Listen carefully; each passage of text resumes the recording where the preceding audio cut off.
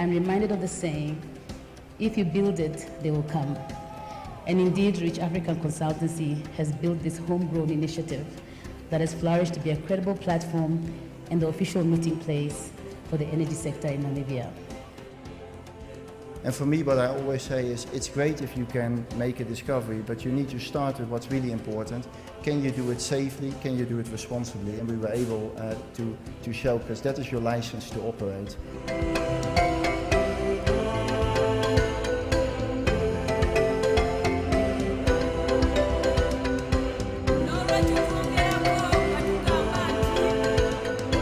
So our target is to ensure that all these resources, we bring them together into a basket that is aiming at benefiting Namibia and her people.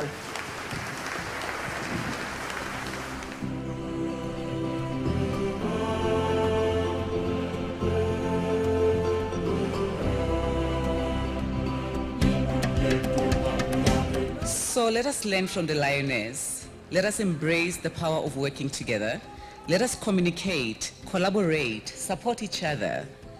Let us tackle the challenges that lie ahead with the strength of a pack, not the weakness of a lone hunter. Together we can achieve great things. Together we can build a better world.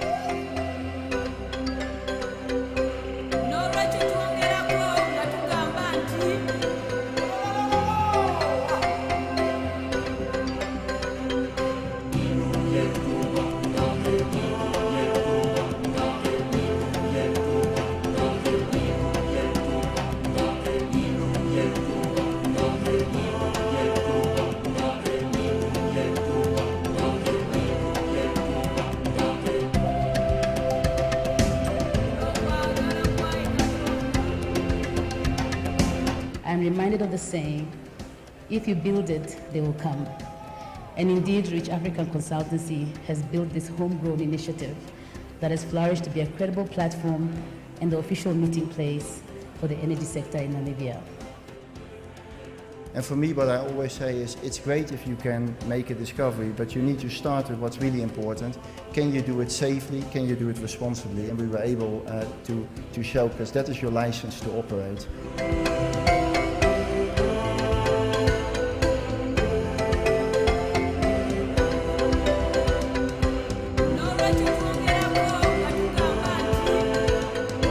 So our target is to ensure that all these resources, we bring them together into a basket that is aiming at benefiting Namibia and her people.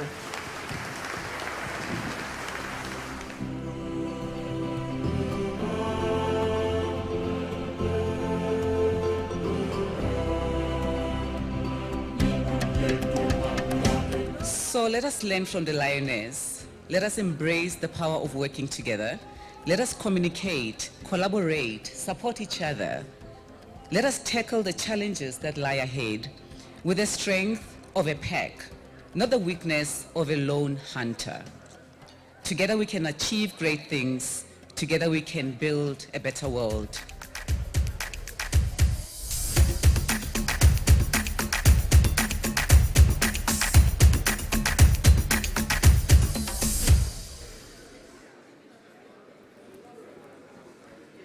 Good morning, ladies and gentlemen.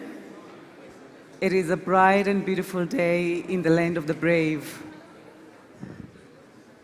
May I please have your attention? I hope you all had a good night rest. I definitely did rest this morning at around 2:30.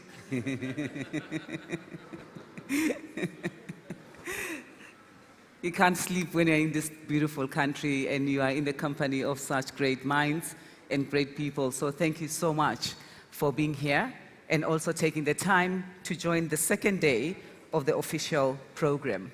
It has been a 3-day conference because we had the strategic sessions, but we formally started yesterday. So today it's another jam-packed day for us, where we're going to have great deliberations and discussions that is going to be delivered by quite a number of selected people that really has something important to share with us. So I would beg your indulgence for you to really, really make sure that we start in time today, that we pay attention to our delegates, the panelists that are here. If we want to go outside and have a little bit of a break, can we please do it on the lawn so we actually minimize the noise, because it does get hot in here, so we'd like to open the doors, but we can't do that if we are standing outside and there's a lot of interference. So if you could please make sure that we just respect all the proceedings that are happening in this room, we'll really appreciate it. Once again, we are streaming live on YouTube. If you want to share that information with your colleagues in the countries where you come from or here at home, please do ask them to go in, link in into our YouTube channel. We also have an app, and on the programs there is a QR code that you could check it out, you could click and register in it, so you can be able, again, to follow the program without having the printed copy. You will know what is happening. You will have profiles of all the delegates that are here that are going to be addressing us. So we will also want to have your feedback in that particular program. Yesterday we had a good start of the day. We had the minister do great stuff, welcome us in terms of telling us what the country is set out to do in terms of his 4 points. He ended up the evening on a high note, helping us to once again empower a local artist. Thank you so much to those companies that have pledged to actually buy the artwork from Hage. Thank you, thank you, thank you. This is all because if you do your little bit of good where you are, it is those little bits of good put together that overwhelm the world. That is a quote by Desmond Tutu. And if we can put that into practice, do those little bits of good where we are, whether it's in this sector where we are trying to make sure that Namibia come out better than other countries on the continent in terms of the resource find and how it benefits its own people, it is very important that all of us collectively in this room, we do our little bit of good and make sure that we can deliver that. We thank you, Selma, for creating the platform so we can have this honest conversation and challenge each other in terms of how we are doing, in terms of moving our countries, in terms of moving this particular continent forward. With that, ladies and gentlemen, I am not going to take much more time. We've got a firebrand, we've got the minister that we all want to listen to, I am sure. He left yesterday also being ready to come and address us and just get us all fired up, because besides being the Minister of Planning and Economic Diversification, he said he's got the money. So we want to know how we're going to use that money for our collective good. So for our opening remarks this morning, I would like to call on stage His Excellency Minister Gabriel Mbangalima. He is the Minister of Planning and Economic Diversification from the Republic of Equatorial Guinea. Sir, the stage is yours.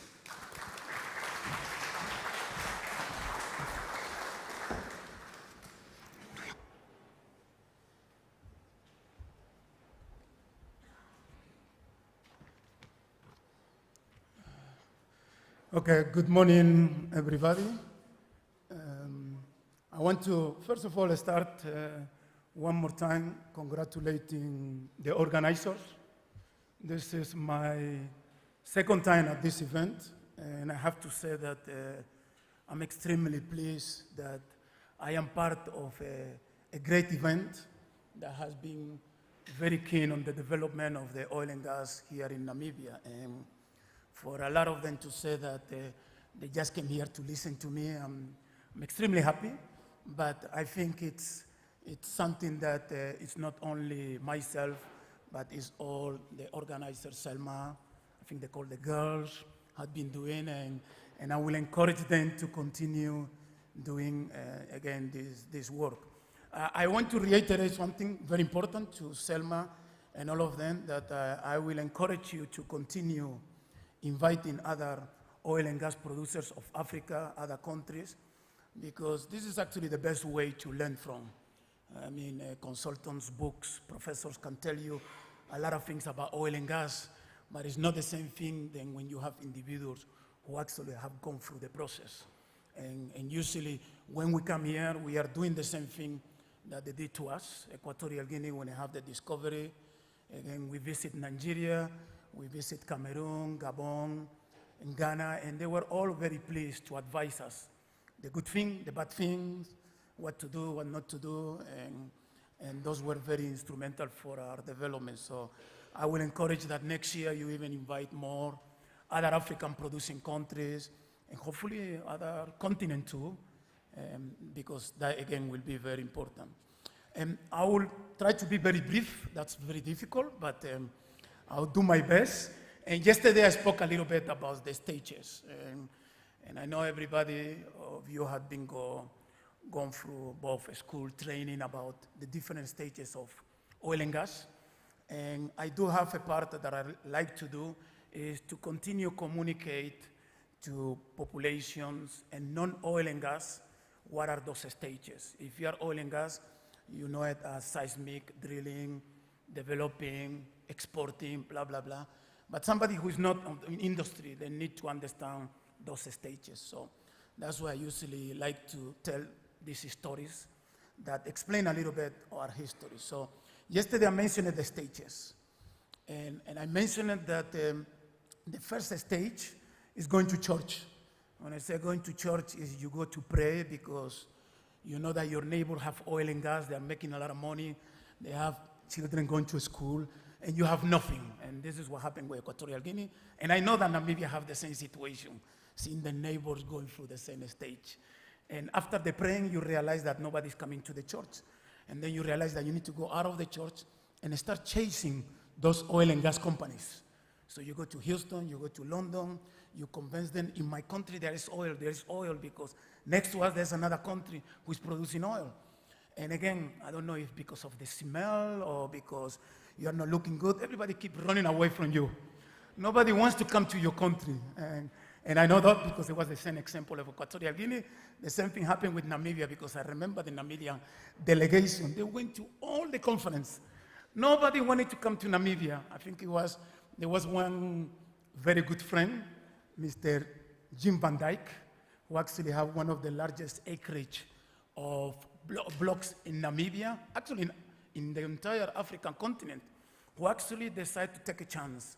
Of course, he was a wildcatter, an oil man, and he was one of the greatest oil and gas men in Houston because he opens a lot of play. They have blocks in Equatorial Guinea, in Namibia, in different places.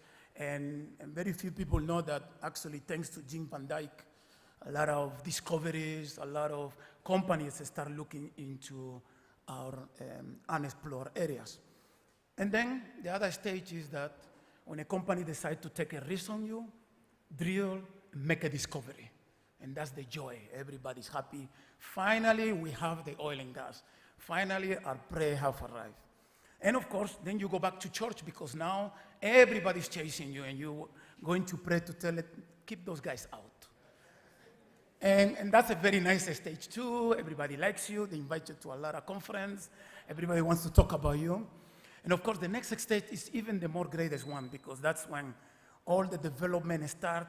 There is so much construction, port is activity, employees. Everybody in the continent wants to come to your country, and they talk very nice about you. A lot of parties, a lot of alcohol. Yeah?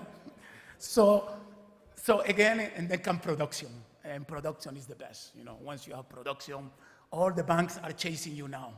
So they are willing to give you as much money as you want. You know, you don't need to give collateral. And it's amazing. I mean, you never have money, but money is just flowing. They're just bringing you money everywhere. And that's what we call the fat cow period. Because, you know, you were the skinny one, now your belly starts going up. And unfortunately, well, not unfortunately, the good thing is that it's a very good stage.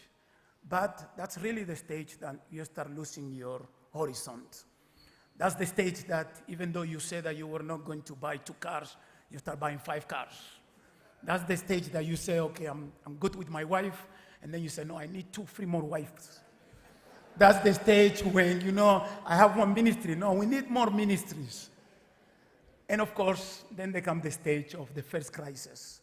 And the first crisis is oil price drop, or either, you have a natural disasters. And then that's the first time that you wake up. And usually after that, you wake up, but it's never the same. And that's when start coming the skinny cows. And, people start saying, maybe Namibia have already reached their peak, so they start moving out. And that was example of Equatorial Guinea. And then it becomes very difficult because now you're trying to convince them, and they are there, but it's not like before. And of course, from there, it becomes more difficult because you are chasing that height. I should not say that, but because a lot of people understand it, some people don't understand it. And it's that you have that first height, and then you are trying to chase it. It never comes back. It does never come back. And then it comes the stage where we are right now in Equatorial Guinea. And I call it economic diversification. And I don't feel bad about it. We don't feel about it because if you don't go through the process, you never learn from it. So people will say, well, you did this, and you committed this mistake. That's normal, that's life. You learn from that experience, and it makes you greater. But then also, it allows you to understand that other countries, other people have gone through it. Some Africans, but the best example are the Middle Eastern. Countries like Kuwait, Bahrain, Oman, Emirates, Saudi Arabia, they went to the same process, and they actually experienced the same situation, and they learned from it, in which they understood that it's very important to think very early about diversification. And this is why I mentioned it yesterday. It's to have to replicate what they did, what Saudi Arabia is trying to do with the Agenda 2030, what Emirates, and it's not all the Emirates, and this is actually the Dubai one, because the Abu Dhabi, the rest, they are picking up. But Dubai has been the good one in terms of being successful in that diversification. So again, in conclusion, because this is an opening comment, my advice, and this is very important, is that you need to include very early your diversification program. You need to know early, these are what we do better, and we need to keep investing in it. Don't forget about it. If you are very good in fishing, in agriculture, even now when the boom, when you have a big belly and the fat cow, don't forget about it, keep investing in it, because it's very important to stick to the development plan. You have to stick to the plan, to the Ministry of Plan, Minister of Economy have told you for a long time. Because sticking to that plan, it will make sure that, again, the suffering, it's less intense. But I'm not here for advices, because there is a lot of consultants here, and you guys are not paying me for advising. You are paying them, they are not talking, but you are paying them, and you are not paying me. So I'm coming here to talk about diversification and what's the plan in Equatorial Guinea. And what we are planning to do, first of all, we are not going to abandon oil and gas. So if people think that we are doing diversification because we are forgetting about oil and gas and we'll just grow potatoes, vegetables, and oranges, that's not going to be the case. No, we're going to continue with oil and gas. We will do it like the Emirates did it, like Saudi is doing, is continuing developing. It's definitely a revenue that they will help you, but you need to combine them all. And this is clearly objective. Now, the first one, there are 7 objectives. The first one is that you need to create a very attractive economic framework. And this is something that when you are, or when you have a belly, a very big belly, you don't care who comes, because they still need to come. They need to take 2 months to get the visa. It's a hassle, but they will come because they want the money. But then it comes a period in which you say, well, there is so many options that you need to create a framework that is very simple for the investors. And the investor for agriculture, oil, they need to know, if I go to Equatorial Guinea and I want to invest, this is where I register, this is how I pay it, this is who I need to talk with, and that needs to be very clear for the investors to come. Second one is you need to be very clear what are your economic priorities. And in that Equatorial Guinea, we have decided that there are 5. One is the digital economy, another one is the green economy, especially green economy. Another one is the blue economy, the fishery, but also specialized. Then we have the yellow economy. Now, gel economy is energy, and I call it jello so people don't think it's oil. It could be black, but it really is hydrocarbons, and it's energy. Because it doesn't matter what you want to do. If you do not have energy, you will never be able to develop. You need to have more power than you need. It's not just power for the population. You need to have excess of electricity. Because if you want to do economic zone, if you want to do different development, energy have to be something that you have even more than what you need. And of course, the last one is the tourist economy. So those are the 5 key priority economy. Now, the third objective is human capacity. One of the things that we have been doing that I will encourage to do other countries is that you need to be able to specialize your students, your human capacity, because you don't want people to just go to the university, graduate, and by the time they finish, they come with the big diploma, excellency, give me a job, give me a job. And then the first thing that I look is what language that he speak. And he speaks Spanish and French. I say, but oil and gas is English. And then the majority of activity, it requires those key. So it's very important engagement with universities and with the school to make sure that the students and the youth who graduate have the tool to be able to work. You don't just work because you are Equatorial Guinea and you are in Equatorial Guinea. If your skills are not there, the companies are not going to need it for there. The other issue is created the Equatorial Guinea mark. We need to be known for something. It's like if you buy, I'll try not to be controversial, but if you try to buy a television or a toy, and then you have free, well, electronic, that's the best way to say, and you have free choices, and you look in the back and say, made in China, made in the US, and made in Korea. And you know the one made in China is usually much cheaper. You know, they have more labor than the rest, and you know what you're buying from. And then if you have made in the US, you know, so it will be cheaper. It will have a little bit higher technology. But then you have made in Korea, you will know that's where all the chips are happening. So this is actually the best technology, but it's more expensive.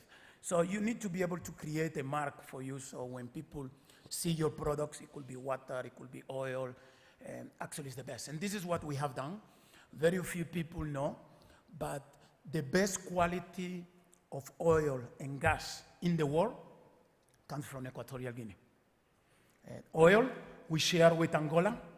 Angola with, I think it's the Lobito. I can't remember the crude.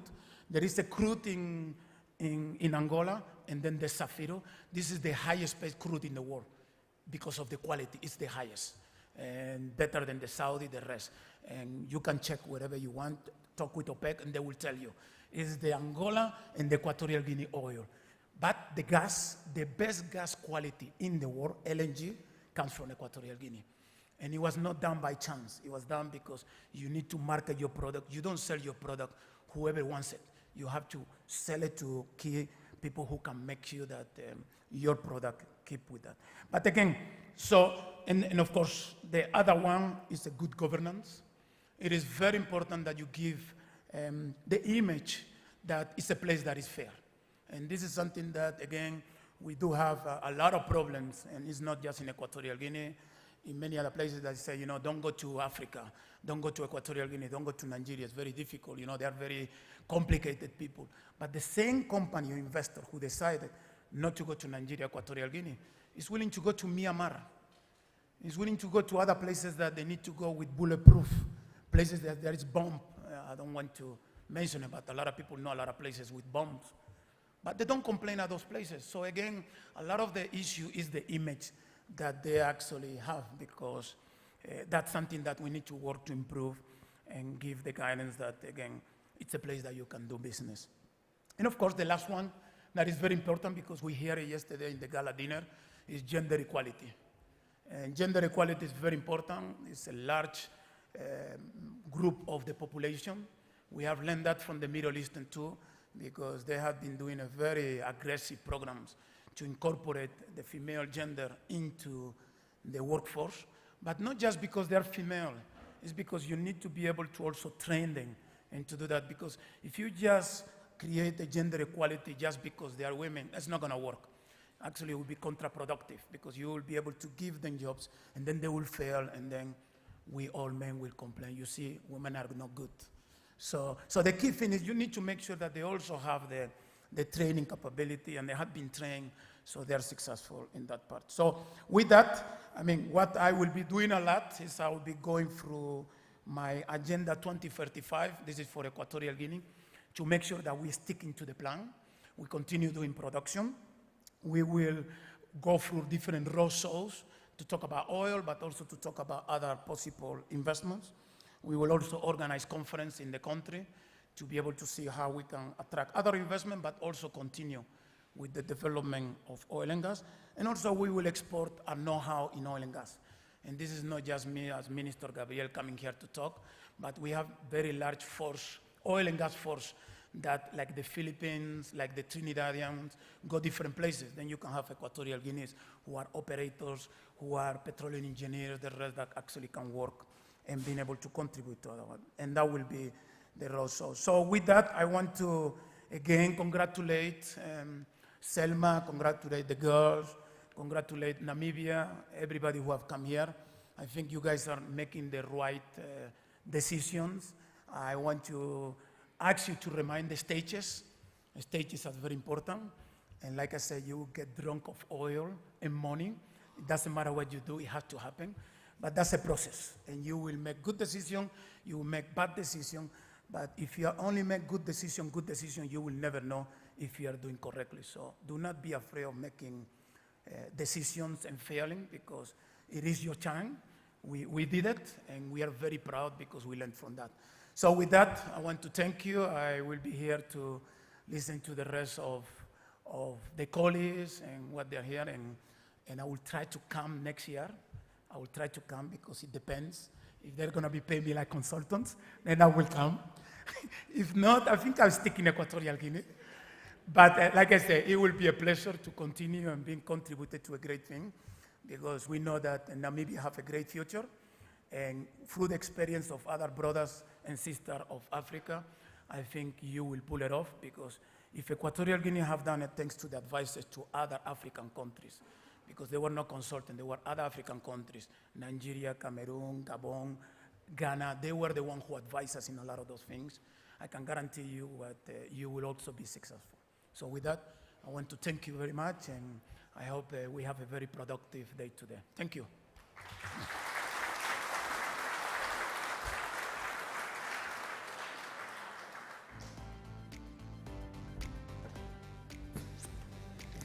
Thank you so much, Minister. It's always a pleasure and a breath of fresh air to listen to you in terms of how you're encouraging us as Africans to really pull our socks and to work together and to start back at home. I think most of the time you always, I think it was Dr. Evelyn who was talking about how she doesn't really like the word best practice. She prefers good, because it's something that you could still work on as you learn more things that are happening. So if we could start learning those good practices from ourselves here at home first, it's going to be quite important. It will help us to actually avoid a lot of pitfalls and not being able to do and repeat mistakes all over and again. So we are going to move to a session. This is a very special session that is going to be moderated by Oliver Dixon. It is a session that has been sponsored by the Namibia Investment Promotion and Development Board. And it's quite key that we give them the attention that they deserve in terms of what they are doing in terms of investment in the country, together with a selection of panelists that have been selected to be in this discussion. I am going to call Oliver. He will introduce his panelists. The high-level panel will be discussing investing in Namibia's energy sector, fostering long-term growth. So we are here. Brian, yesterday, he extended an invitation to us to say we could have the visas, so we are here for long term. So, Minister, we don't need to invite you. You can stay until next year. Thank you, Oliver. Is my visa extended as well? Of course, everybody. Good morning, ladies and gentlemen. Thank you so much for your time once again this morning, for being here fresh, bright, and early after what was an extravagant and really fun gala dinner last night. Thank you very much to the team for hosting us with that level of extravagance. My next panel is an incredibly important panel, and I just once again want to reiterate that this panel is powered by the Namibian Investment Promotion and Development Board. And to that, the first panelist I want to introduce and welcome onto the stage is an advisory board member at the Namibia Investment and Promotion Development Board, Kauna Ndilula. Kauna, can you join us on stage, please? Thank you so much for that. I want to invite onto the stage as well Shiwana, who gave us an incredible speech last night on behalf of NEMCO. Is Shiwana here? Joining us on the panel as well is the CEO of Bank Windhoek, Beronice Hans. Beronice, can you join us on stage as well? Dr. Klaus Anderson, who's the chairman of Namibia Petroleum Operations Association, is also on the panel. Dr. Klaus, please do join us. And then lastly, Osvaldo, who is the executive director of Senegal and the chairman of Sonos. Thank you so much. Can you join us on stage as well?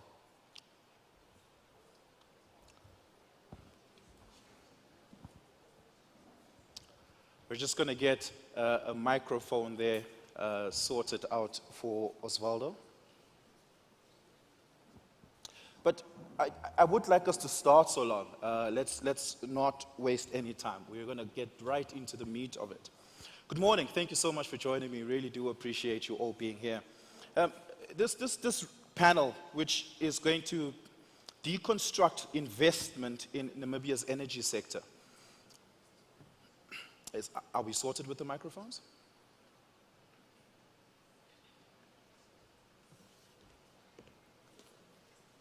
Okay, we're just going to get the technicalities sorted out. But again, I'm going to go ahead with the panel. They certainly will be able to hear us. Madam Khan, I want to start with you. When we talk about investment opportunity in Namibia, the investment case is beyond just the energy sector, right? Because sectors do not exist in silos. They are all inextricably tied to each other, and value chains exist across multiple sectors, and the approach is always interdisciplinary. So perhaps let's start there. What is the Namibian investment case?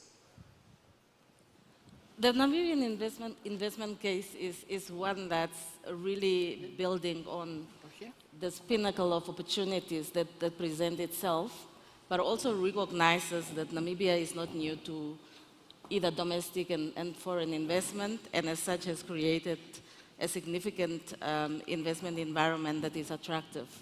So as we face the opportunity to diversify further from the base that we already have, I think what is important to highlight is the feature that makes Namibia an investment destination. I think I want to connect to the minister that just completed the welcoming remarks now and reflect to the importance of peace and peace and stable environment in which one can operate. Now, we don't need to be reminded how costly it is to be in an environment of unrest when you do business. And Namibia has created that environment and affirmed throughout. And since independence, we've maintained a very peaceful environment. The second thing that's important is really the rule of law. And any investor wants to know that the assets are protected when it comes to choosing its investment destination. You've mentioned earlier about the importance of the movement of people. And we've been very progressive the past few years to make sure that we put together a regime that makes the flow of people very efficient, and that's why the investment board was established, to make sure that there's proper alignment between investors' interest and public institution that serves investors. But we also recognize that as we present these investment opportunities to yourselves as investors, it's important to ensure that you come on board understanding the environment of diversity that is required, but also inclusive development. Namibia is also, whilst it's a very progressive country, we all know that the challenges of inequality, the challenges of youth unemployment especially, and diversification is part of the issues that we need to address. So we welcome those investors that can create that parallel and also mutual beneficial arrangement between investors' interest, but also impact that is lasting and can create a good business case.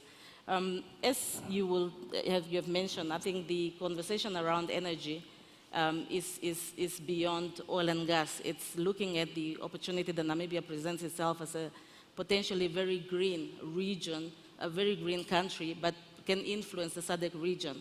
And the opportunity that presents itself, not just in renewable resources, but also in fossil fuels, is an opportunity for Namibia to industrialize, but also to influence the Southern Africa industrialization business case, and assist in the decarbonization agenda, not just for the SADC region, but also globally, as we look at these multiple opportunities that face us.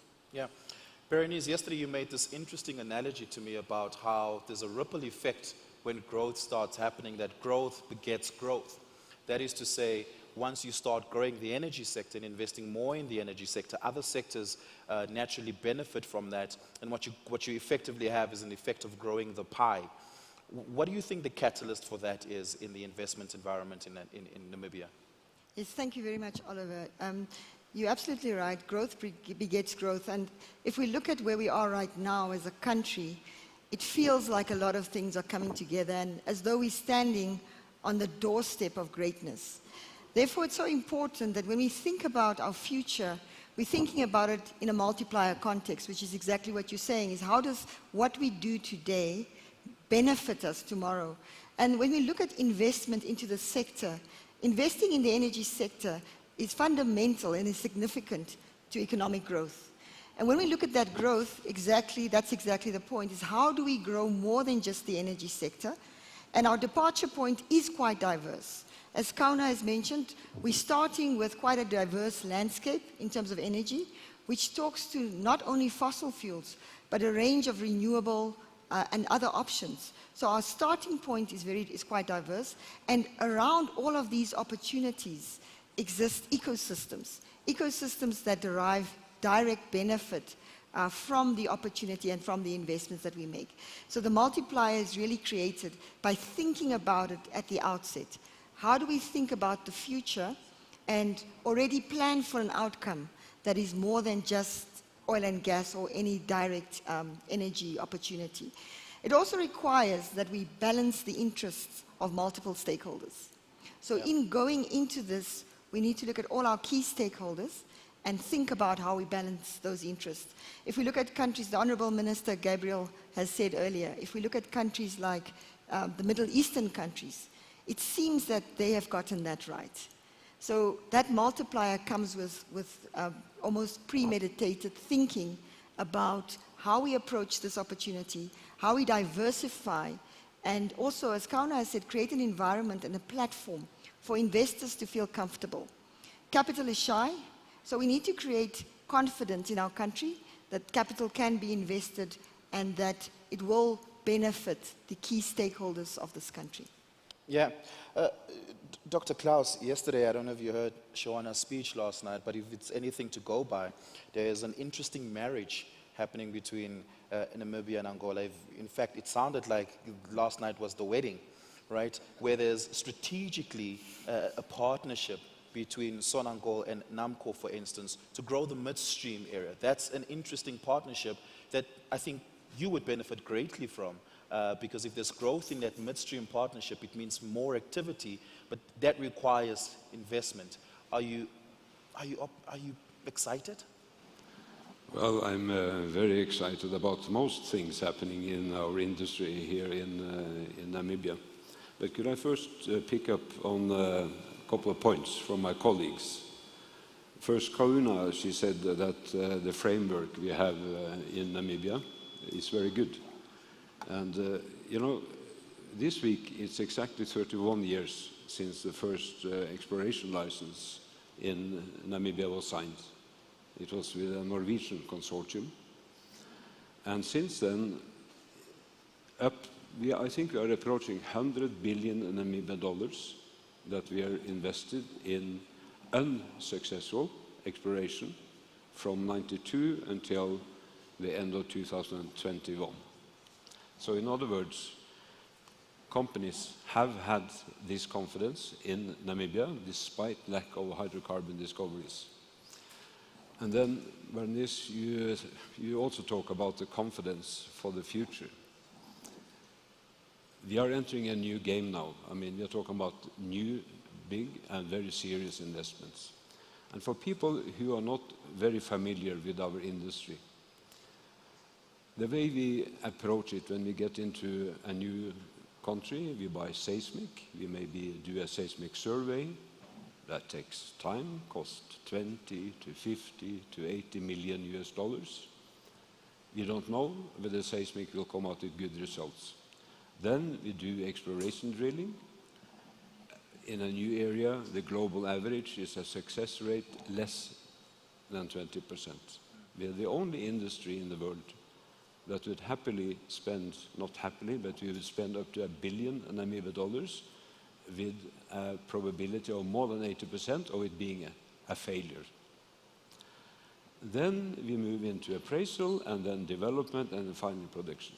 The point is this: from when you start moving into a new area until you might get revenue 10 years later, you are going through various phases with a very, very high risk. So we take technical risk, exploration risk, market risk, etc.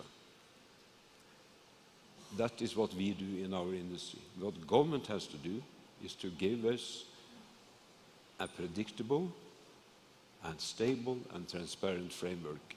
And that is a challenge that government must listen very seriously now that they are reworking the Petroleum Act. We have the new local content policies coming up, etc. So the framework might be changing, it might not be changing, we don't know. Yeah. So, sorry, that was a long introduction, but you talked about the partnership with Senegal. Myself, I'm a Norwegian, and Norway made its first discovery of oil in just before Christmas in 1969. And we had very little experience from that sector at all. We knew nothing about it. So I think that the way we managed to grow our industry was through cooperation with companies, organizations from other countries, definitely. And local content was a big issue in Norway, but it was a very pragmatic approach to it. We didn't rush into it, because if you are too ambitious, then it might backfire and everybody will hurt. Then it doesn't work. But having a cooperation with other countries, other companies that have gone through the same process has been kind of the successful way forward for Norway. Yeah. Just not too long ago, Deputy Minister Chilunga spoke about an interesting concept, and it seems trite, but if you unpack it, there's more to it, which is a value-attracting investment framework. And there might be an investment framework, but the question is, what value does it attract? So to the question of the Namibian investment case, Shona, what is the value that it attracts? Thank you very much, Oliver. Thank you very much, Oliver. I think perhaps the departure point is really premised on industry consolidation. We've got a flourishing exploration, appraisal sort of industry. However, the development and production industry is still new to us. The conversation around ecosystems thinking then arises. So, as the Ministry of Mines and Energy, they're responsible for creating an enabling, legislative, and regulatory environment through local content policy.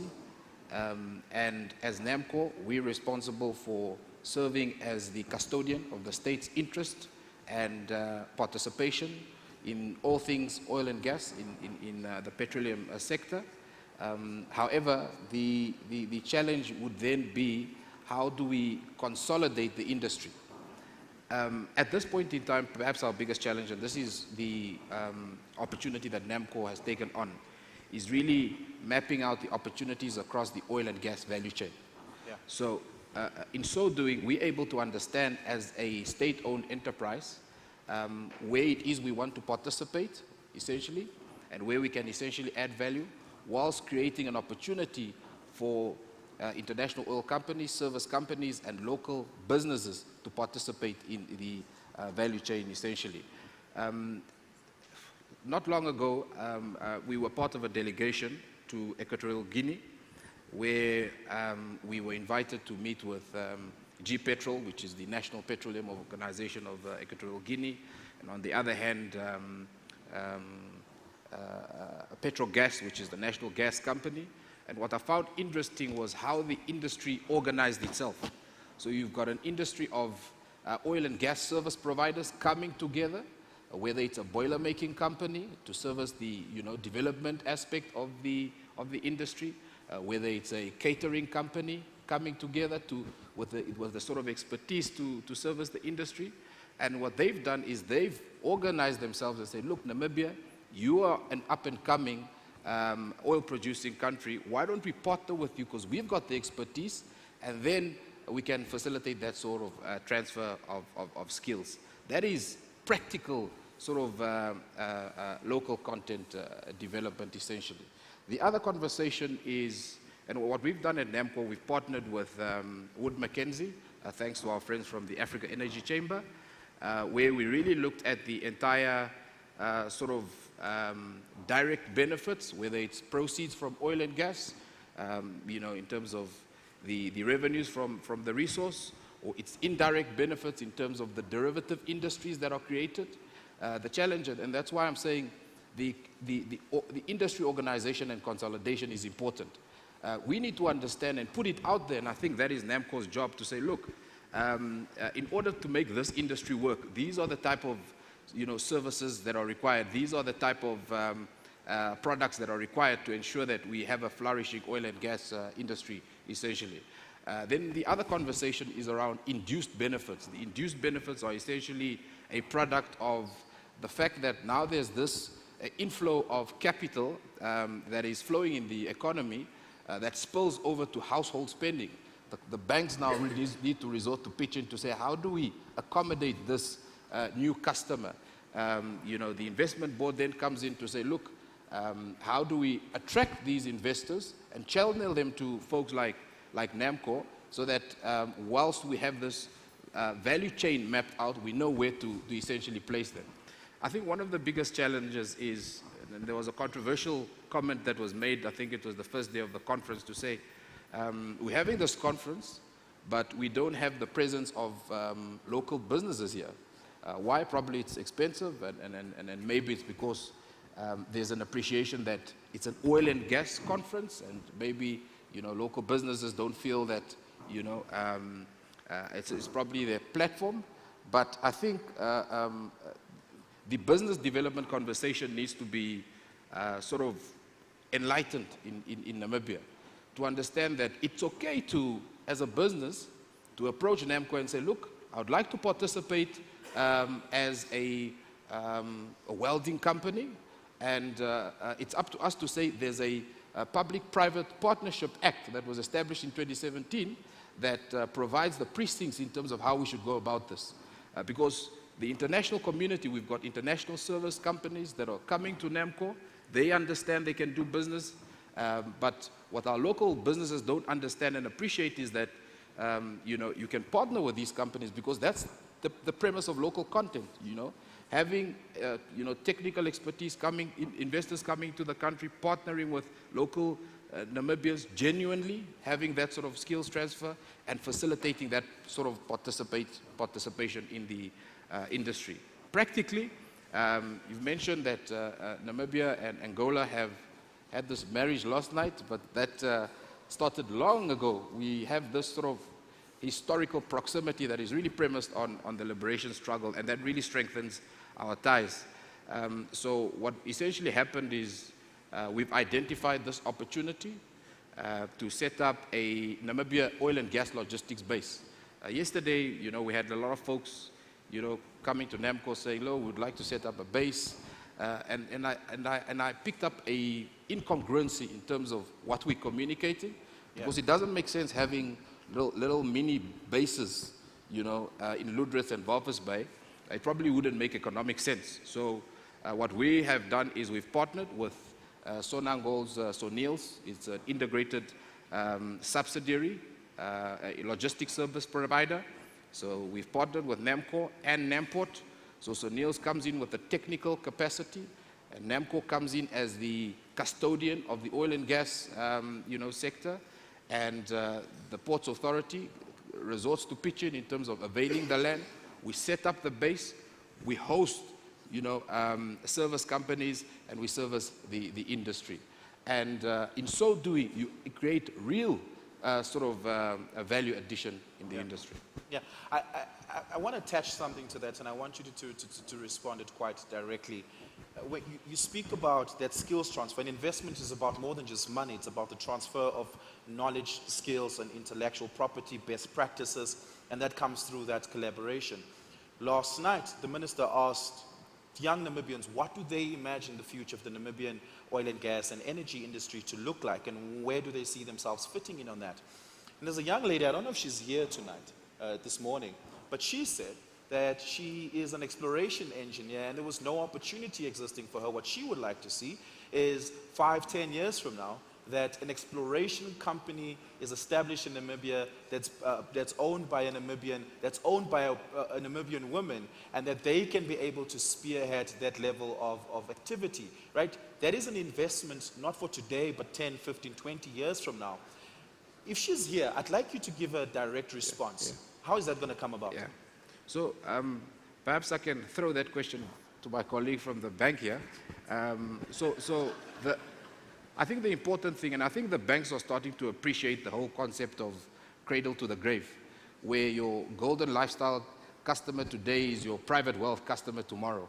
So if banks can take that sort of approach to SMEs, upcoming business such as that young lady, and approach the banks and other, development organization and say, look, we've got this concept, we've got a business case, we've got a commercially viable concept to service the industry. How can you help us? Can you come on board and see through that growth? Because we have this thing, when you've got this momentous gigantic organization, that's when the banks, not Bank Windhoek, but yeah, that's when the banks want to resort to pitch it, but really walking a path with our businesses and ensuring that they're part of that growth journey. Yeah, Berenice, do you have money for her? Yes, let me start by saying, Is she here? No, I was hoping she'd be here, but nonetheless, do you have money for her? Yes, of course, when you look at banks, I think there's a lot of public opinion about the role that banks play. But if I can just refer to Bank Windhoek in this context, there's a reason that Bank Windhoek is the largest lender in Namibia. We're about 35% of the market, and we are 100% owned by Namibian shareholders. So when it comes to local content, we are local content. And on that note, we've built our bank on the basis of strong relationships, looking beyond the deal and looking at the relationship in its entirety. And that includes SMEs. We've walked a long path with SMEs, and as things stand right now, we have a partnership with our central bank and the Ministry of Finance where we're assisting SMEs. And I think thus far we have been able to assist the most SMEs. But what banks probably can't do is create that practical platform and opportunity. We can enable the opportunity. We can connect the partners. But we do need to hold hands to ensure that the opportunities are evident to a young petroleum or exploration engineer. That in the context of how we think about this ecosystem, that we are very clear about where an opportunity is created for young Namibians to participate. And then the banks are willing to hold their hands. But everything needs to come together. And this is a journey that really invites partnership. If you look at the opportunity, it's asking of all of us to partner, and therefore SMEs are very much part of that equation. But as my colleague has said, it has to be practical. Yeah. And you need to connect the opportunity and the financing to the outcome. Yeah. Osvaldo, I want to stick to the question of people like this young lady we were speaking about right now. Attracting the right talent is key to an investment case. And that's in part why you're in these partnerships, and in part why you're in this partnership with NAMCO, saying, hey, look, we've got some of the capacity that you may need in your growth journey. We'd like to integrate with you so that we can lend you that support, and hopefully there's a return on investment for us on that. What do you hope for that return on investment is? Why are you married to NAMCO? I love the marriage concept. Well, first of all, Olivier, thanks for the interesting question. Allow me just to recognize the organization, thank the organization for inviting me, and inviting Angola in general to be here. And it's always great to be back in Namibia. As I travel around the world, Namibia is one of the only places where I don't feel like I'm a foreigner. That's very true. So it's great to be back here. And I was about to say to the Honorable Minister yesterday when he gave the offer of extending the visas, I was almost about tapping into that offer. But then I remembered that I actually don't need a visa to come to Namibia. Because we have a shared history that goes back many, many, many years. And it just made sense for us to look into business opportunities in Namibia to tie that together with the long-standing relationship that we have with the country. Okay? So going back to your question, what the expectation in terms of return for the marriage, if you go back to the history of Angola around this oil and gas business, we've been in business for over 50 years, since the late 50s. And as I was listening to Minister Gabriel's remarks about all those stages, you know, going to the church, chasing investors, developing, getting your belly big, and then going through a crisis and having a small belly, and then coming out of that, I was asking myself in which stages we are. and I concluded that we've been through all those stages already. So we've developed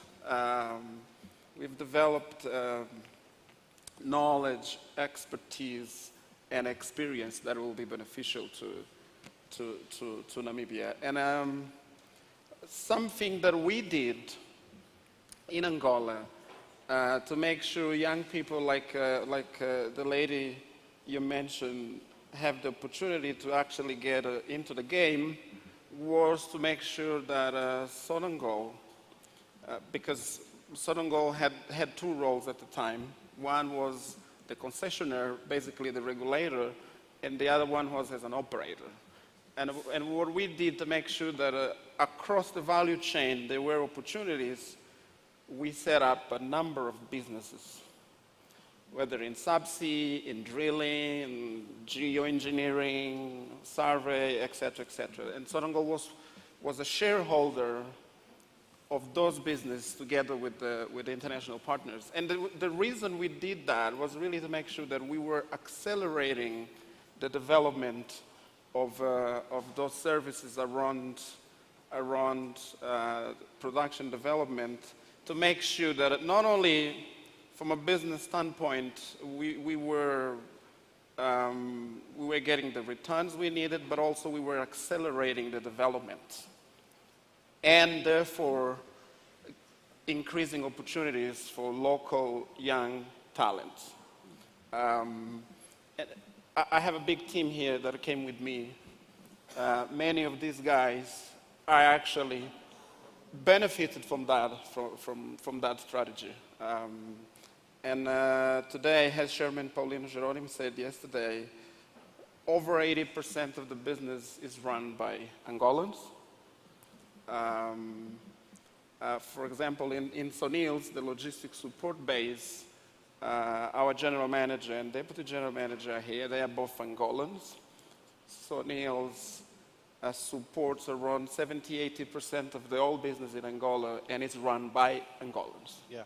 90+9% of locals. So that was part of the strategy that we pursued in order to make sure that we were actually opening the door for young talent to come in, but also obviously making money, right? Yeah. Because it's not a charity.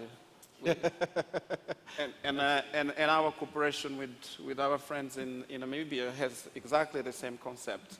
We are cooperating, sharing experiences, but at the end of the day, it's a business. Yeah. So we coming as an investor, and we historically also benefit a lot from other countries taking that approach with us.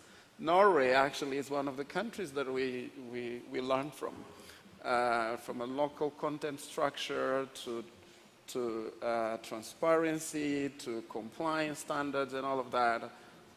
We have a long-standing cooperation with Norway, so it was interesting to hear you talk about how Norway came about as well. So in essence, that's what we did and we continue doing.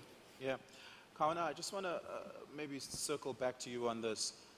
Liz Williamson, who's the head of energy at RMB, yesterday made a really interesting comment around how the world is trending towards a go back to your home base type of investment strategy, where European banks by and large are leaving the African market and they're using the capital that they have to put back into the European market, leaving African financial institutions and African banks having to fund the African project.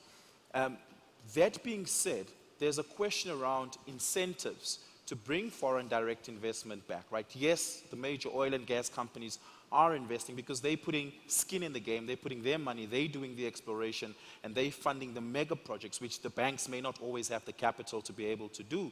But when we talk about local content and the integration thereof, it is really about incentives for Namibian financial institutions and perhaps African financial institutions to reinvest into African growth prospect companies and opportunities, like hypothetically the exploration company of the young woman we had just spoken about. So there's a conversation about incentives. What does the Namibian Investment Promotion Board imagine the incentives to be for that reinvestment by African institutions into African projects and the African growth prospects? And is there a need to relook at whatever incentive structures currently exist, especially in the Namibian case? Indeed, the investment board is presently working on an incentive regime that is geared to provide not just financial incentive, but other incentive related to attracting investment. And that is expected to be promulgated during the course of the year. What is good to note about the Namibian market is the fairly well-developed financial sector, and local capital does invest in local investments. As Berenice mentioned, if you look at the fact that there are quite a number of local banks, commercial banks, but also locally owned banks, and a fairly diversified financial market. We're in a space where Namibia is probably having the highest per capita savings on the continent. We have the second biggest pension fund on the continent, and the nature of investments that are applied with the savings that we have, both institutional as well as private investments, actually speaks to supporting local development. If we look at the work that the investment board has done, there's been quite a clear return of actually FDI flow back into the country. So I think the confidence building strategy that the investment board has done has paid off. And we've seen not just in the oil and gas investment, but also with the attraction around green energy, there's better awareness, more awareness about Namibia. And in fact, the other features I mentioned just make Namibia a good investment decision. And I guess with competing locations for capital, what we trusting will happen is that the right investors will come back. I think if you look at the African financial institution and what the AFDB has been able to do, the new developments with the Africa Exim Bank involvement in the oil and gas industry, we've seen new products and new schemes coming to the market as well. So African financial institutions themselves are very much focused on investing on the continent, but also making sure that those investments are also diversified to create security and inclusive development. But I'm also positive that with that development, money follows where investments are attractive. And as foreign investors are coming, they actually come with their own capital bases and all of their support from financial institutions. And that in itself will follow a natural flow. I think the one thing that's really, that gives me confidence in the ability to attract that capital back, but also deploy local capital better, is the location just advantage of Namibia. Not just the investment opportunity, but if you look at our coastline, if you look at the green positioning, the fact that we have very undeveloped wind potential resources, fairly young wind, solar energy resources, the potential for scalable investment creates a business case to bring capital into the country. And combining that foreign direct investment, local capital, I think is a great business case. The NBL divestment is a case that shows how local investment can attract foreign investment, unlock local capital that can be used to be reinvested in the economy. And in doing that, the investment is constantly looking at how it can support local investors as well as foreign investors to make their journey easier by ensuring that all the bottlenecks or potential obstacles are actually unblocked and therefore de-risked in terms of the pace at which we need to realize investment, because that's really possibly the biggest challenge. How do we take the scale of investment opportunities that we have and collapse our challenges of bureaucracy or processes to make sure that we can optimize the opportunity and turn them into actual investments, but also have the right flow of capital that then supports the transition of these ideas into actual investments. Yeah. Dr. Klaus, the fruit of investment is increased economic activity, right?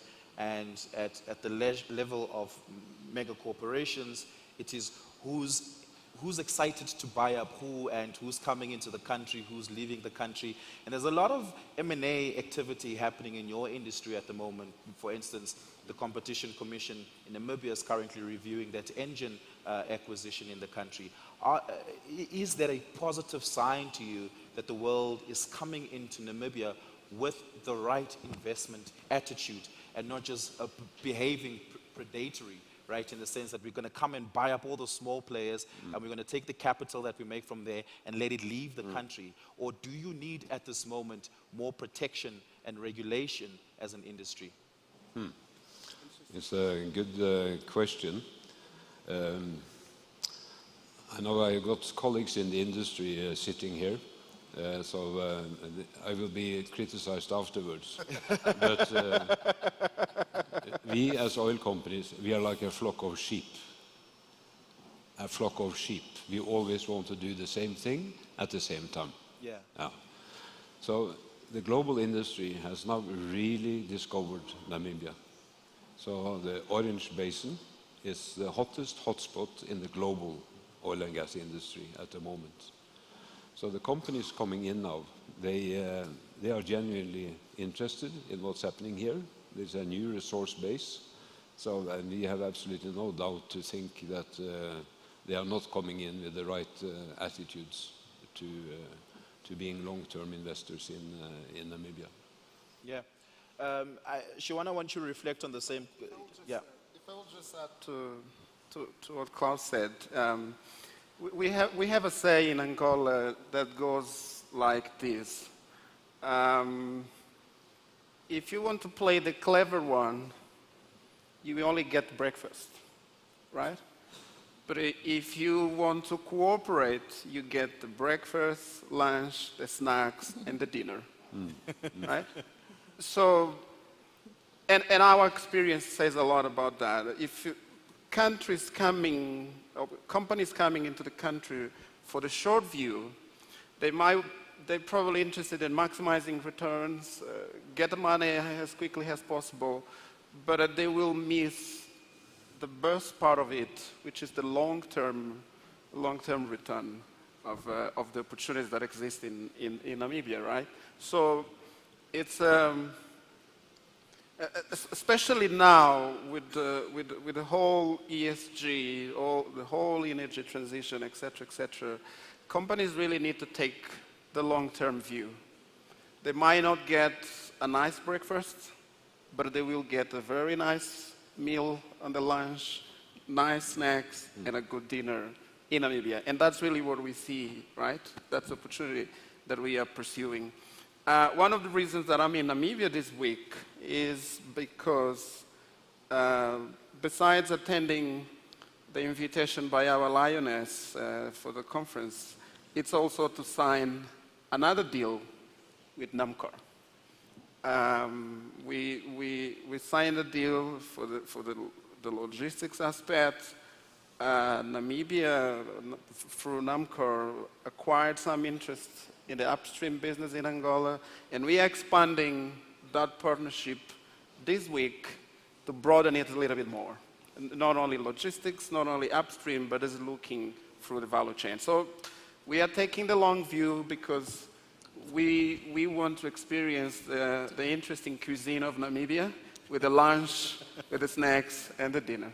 Siobhan, are you serving dinner?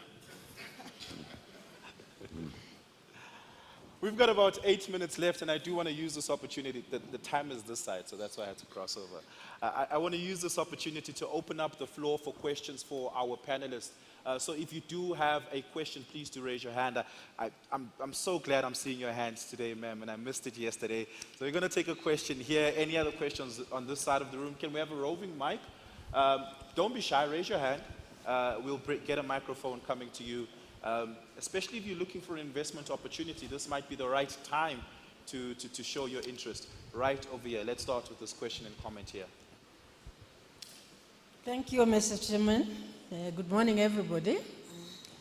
Yeah, I've been present since the beginning of this conference. And everything I had is so exciting.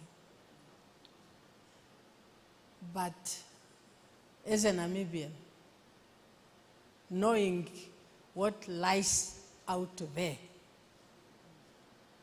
I'm still worried. Still worried by the fact that the youth that are not here, that are unemployed, most of them qualified,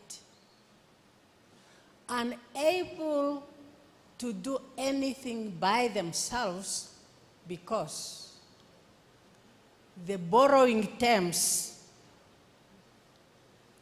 of our commercial banks and other financial institutions are so unattainable by the youth because they live with their parents or grandparents or I don't know. They are really surviving by God's luck. Now, when they are asked to give collateral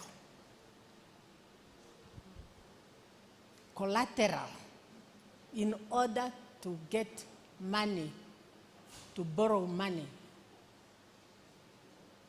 Now, I was expecting to hear from the panelists as to what are the thoughts?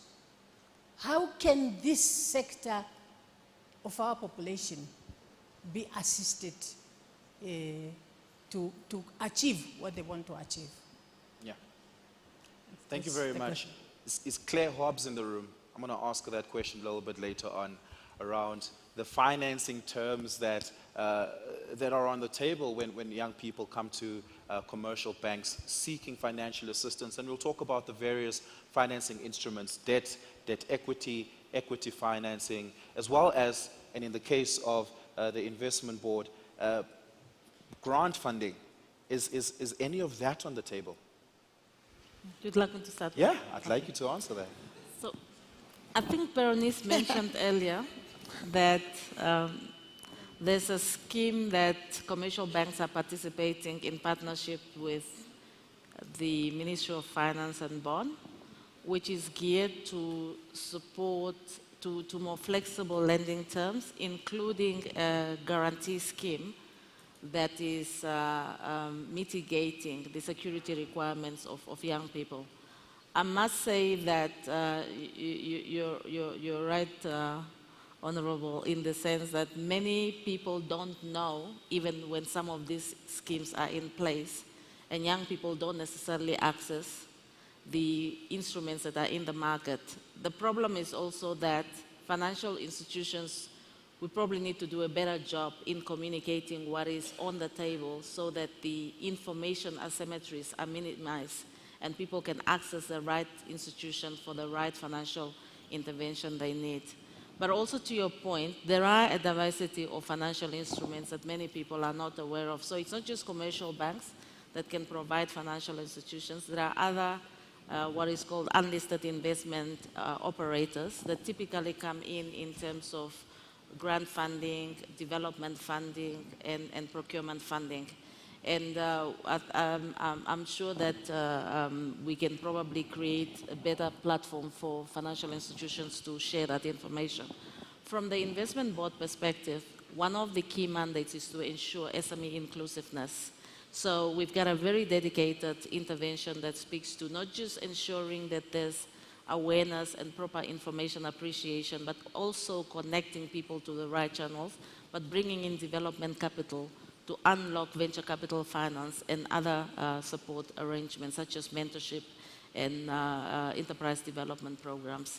And yes, Namibia is not where it's supposed to be in terms of availing support to SMEs, but I must say that there's better congruence and collaboration in the ecosystem for players to ensure that there's a more holistic approach. The opportunity in this oil and gas is to make sure that as the value chains are unpacked, as Shona said, we need to make sure that young people can actually position themselves to take up the opportunities so they can get funding. Because if they don't take up the opportunity and position themselves as well as available to take this up, then the funding won't necessarily flow to them. But yeah. Thank you. Dr. Klaus, I want you to pick up on especially enterprise development support financing. Are your member companies participating effectively in that, making sure that they earmark enough capital to bring in young players in the value chains of petroleum operators? And are young people in particular taking up those opportunities? Thank you. And thank you to my old friend Penny Kenny for raising this very important question. The way it works is that we as oil companies, we have a petroleum agreement with the state. And in that agreement and in the local content policy that is forthcoming, we will have an obligation to ensure that there is genuine local content in everything we are doing. But we as oil companies, basically what we are doing, we are managing a lot of resources. We are not using our own drilling rigs to explore for oil. We don't have our own seismic vessels. We don't do this and that service. It's all subcontracted. So in other words, it's on us to tell our subcontractors these are the local content policies and objectives of government, and it will be on the subcontractors to deliver. And when it comes to investing in our industry, investing in exploration as a high-risk business. As I said earlier, if you go into a new area, you do an exploration well, first well, your probability of success is maybe 15, maximum 20%, i.e. 80% chance of losing all your money. So you don't go there. So if you want to get into our industry, you look more at either the service companies that are helping us or what is happening to our products. I happen to work with BW Kudu. We are developing a gas field. So there could be opportunities downstream from the gas. But in general, work with the advice is to aspiring Namibian entrepreneurs, work with the service companies, the foreign service companies. The local service companies are very limited. They will grow over time. So at least initially, it will be a lot of foreign service companies. Work with them. See if you can have a partnership with them, and they can carry you in an initial establishment phase. That's my advice. Yeah. Shwana, I want to give you the last question, and it's an employment question. Yesterday, off the record, I had a conversation with somebody in this room, and they said, for what's about to come in Namibia, NEMCO doesn't have enough human capital, that it needs to grow its human capital base by tenfold just to be able to handle the volume of work, that certain functionaries within NEMCO is already overburdened and needs additional support. Very directly, are you going to be employing a lot more people, and do you have a timeline on that? Yeah, of course, we've got a timeline. So what we've essentially done, we've mapped out the sort of evolutionary trajectory we'd like to take, and we've plotted in the sort of resources that are required across each phase of that trajectory, essentially. And it's actually a very strategic approach that we've taken to say, we need to start building this capacity so that by this time we would have the resources to be able to, onboard them in the operations, essentially. We're looking at going for production, first oil, 2030 to be conservative, essentially. So we've got a bit of time to build the necessary capacity so that when the opportunity presents itself, we essentially have the resources to integrate into mainstream operations. But I would like to latch on to the question of the Honourable. I think the youth generally have built up an apathy towards banks. The cost of borrowing is just too high, and it's probably not going to change because that's the model. The other day we had a 25 basis point increase on the repo rate, so that's probably not going to work for now. I think the solution is really organizing the industry to say, look, this is the value chain, these are the investors, how can we partner in entering into those smart partnerships, and those that have got access to capital can invest that sort of capital, partner with local Namibians with the reservoir of technical knowledge, and essentially move forward. On the issue of capacity building, whenever I meet partners, I have our colleagues from Sonils, you always try to understand their background. The individual will tell you, I was with tallow oil, I'm coming from Chevron, I'm coming from Shell. So secondments are a significant part of that capacity building. However, the challenge NAMCO faces is that we're obviously pressed for resources. So if you attach somebody to Qatar Energy, for instance, you're going to be left with a vacuum. So you need to strike a balance to say, do we bring in a graduate who's qualified in a particular field to fill that vacuum, and then we send our more senior staff to Qatar typically, or do we channel some of our graduates to these jurisdictions? The other day when we traveled to Equatorial Guinea, we left some of the petroleum engineers in Equatorial Guinea and placed them at G-Petrol and Petrogas, essentially. So sort of a consolidated and sort of systematic approach to capacity building, I think will go a long way. Yeah. Berenice, I'm going to spare you the question about those onerous loan terms that young people have, and I'll have Claire answer that later on. But thank you so much to my panel for your time. Really, really do appreciate it. Can we give them all a round of applause? Very, very insightful stuff. Thank you very much. Can we just take a picture over there?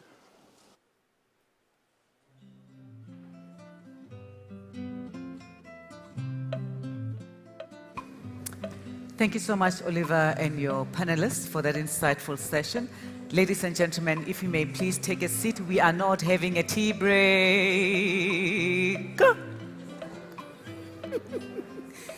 Can everybody please continue to take their seat? We are going to move right along with our next session. So there will not be a tea break. Instead, I'm going to do a commercial break, because all of this will not be possible if we do not have the sponsors that have put their money behind this event. So right now, I would like to thank the following sponsors. The Ministry of Mine and Energy. Oh,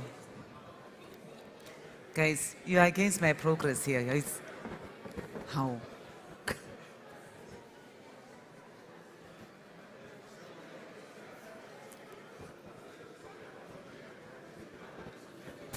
Awesome.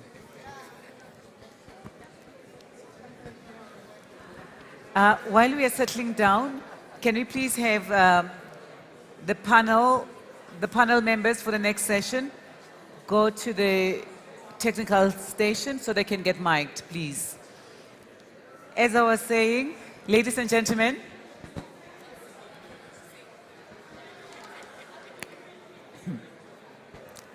hello. Oh. I've got my whistle.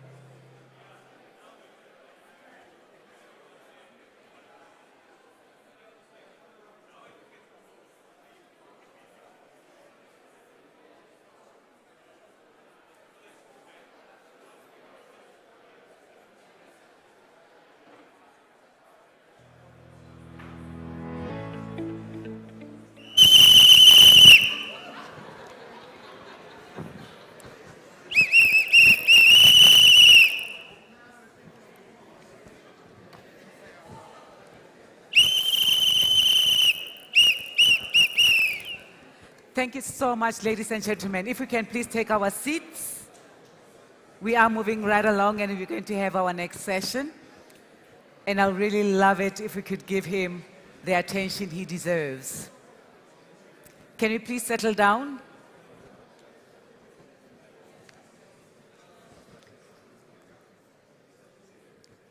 Can my ushers please help me to help the delegates to settle down and to take their seats?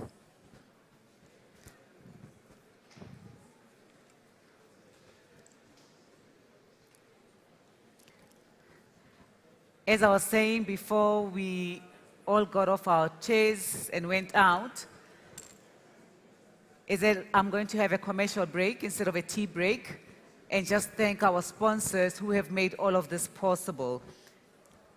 First of all, we'd like to thank the Ministry of Mines and Energy, His Excellency Minister Tom Aluendo for being the patron of this event, the strategic partner being African Energy Chamber. We have a gold, platinum. The platinum sponsor is NAMCO. They hosted a beautiful dinner for us last night, so we want to thank them. For gold, we have RMB as our gold sponsor.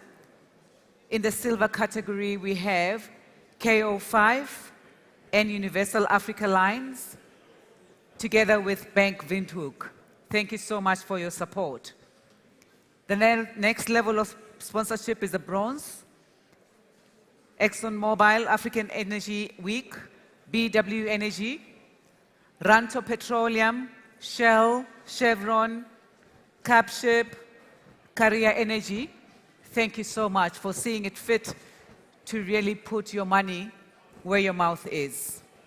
The bronze sponsors also in their technology partner is SLB, as well as sustainability partner that is TotalEnergies.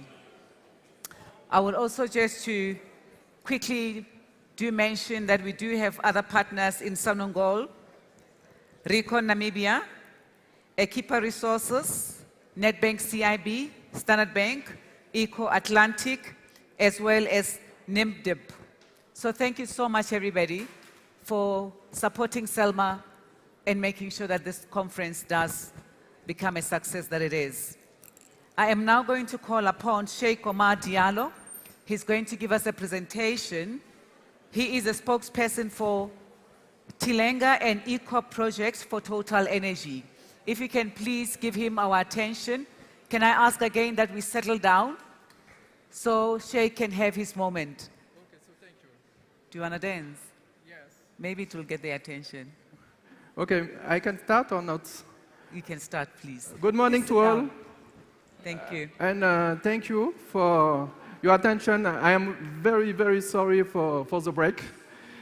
But I will try to be interesting with my presentation. Before that, maybe I will quickly introduce myself. My name is Sheikh Omar Diallo, and I'm currently the spokesperson for the company regarding our project in Tanzania and Uganda. I joined the TotalEnergies company roughly 20 years ago in my native country, which is Niger, and I held different positions in Africa as managing director of affiliates, and before that I was vice president for human resources for Africa for TotalEnergies Marketing and Services.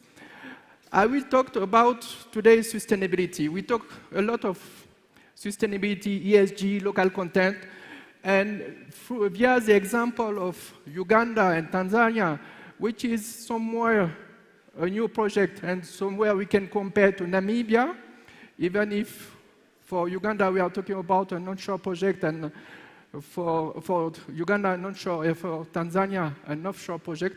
But I think that we can make a comparison between this project, and via this comparison we can see what we can do as TotalEnergies in the ESG domain. But if I may, before talking about Uganda and Tanzania in a more specific way, I will give you some words about our strategy today. Our ambition as TotalEnergies is to be by 2050 net zero. But by getting there, there is a way. This is the reason why we are saying that it is a transition way, it is a transition path. Our strategy is based on 4 pillars. The first one is a fact. This world needs more energy. This world needs oil and gas. And despite some are saying, we do need this. Why? Because if we take today the current oil and gas demand, this demand is roughly similar to the pre-COVID demand. That is to say 100 million barrels per day. This is the current demand. And the issue is, with the current oil and gas field, we have a depletion rate of roughly 4%. So if we do not invest in new oil and gas projects, by the end of this decade, we'll have a significant gap between the demand and the supply. This is the reason why we need to invest today in a new project. And this is the reason why we do invest in Tanzania, we do invest in Namibia, and in Uganda. More energy, less emission, because the climate issue is a real issue, and we have to tackle it with less emission project. And with more sustainable energies. When we talked about more sustainable energies, we are mainly talking about switching from oil and gas to renewable energies. And it is the trend for the world somewhere. And we'll switch from oil and gas to renewable energy by 2050 to beat net zero. We said yesterday it is not about just help, it is about making business. So making business means that at the end of the day, you need to increase your returns, not just for the company, but for all the stakeholders, for the state, for the employees, for the suppliers, and so on. This is our strategy. Now, speaking more precisely about ESG, we are implementing this in the company for 4 pillars. The first one, as I've just talked about this, is to become a global player in sustainable energy. Second one is to pay attention to our people. When I'm talking paying attention to our people, I'm talking paying attention to our people within the company, but also outside the company. Preserving natural resources, because we talked about environment and climate change. And finally, sharing the created value. We talked a lot about this in the different interventions and meetings.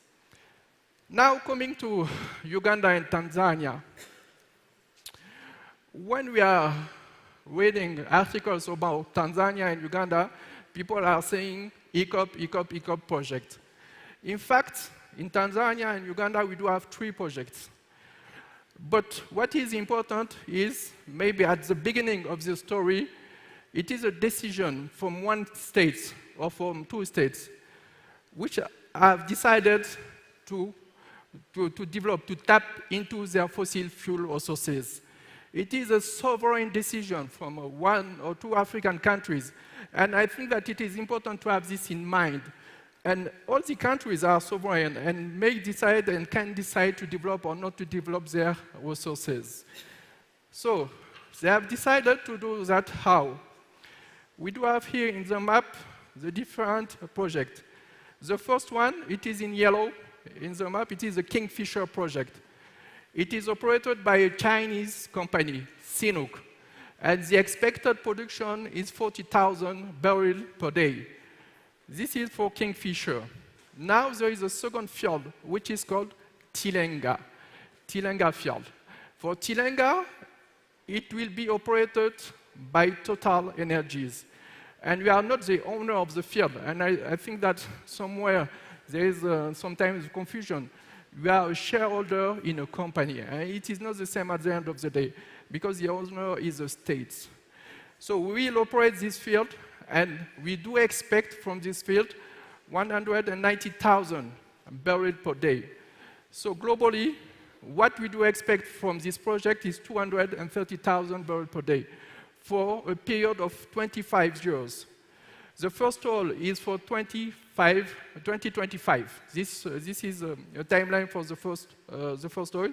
The reserve, we are talking about 1 billion oil reserves.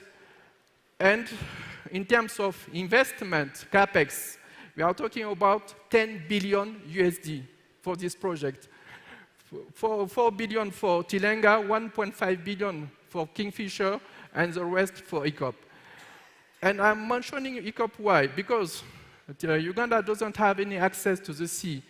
So in order to export the crude, the countries, Uganda and Tanzania, have decided to build and to operate a pipeline. It will be a fully buried pipeline, and a dedicated company has been set up to build and to operate this pipeline, and this company is ECOP. We can see that in all this project, we do have the Ugandan government via UNOC, and the Tanzanian government via TPDC, which are shareholders of the different company. They will benefit from the taxes, and they will benefit from other resources generated by this project. And our commitment in terms of technology is to put in place the highest standards. You will tell me that it is normal. Our commitment is also to share the value with this country. How will it be done? If now if I do focus on the main pillars of the ESG, first, it is about energy and climate. We'll operate this with the highest technologies, and this will allow us to have, in terms of GHG emission, one of the lowest projects in Africa and well-placed in the world. We are talking here about 30 kilograms of CO2 per barrel. The average in Africa, it is 27 to 33 kilograms per barrel for the oil and gas production. How we will succeed with this? We'll use the Ugandan grid, which is mainly a green grid, because 80% of the electricity produced in Uganda is hydroelectricity. So it is already a green electricity. For Tanzania, we'll develop 5 solar farms for our electricity. Be very efficient in terms of GHG emissions, but also investing in terms of renewable energies. We have signed 2 MOUs, one with the Ugandan government and the other one with the Tanzania government. There is an issue. A lot of people which are against oil and gas projects in Africa don't talk about. It is deforestation. When we are talking about CO2 emission in Africa, in many countries, above all in Uganda and Tanzania, it is not due to cars. It is due to deforestation. It is due to coal. This is the reality of Uganda. And to tackle this, what we'll develop the LPG market. That is to say, the gas generated via our project will be fully locally used or regionally.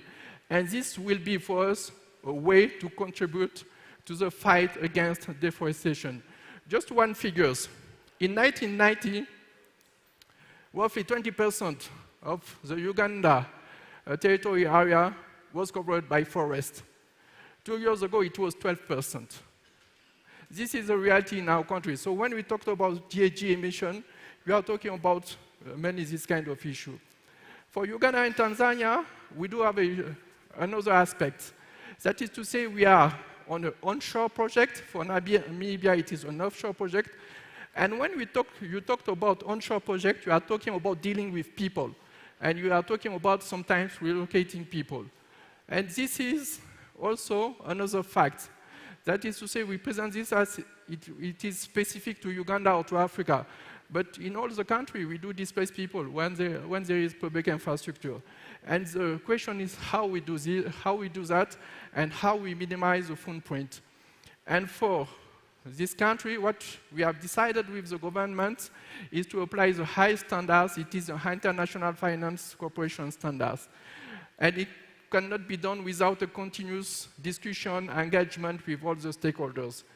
And you can meet some people who will not agree with you, with the process, and it is normal. And the fact here, it is how you deal with this.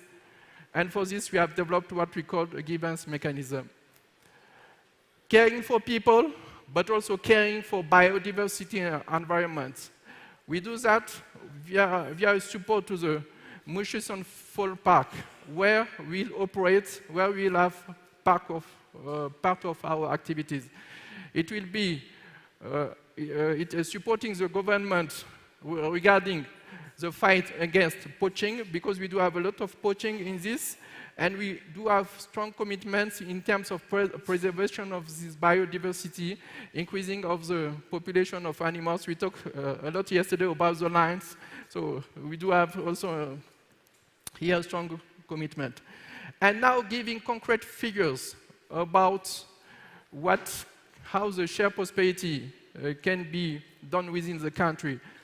For the construction phases, a lot of jobs, roughly 80,000 jobs. And most of these jobs will be held by Ugandan and Tanzanian people. The commitment taken is 94% of the jobs will be held by local people. And the rule is very simple. We do have 3 guidelines. No skilled jobs for the local communities. Semi-skilled jobs, local, regional communities. Skilled job for local population. And if you don't find local skills, so you will hire an expatriate, but you will be compulsory to develop local skills. And in terms of funding, we do invest locally 1.8 billion. That is to say, roughly 20% of the amount of the project. Up to date, we have spent locally 700 million USD for local firms. This is for the construction phases. Now for operations, we'll employ people for direct and indirect jobs with the same split, 94% for local population. There will be some expenditures in terms of OPEX. And last but not least, we are talking about education, we are talking about training. We have a strong commitment, 3 million house training. Half of them, for the people, they will be able to use this training for other jobs. And this is really important, above all for Tanzania, because Tanzania would like to be a gas country by 2025. So with this project, they have started to build all the competencies. I can see that time is up, but this is what I was willing to share with you. And again, thank you for attention, and thank you for having stayed here for this presentation. Thank you again.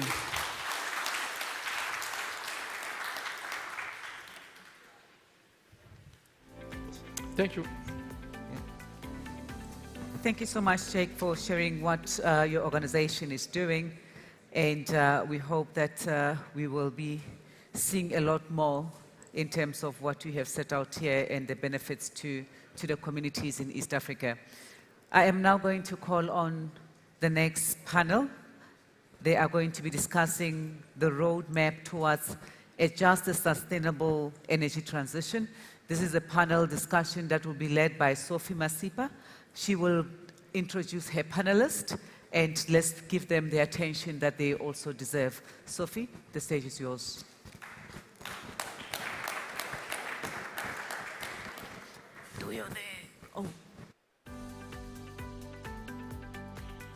Morning. I'm not going to introduce my panelists just yet. I'm going to ask them to come up. I'll introduce them as the session's happening. So please can the panelists join me on stage. Oh. Ooh.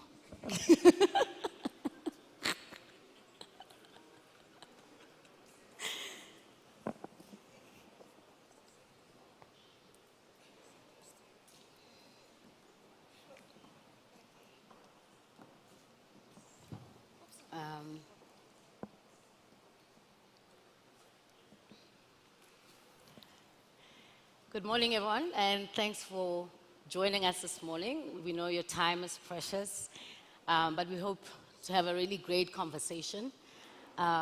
So I am Sophie, and I consider myself a storyteller and a wordsmith. So you're going to pick up words as we move with the discussion today. Just transition. What does that mean for me? When I think about the word just, I think about equitable. For the money guys, equity, and development for the voiceless. When I think about the word transition, for me, I think about process, I think about a journey. I've been really trying to think how to couch this conversation and maybe use a practical example where I think there's a country that's really strongly thinking about its own transition journey. Recently, Dubai appointed the head of the oil company as the head of COP28. As you can imagine, a very polarizing appointment. But for me, it simply means that this country is intentionally thinking about its own development journey to ensure that the machinery is well oiled. See what I did there? Yesterday, Minister Lima also spoke about intent, and as it pertains to his new role. If you also know me, you know that I love African proverbs. So I'm going to kick off the discussion with the first one, which asks, if you're building a house and a nail breaks, do you stop or do you change the nail? So I'm hoping by the time we're done here, we are the builders of our own houses, and the nails that we're using belong to ourselves. So I'm going to first kick off with Patty Kariuhi Martin, who is the CEO of NAMRI, and she's also on the board of UNEP. Patty, in your own words, what does just transition mean for you, and to what extent is it important? Thank you so much, Sophie, and thank you for the people that are still here. I've listened yesterday to the conversations, and it's very good to hear that Africa is taking Africa's main challenge in its own hands. And when I listened to the conversations yesterday, it was coming out clearly that Africa wants to craft solutions for our own African problems. So that was very good to hear. But what I want to bring out today is that the Africa contribution to global emissions is minimal. And I think that has been said yesterday as well. But yet, economic and geographic factors make it the most climate vulnerable continent. So together with that, I want to mention that out of 30 of the world's 40 most climate vulnerable countries are from sub-Saharan Africa. The GDP of African countries is very exposed to extreme climate patterns. Now, Africa GDP could be down up to 30% by 2050. Some countries are already incurring losses up to 10% of their GDP. And a classical example of it, or recent example of it, is Kenya. Kenya recently experienced severe drought, and they had losses ranging from 9% to 11% of their GDP. And to end this one, I want to say 23% of Africa GDP is dependent on nature. Very important. 23% of Africa's GDP is dependent on nature. But currently, only 3% of global green finance goes to Africa. So that brings us almost to the 3% curse, where we can even mention that as we speak, Africa only emits less than 3%. So I've mentioned all these to set the pace for why we need a just transition. It's no more, it's no more that we have a choice, it has to happen. So when we're doing oil and gas and we're doing fossil fuels, yes, as an African nation, you have heard yesterday why we need to do it. But together with that, I think we will also discuss, we have to look at more sustainable ways of doing it. Thanks, Patty. I think this is a great start. Shakwa, you're the managing partner of SNC Incorporated. What will be Namibia's just energy transition journey? And you can speak a bit about the policy, about frameworks from your point of view. Thank you so much, Sophie. I'm not sure if I'm audible. I think I'm audible now. Perfect. Yes. I think let me thank first the organizers, Salma and Reach Africa, as well as the sponsors. It's good to be back here. I think it shows Namibia's intent just to forge ahead with its energy ambition, to invite all these international and regional players to come and have a dialogue here. So, a just and equitable energy transition are very topical or controversial, you know, because we have all different aspects and angles on how we approach this. Yeah. But I think what we should all agree, or at least be cognizant of, is that when it comes to transition, it's not a uniform, one-size-fits process. It depended on all diverse circumstances from region, country to country. We have different challenges, we have different opportunities. Just to take it back to Namibia, our energy approach is very clear. You know, it's fortunate that our government has set up an energy policy which regulates and directs us how to go about this energy situation in the country. And we are directed by the National Energy Policy of 2017, which calls or promotes all forms of energy.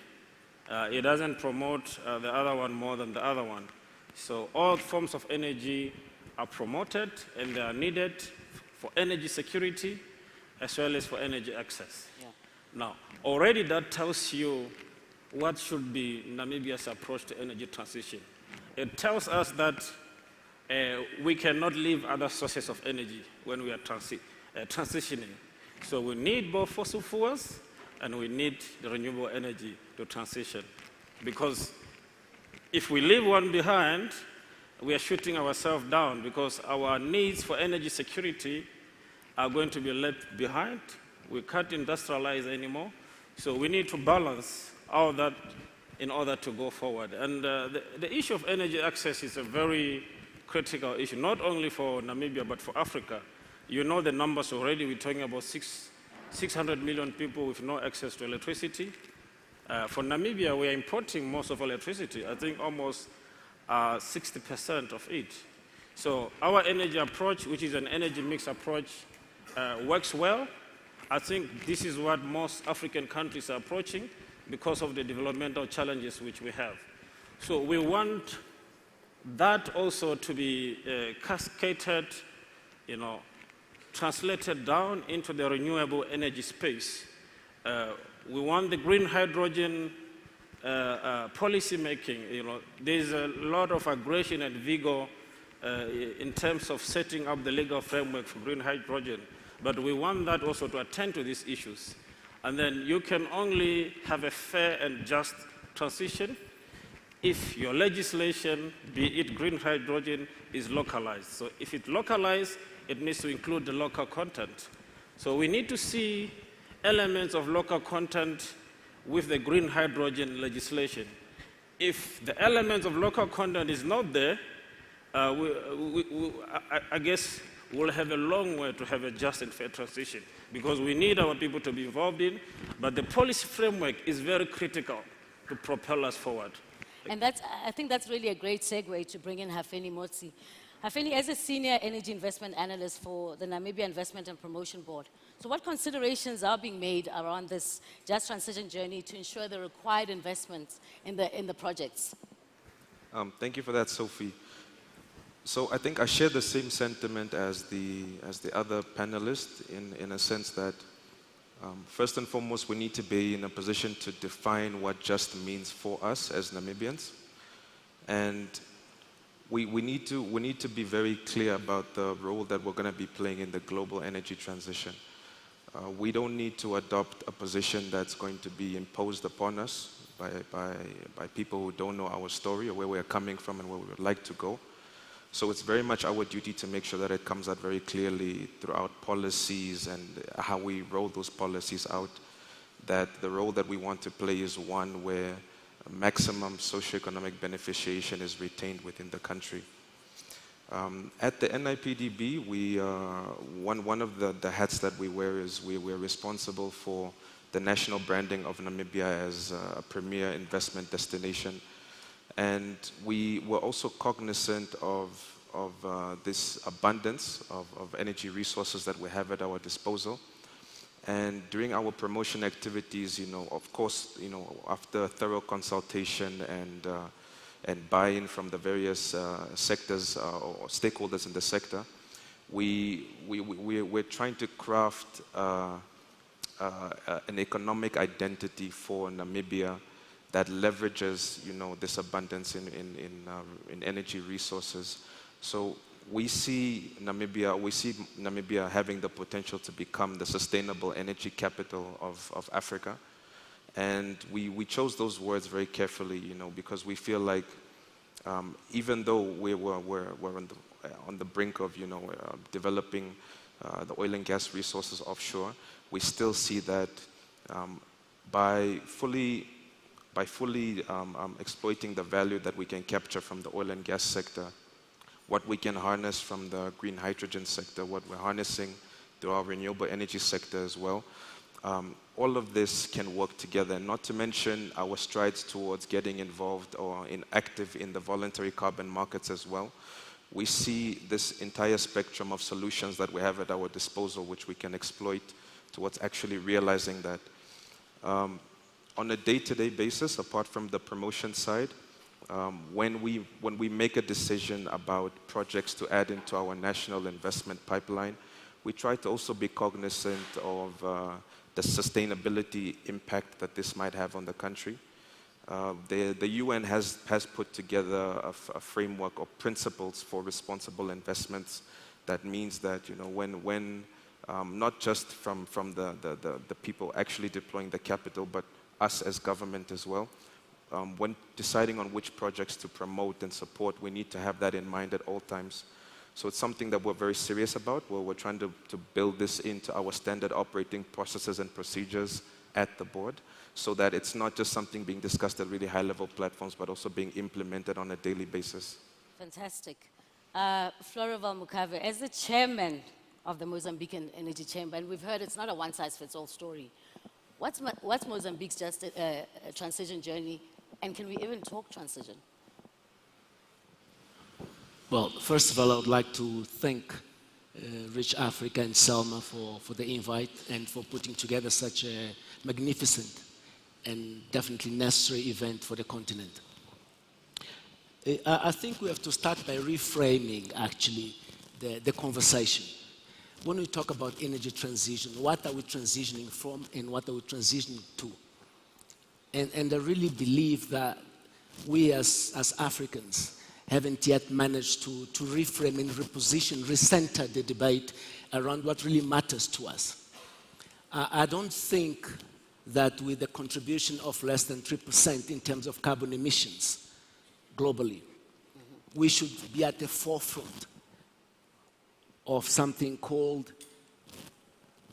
by some factions, because it is by some factions, called transformation, called energy transition, because I critically believe that what we need in Africa today is industrialization. So decarbonizing our economies before we industrialize, we are doomed never to industrialize. So I would like to appeal to the organizers for us to stop the debate on transformation, on transition, and start talking about industrialization. Because this is like... The conversation's still happening, though. Stop it afterwards. No, it has to happen.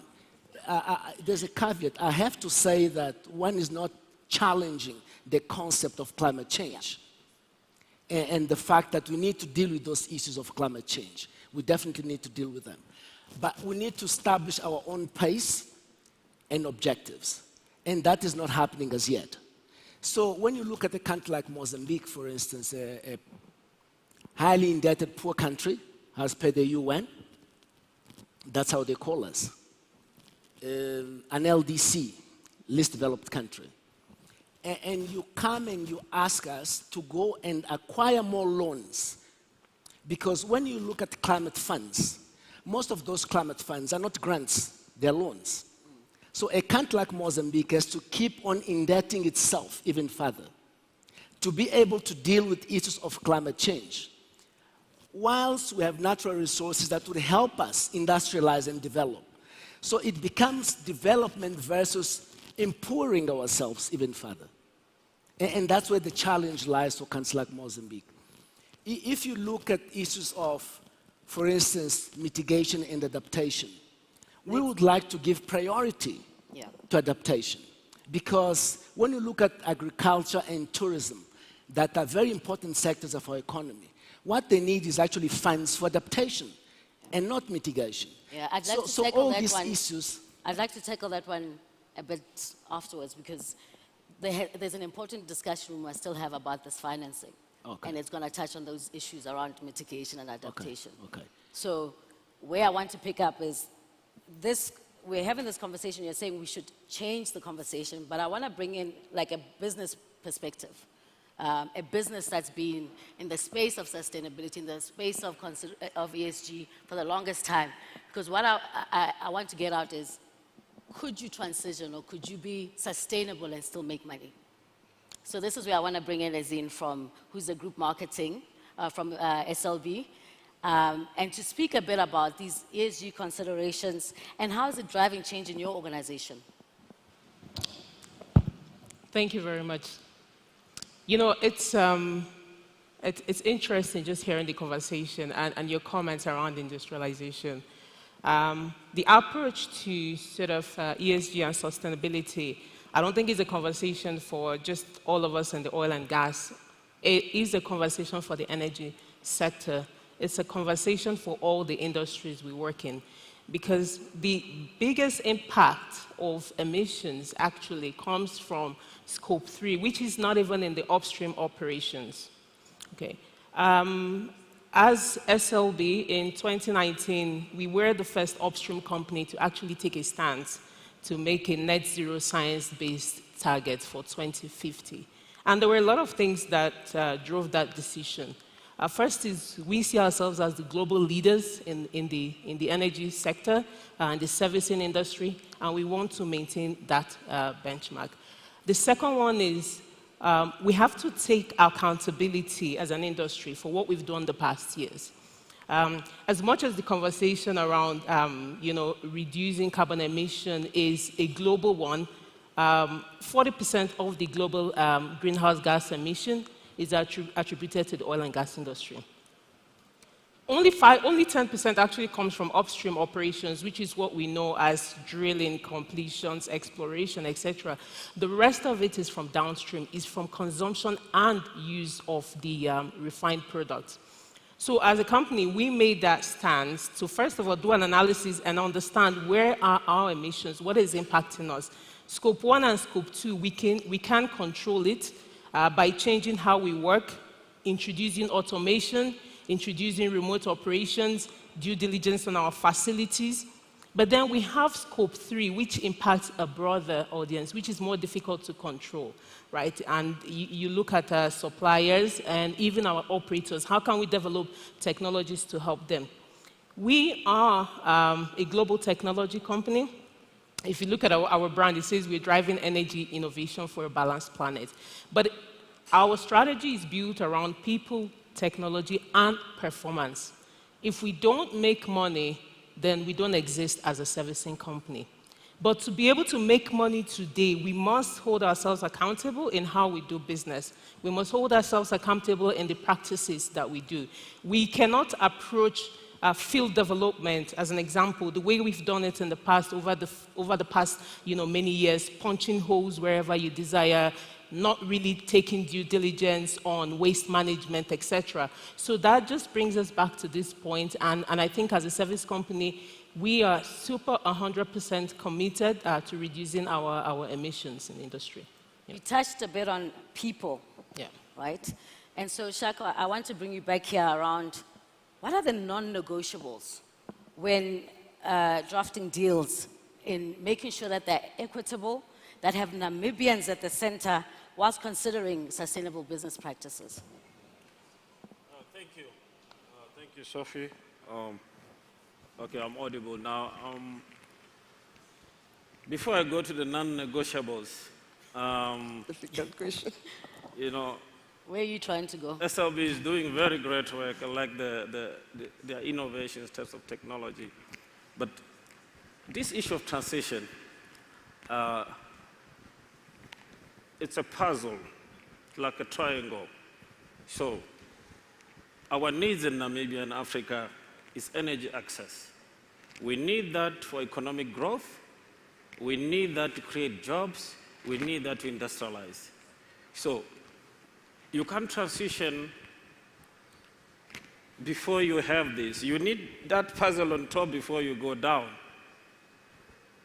So what I'm saying is that in as much as we want to transition, let's not forget what is important. What are the needs of us Africans and Namibians? What are the first needs? We need to close up that dot on the puzzle. It will allow us to move and be able to transition. So for me, every deal should speak to the people, the needs of the people. So the needs of the people are diverse from each country. Our needs here is access to electricity. We need jobs. We need to grow the economy. The needs in Europe, they don't have issues with energy access. They are looking for energy markets.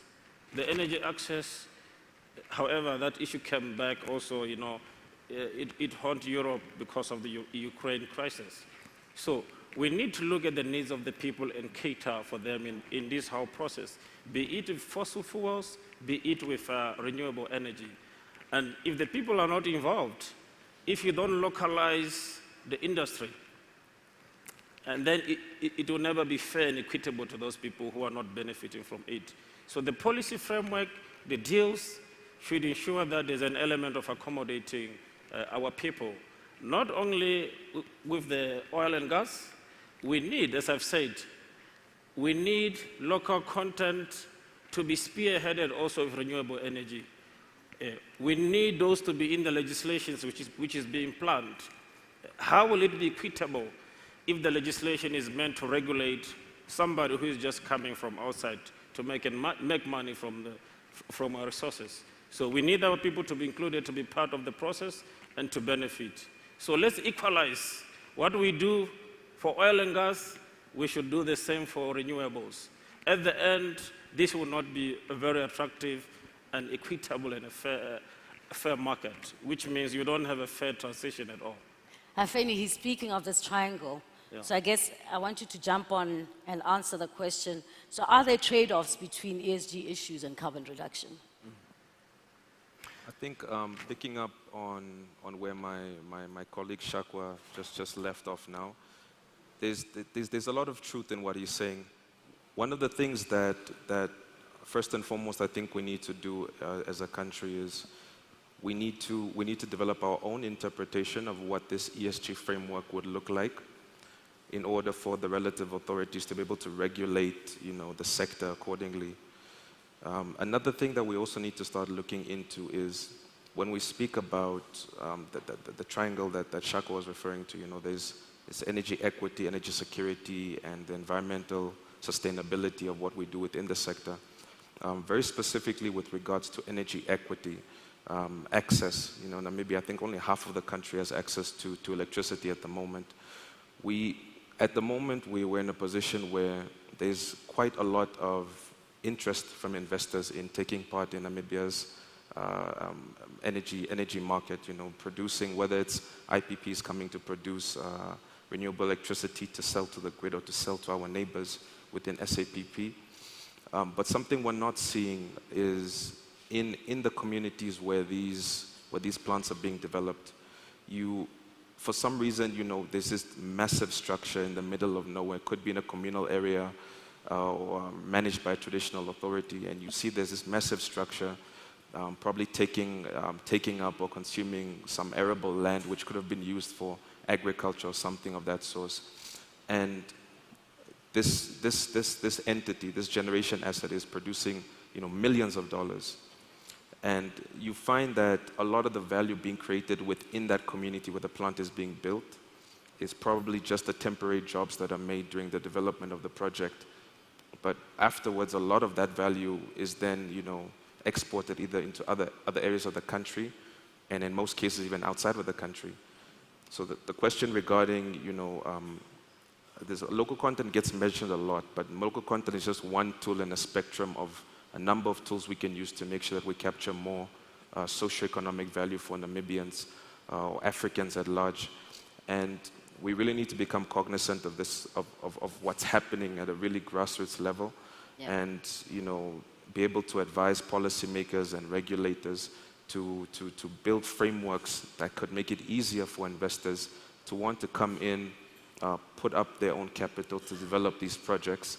And in an instance where they're probably not interested in the fuss of where this money is going to flow to benefit that community, because it is their job, but it's also our job, as government, to make sure that the money goes where it needs to.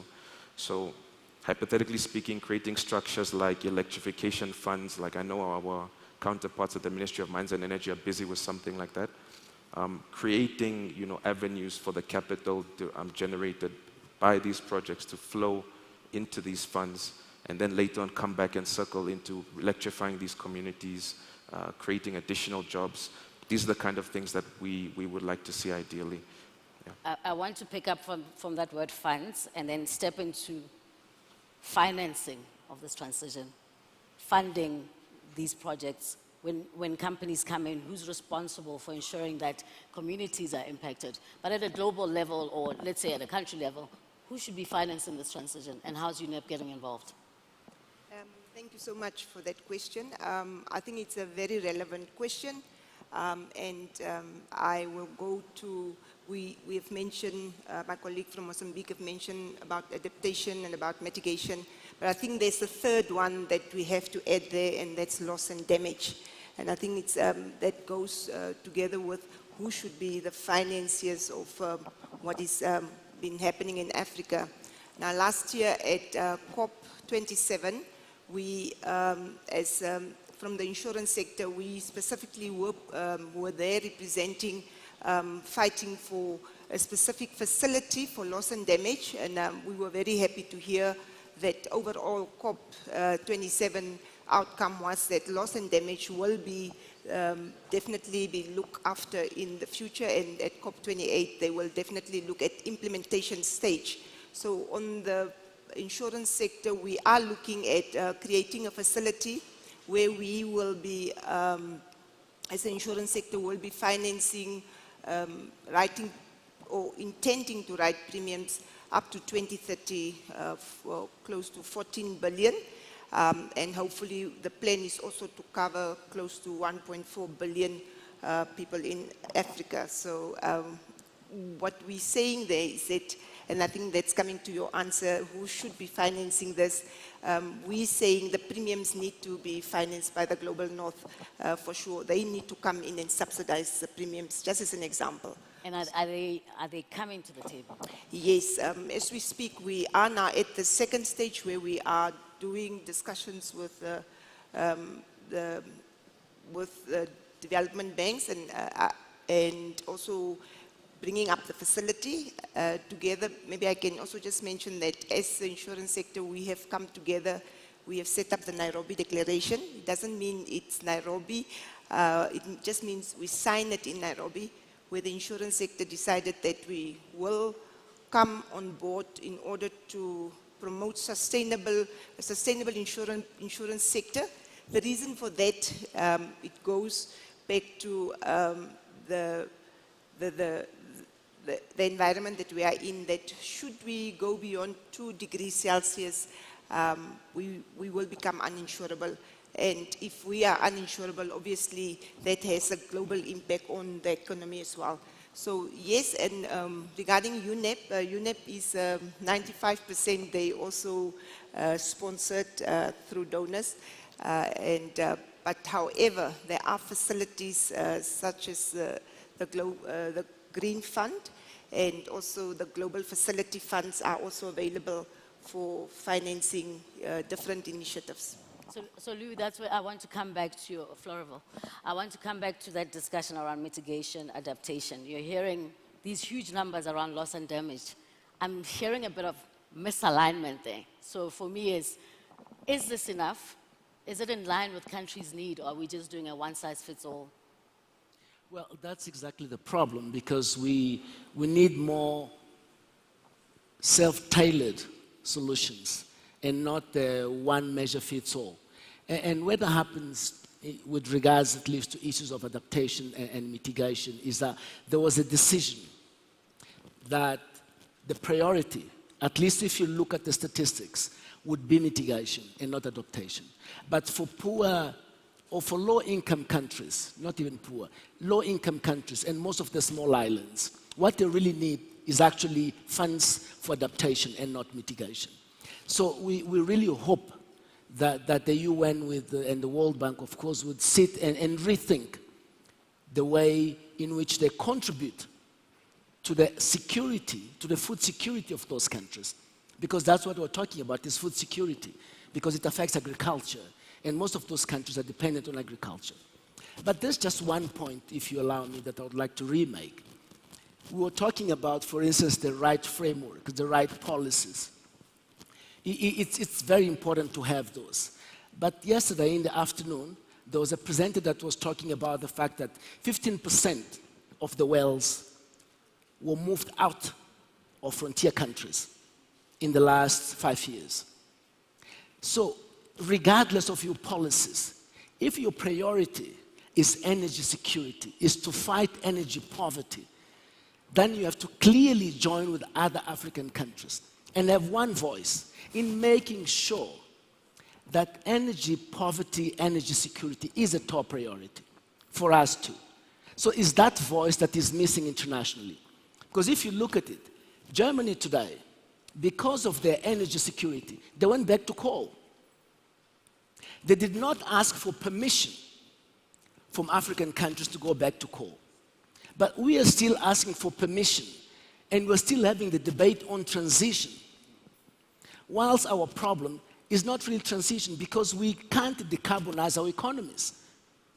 We don't have industrialized economies to decarbonize. So I really would like to appeal once again for us to start concentrating and focus on matters of energy security, matters of industrialization, and matters of development for our countries.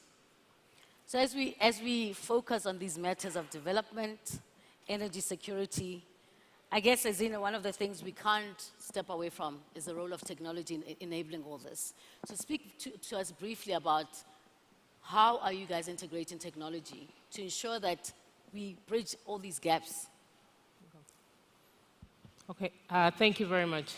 you're right that technology does play a very big role. And I'm going to speak about technology in three different ways. One, in what is happening today. And when I say today, I mean the oil and gas industry. We do know that this is our primary source of energy in Africa, okay? But being a global technology and leading the service industry, the question we ask ourselves is, how can we enable the countries, the companies, the operators to operate in a way that has a lower carbon footprint and emission?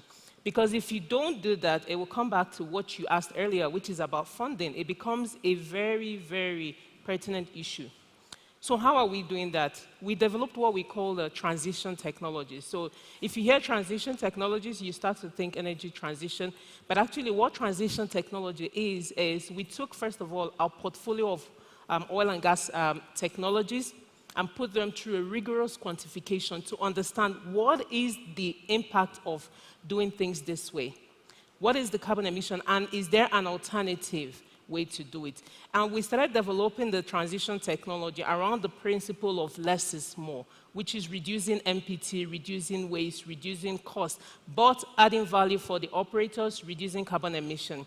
And these transition technologies today really cuts across 5 different angles. One on elimination of flaring, which is one of the biggest ways of increasing your emissions. Another one is on methane reduction. A lot of people don't know how damaging methane can be to the environment. The third one is around well construction footprint. If we are going to be developing the assets in Namibia, how do we want to do that? Should we drill 10 wells instead of 30? Do we need smart wells? Do we need to go multilateral?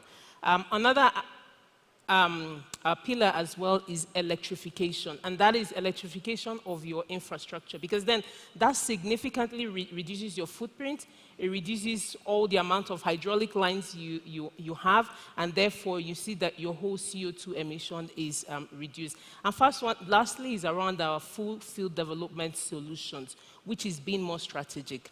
I think it will be impossible to keep going, as I said before, the way we're doing. Namibia has an opportunity to be strategic, to sit down and plan how we're going to develop the oil and gas industry. And if we move away from oil and gas today, to be relevant to the future is the new energy, right? And in looking at new energy, we are leveraging what we know how to do best to help our customers around geothermal, around CCS, to capture some of the carbon, and sequestrate, reducing your overall carbon emission, around lithium, around hydrogen. So honestly, we play across a lot of fields. Today, our mantra is developing technology, driving energy innovation for a balanced planet, but preparing the world for the future energy sources. I want to squeeze in one last round before I bring in the ground. So we're going to move through this one quickly, and I'm going to go over to you, Hafeni, because I want you to pick up on the technology discussion around developing and harnessing this technology across the value chain to allow for scalability, to allow for efficiency in a sustainable manner. Quick one, because I want the floor to be able to ask you questions as well. So there's a saying when it comes to technology and innovation that everyone wants to be the first to be second. In a lot of cases, when it comes to the adoption of new or nascent technology, you find that there's a hesitancy, especially from public sector side. And the issue that brings is that we are often behind the curve in terms of the implementation and adoption of newer technologies. And we tend to focus majority of our efforts on upstream activities within the technology value chain. So it's no secret that the continent has an abundance of these minerals that are critical to develop the technologies that will power this energy transition. But we're yet to get to a place where we are actively trying to participate in more downstream activities when it comes to the development of this tech. Even if it's just from a research perspective, and we might not have the capacity to do the development, but then there's a lot more that we can do, or at least show intention to want to take part in these different portions of the value chain. And on top of that also, I think there's also a need to create a culture of private sector and public sector working together to de-risk these technologies. I think only in a case where you'll have, private sector developing technology and public sector coming on board to adopt it, to make, whether it's government sector, run more efficiently. Only then you'll begin to see even the financiers and the insurance companies wanting to come on board to support this. So it's very much everyone's problem, but it needs to start with a culture of taking a bit more risk early on so we can have the benefits on the back end. Thank you.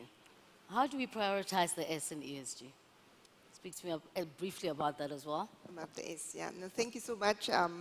What I would like to say on normally with ESG, for the accountants in the room, you have been dealing with it all along, especially the G part.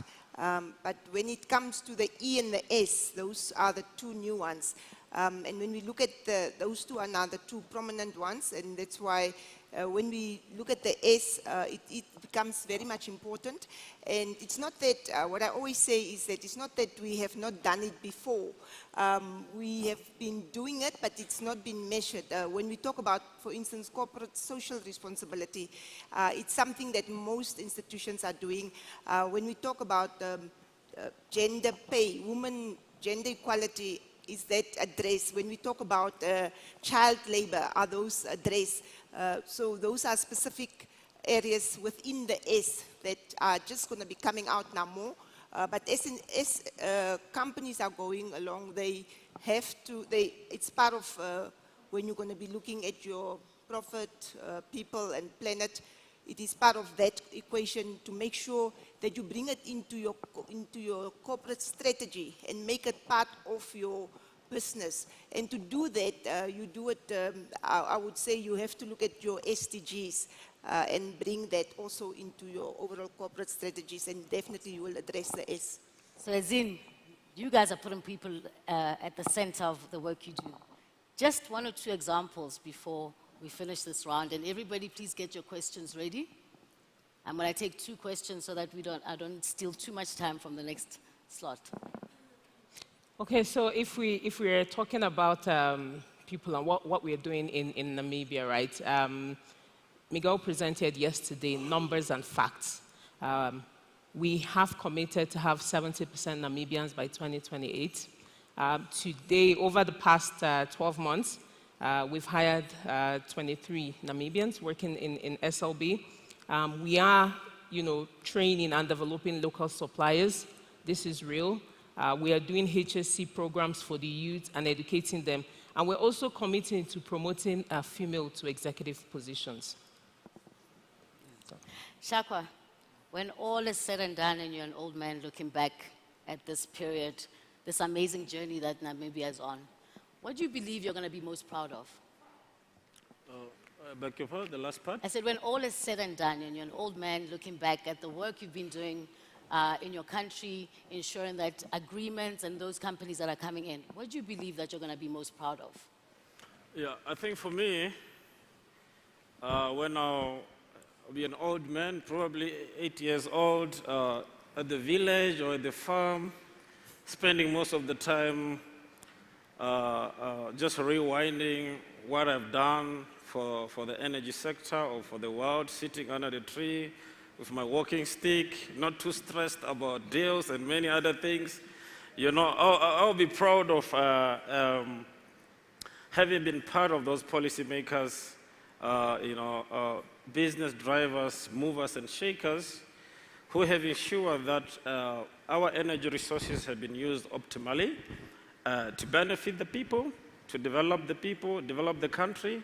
And when it comes to transition, hopefully that transition will be fair and equitable only if the people have been involved. It has included the young people, women, to be included in the energy sector, be it fossil fuels or renewable. We want to see more of that. And or want to see a very prosperous Namibia from its resources and the rest of Africa. Lovely. Hopefully we're all there at your 80th birthday. Florival, I want to close my last round of questions with you because we've been, you are very passionate about this transition journey. I've seen Dubai really make it a worthwhile journey for themselves. So like them, do you believe that we can do it on our own? I don't think we can do it on our own. I think we can lead the conversation. I think that's where the difference lies. If we have a clear strategic vision as African countries, it's possible to do things differently. You just mentioned Dubai, for instance, that appointed the Minister of Oil as the head for COP28. They have a clear strategic vision of what they want to achieve through COP28. And unfortunately, we haven't as yet at least articulated our strategic vision as African countries insofar as transition is concerned. So really, I mean, to me, as an old man in the village, what I'd like to see, I wouldn't want to see any old women using biomass, for instance, to cook.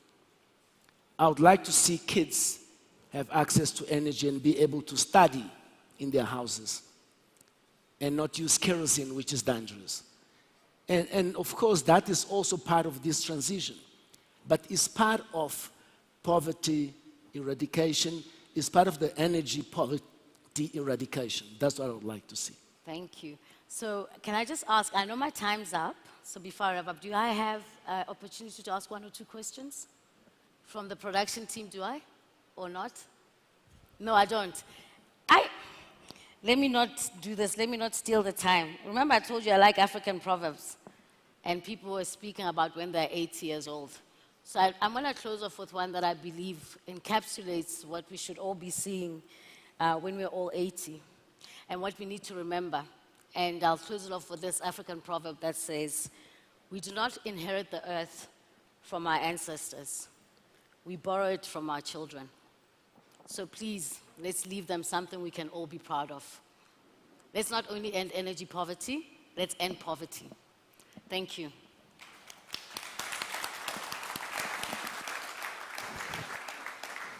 So sorry, Sophie, to cut your session short and not allow any questions. Ladies and gentlemen, I'm going to ask that we take a 10-minute break. Immediately after that, we need to come back. We have, Sophie? Sorry, guys. Can you please do a group photo there? Immediately after that, we have a presentation by the Vice Minister of Petroleum and Energy from Senegal, Sheikh Naine. He has to be at the airport by 12 o'clock. And we would love for him to have an opportunity to speak to us. So if you could please just take a quick leg stretch, go grab some water, tea, and come back. I'll be blowing my whistle at 22 or 20, 22 in 5 minutes, because I know you'll come back 5 minutes later. So please, if we can kindly do that.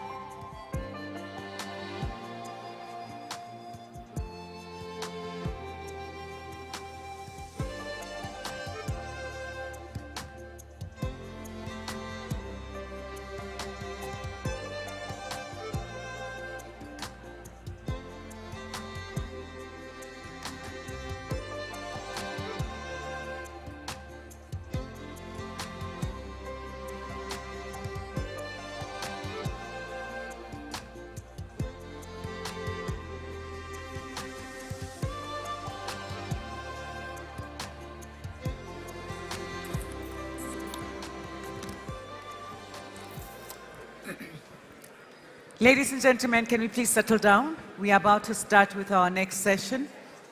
Can we please take our seat?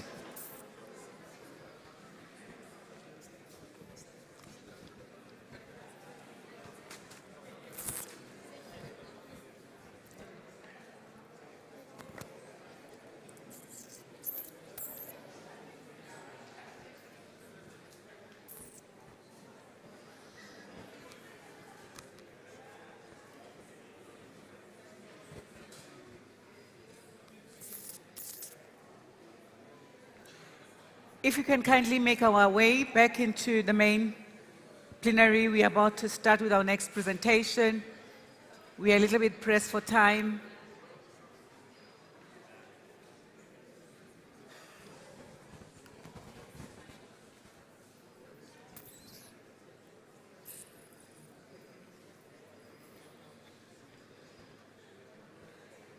Can I please ask the ushers to help me with getting the delegates back in so we can start?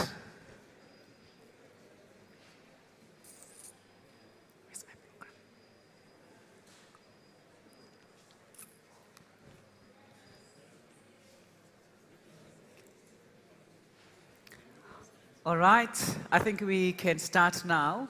Thank you so much, ladies and gentlemen, for coming back and for all the attention that you are giving to the various sessions and the panels that we have on stage. It's really appreciated because I think it's all about knowledge sharing and making sure that we can be better managers of the resources that are in our countries. I am now going to call upon His Excellency Sheikh Neine. He's the Vice Minister of Petroleum and Energy from Senegal. He is going to give us a short presentation remarks. So if you can please give him our undivided attention, I'll really, really appreciate it. Over to you, sir. Thank you.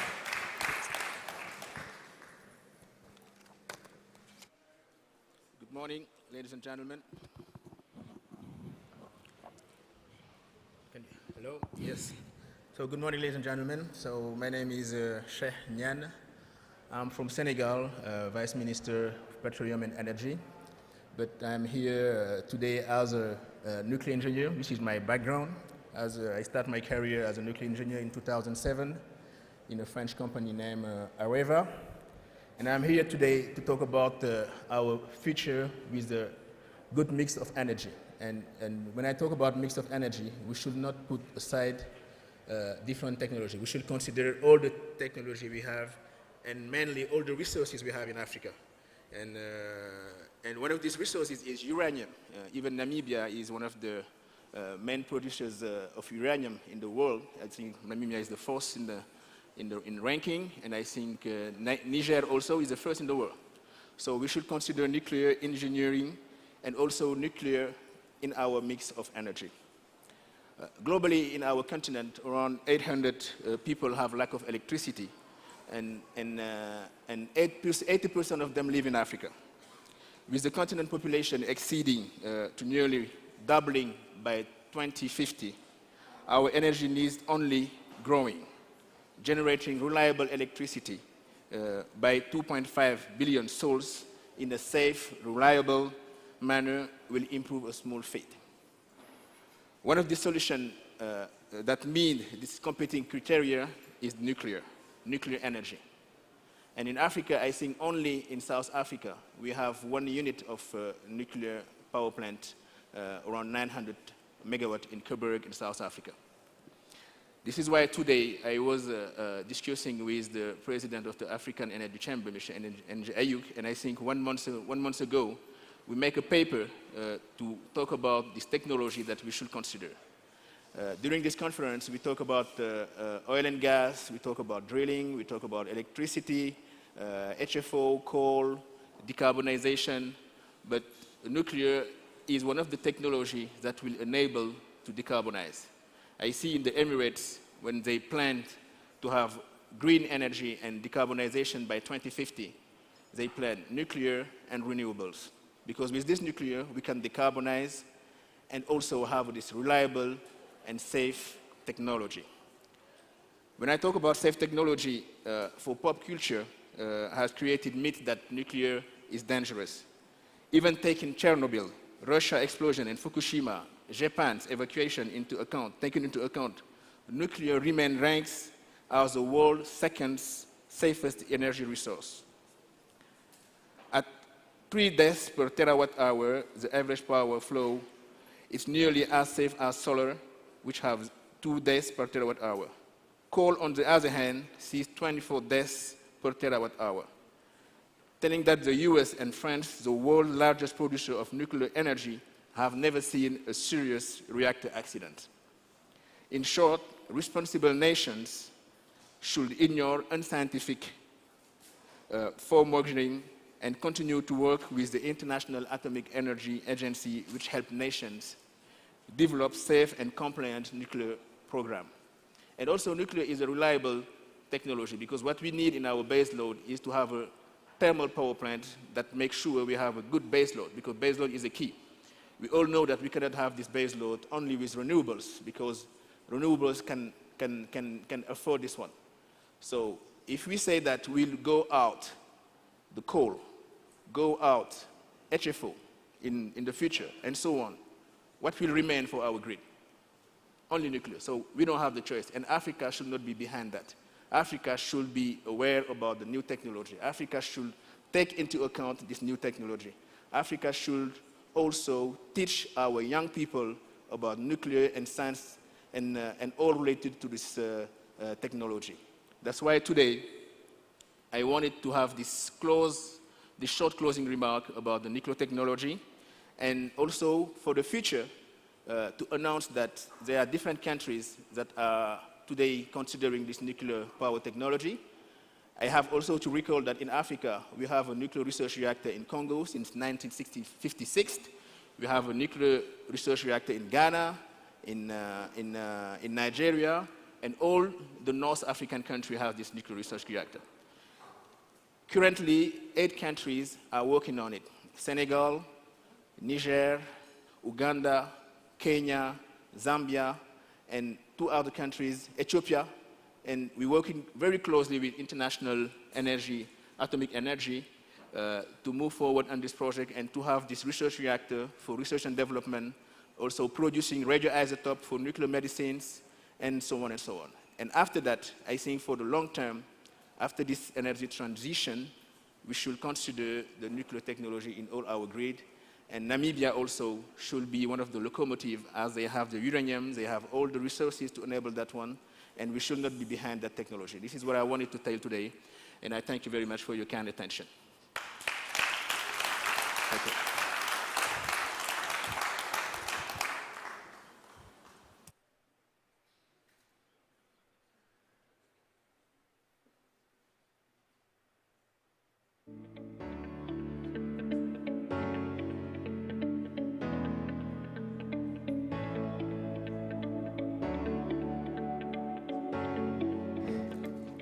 Thank you so much, sir, for reminding us what we need to do in this beautiful continent of ours. And thank you so much, ladies and gentlemen, for also coming in so we could be able to have this session. I know it was not in your diaries, or sorry, on your program, but that's the nature of this beautiful platform, is that we are agile like that, and that's what we need. We need to be adaptable into the changing landscape that we are operating in. So with that said, we are going to move to our next presentation, which is the presentation that is going to focus on the state and future of power sector, pathway towards energy security. It is going to be moderated by Taimi Itembu. She is going to introduce her delegates and the people that are going to be joining her on the session. I see she's noting that I'm sure there's one panelist maybe who's not around. 2. All right. Are they still on a tea break?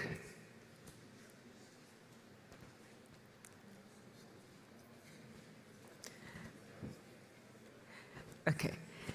In that case, while we're still waiting for this next panel to get ready, maybe we could get an opportunity to just get a quick feedback on the delegates in terms of how the program has been thus far.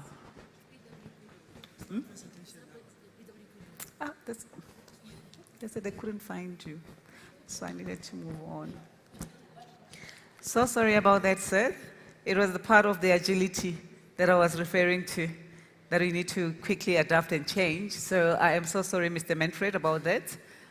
We were just trying to check with the technical team if they had located you. They have definitely located you, so this moment will be for you to come and present to us. We are going to have BW Kudu update by Mr. Manfred Munjua. He's the Deputy General Manager at BW Kudu. The stage is yours, sir. Or not?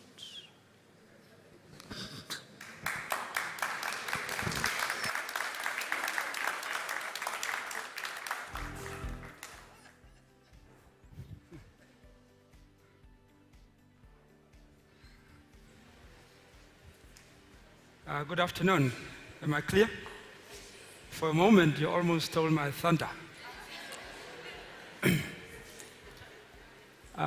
Good afternoon. I do not want to go into a long introduction of myself. My name is clearly printed on the screen. If it is there, I hope it was. But I have had a long career with the National Oil Company of Namibia. I think for now, we'll keep it to that name. But I would like to give you an overview of our Namibia. If that is the case, consider, and this is a different question, what is the cost to the Namibian economy the longer we maintain the Kudu molecules in the ground? So it's not a question, what is the impact if we get it out? What is the question, what is the impact the longer we keep the Kudu molecules in the ground? You must juxtapose your answer to the fact that Kudu is primarily meant to be for energy production. Can you jump to the next? Do I have control? Which way? Next one. Okay. Right. So the structure of my presentation is I will give an overview of our company.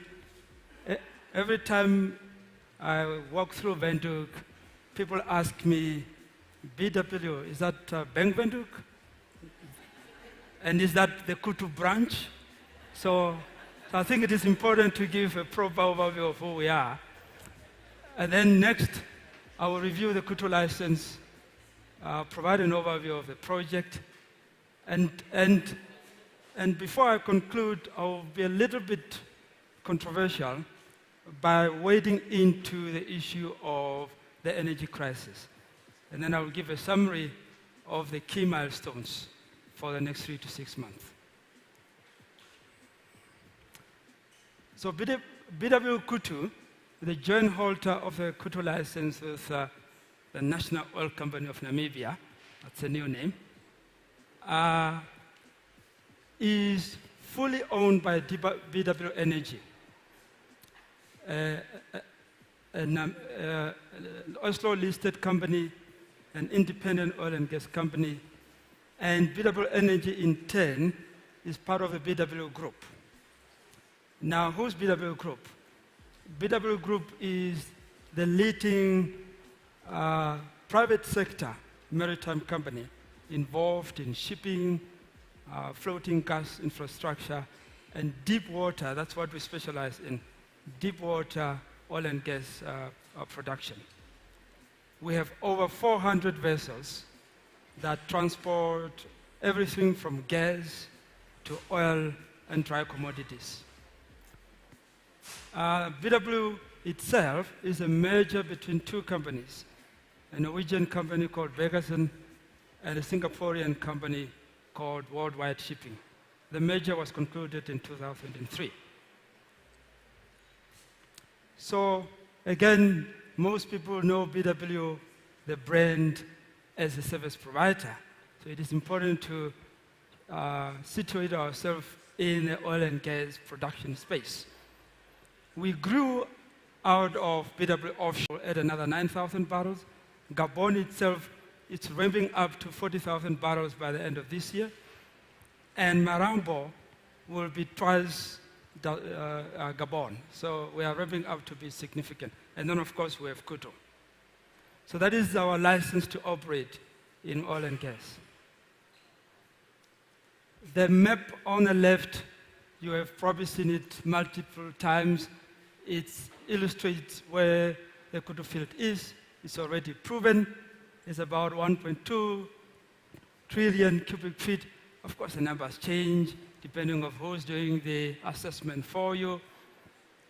And it's 130 kilometers from shore.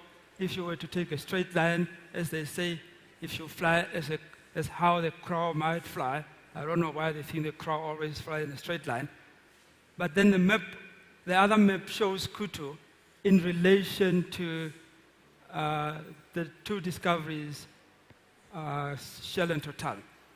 The reason I put that quickly is because there is the story that was told, I think, on the first day by Victoria, that people were shunning Namibia, considering it as a gas province. But the brave ones pushed ahead and they found oil. So as they say, luck follows the brave.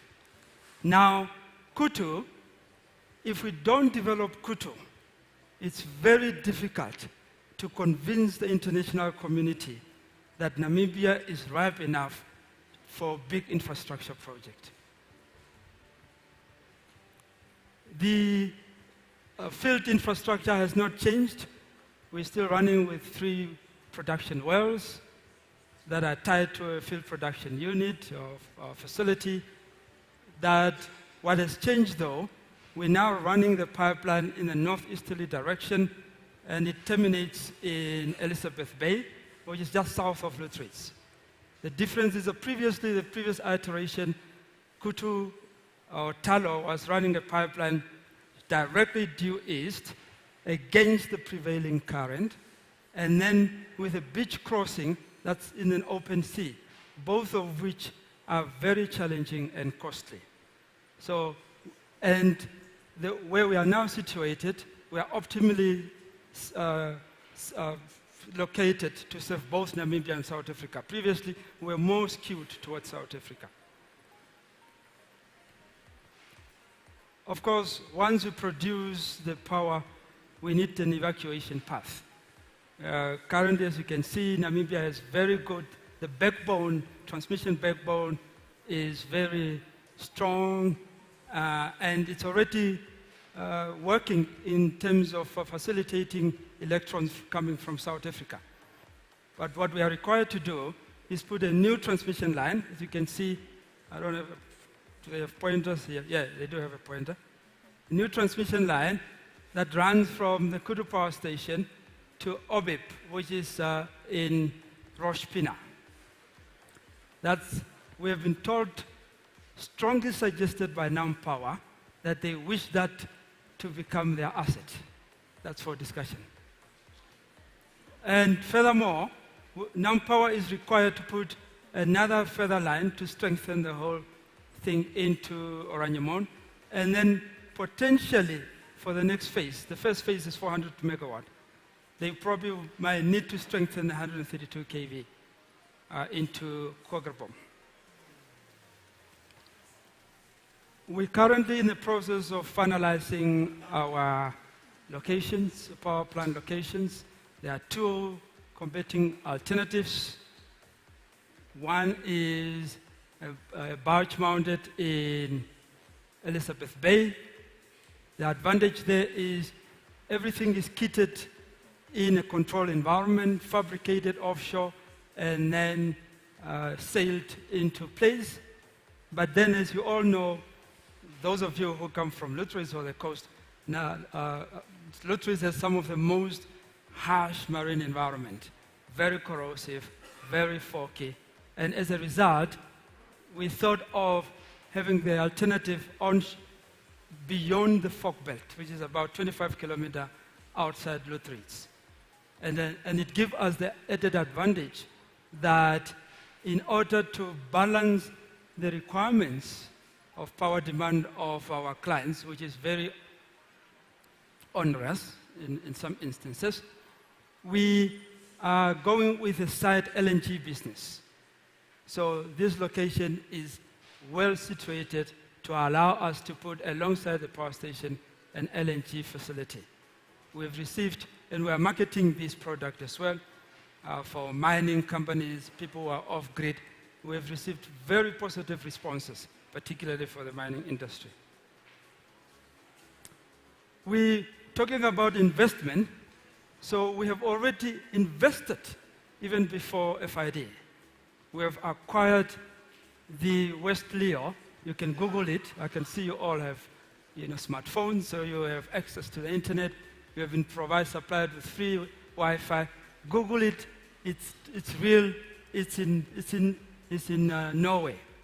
And in addition with that, seeing that everybody else is busy with seismic acquisition, we would not wish to be spectators. So we went ahead and acquired our own seismic, but not for fun. We have seen significant upside in the north, significant upside to the west, potentially an oil play, and then potentially another big gas play that we are looking at.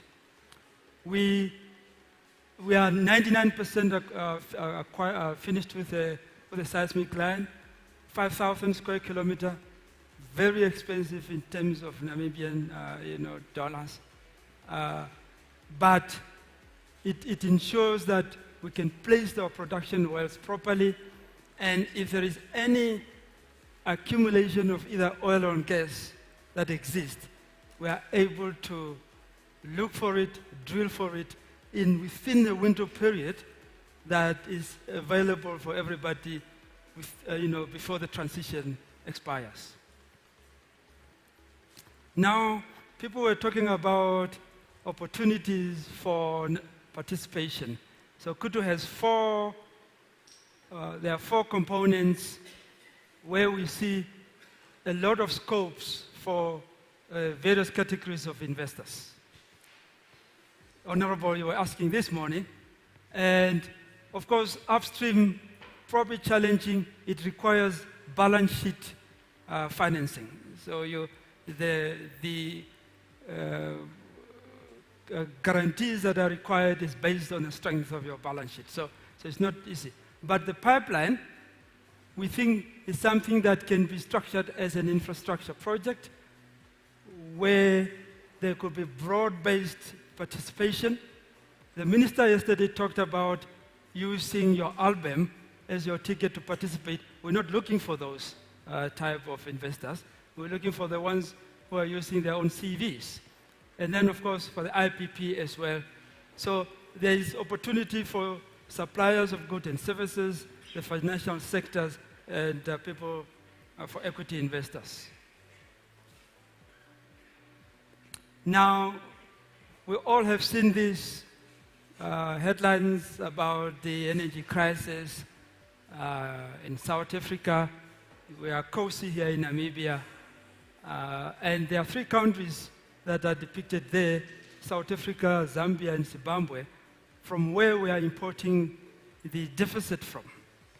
Now, in the case of South Africa, they have daily shortages of around between 4,000 and 7,000. My sister, I'm not rubbing it in. I'm just saying the truth.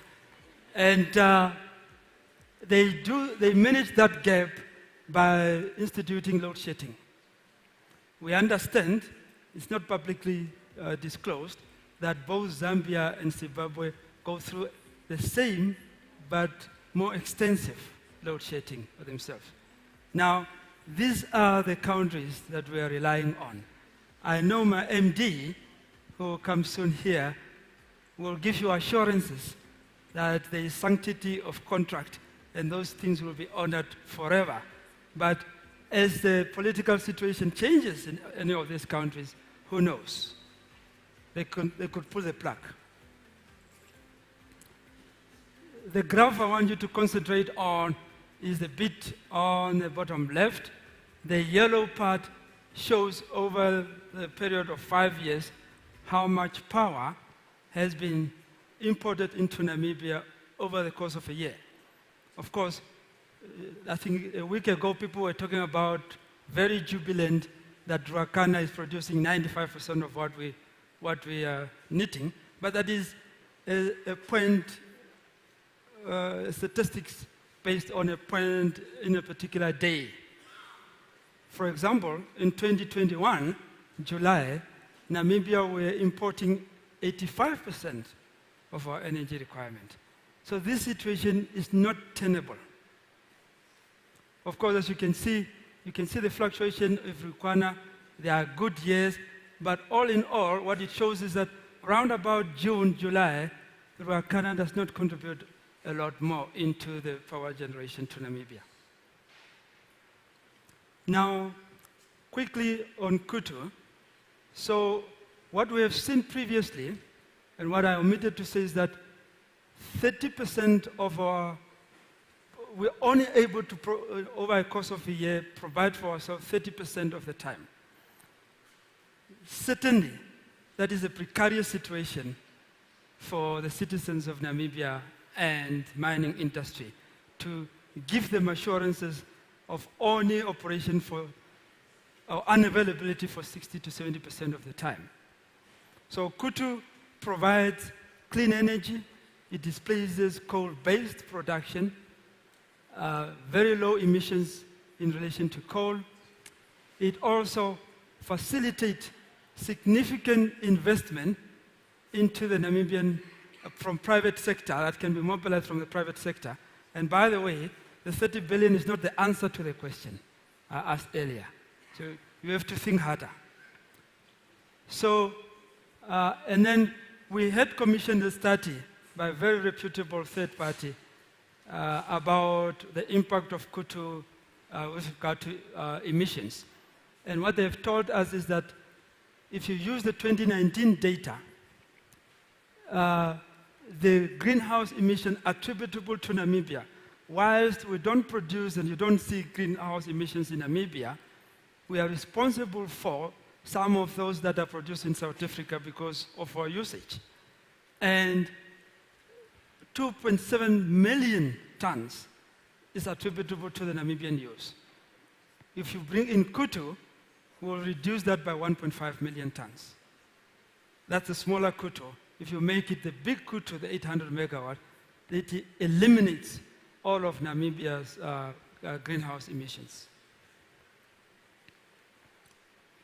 And then in conclusion, I think I've done well because the timer hasn't come to warn me.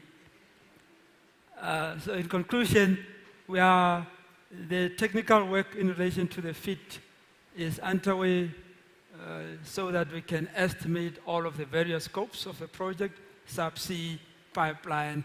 Once we get the estimates of the cost and timeline, we'll fit that into our model so that we can generate a gas price. Its use is for negotiations with our off-takers. I think we probably would stay away from mentioning people's names. And then we will then commence with our environmental studies, regulatory approvals. Just last week we submitted our generation license application or commenced that process in relation to the generation license application. And then, as the minister said, the interest in Kudu goes beyond the border of Namibia, so we're in the process of negotiating the various power purchase agreements. That concludes my little lecture. Thank you very much for your attention.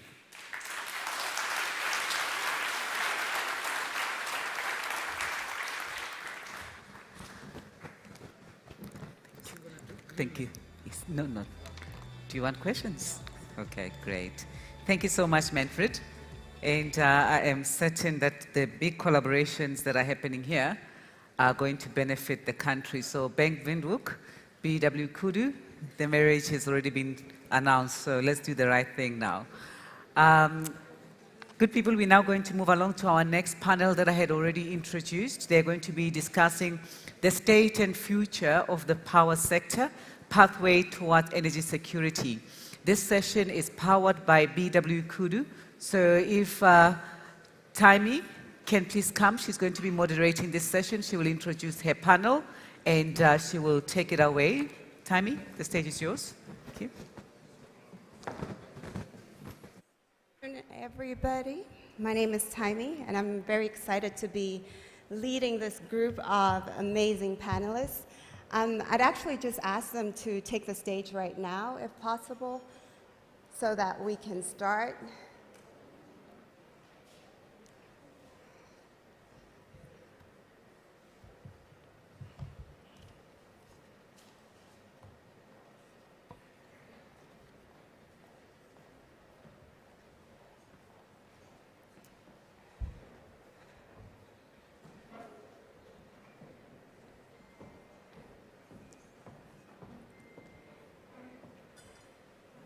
Thank you. So for everybody listening today, I'm excited that we have the top guns in electricity in Namibia. Literally the policymaker, Mr. John Titus, the operator, Ms. Kandali, and the regulator, Mr. Kahemise. And I'm just going to ask the panelists to have a 2 to 3 minute opening statement on this particular topic. And as previously mentioned, this panel will discuss the state and future of the power sector in Namibia and the SADC region and share solutions to achieve energy security. So I will start with Mr. Titus. He's known as the alpha and the omega of electricity in Namibia as a policymaker. So Mr. Titus, can you please start us off? Thank you, Taimi, and good afternoon, everyone. Thank you for the kind introduction. First of all, it's a privilege and honor to be here to address this very important subject matter. The government of Namibia recognizes the strategic importance of the electricity sector in the socio-economic development of our country. Because of this reason, it is paramount of importance that we need to plan proactively and manage this electricity supply industry to ensure sufficient supply of electricity to all our electricity users. However, despite all that we are doing, it's of common knowledge that, as also said by the previous speaker, we import a huge amount of electricity from our neighbors to meet local demand.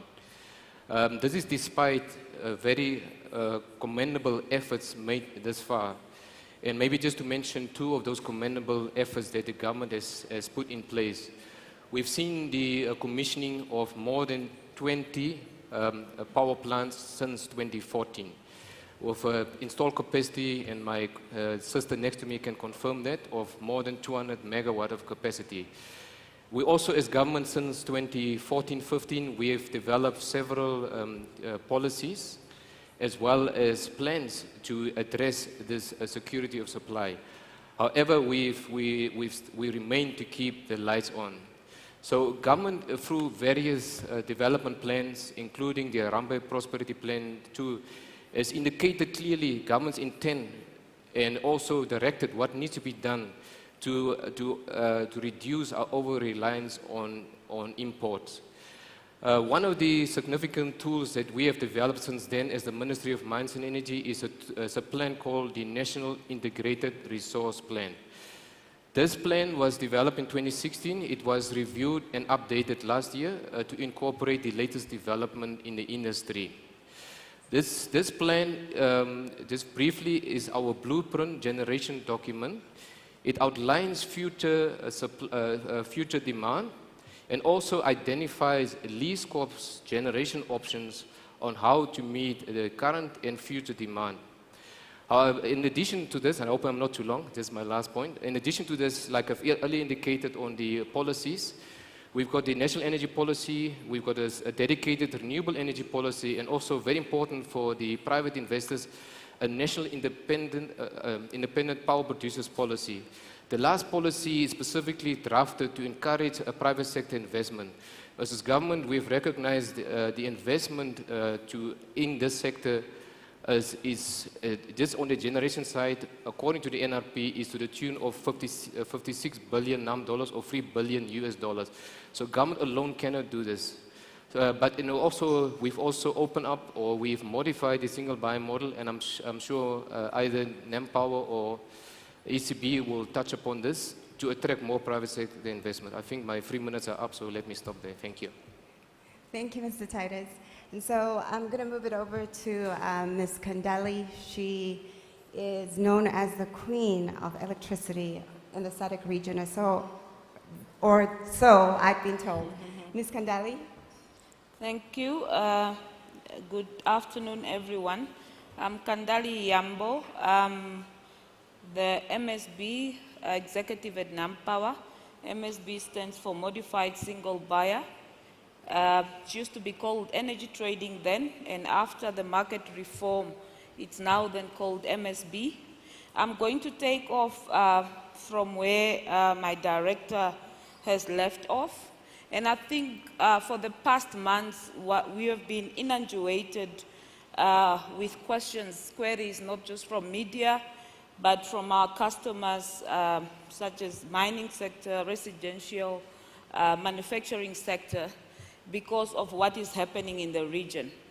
The load shedding that is happening in the region has actually also brought fear in our local customers and also our potential customers, and also for investors to see what can they contribute to ensure that Namibia is also not put in the same position as our neighboring countries.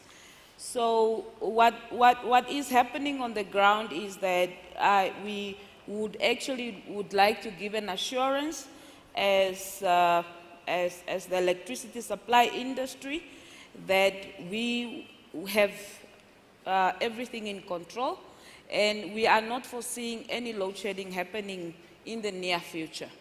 And that is basically attributable to many factors, and it's basically not just NamPower or the ministry or the regulator basically putting this forth, but also the effort coming, or the response that is coming from our customers as well.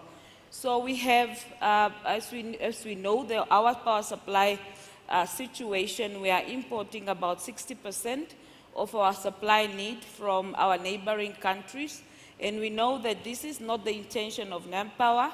This is either the intention of the electricity supply industry, but we're doing this to ensure that the tariff to the end user is sustainable and is affordable.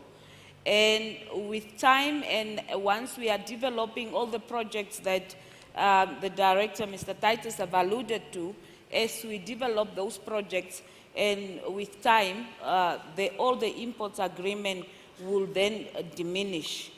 So that is basically one of the teething questions that the industry have been faced with, that what are the plans that the industry is having in place to ensure that we are not in the same position as our neighboring countries. And basically we are rolling out projects. There was a ministerial determination in 2018.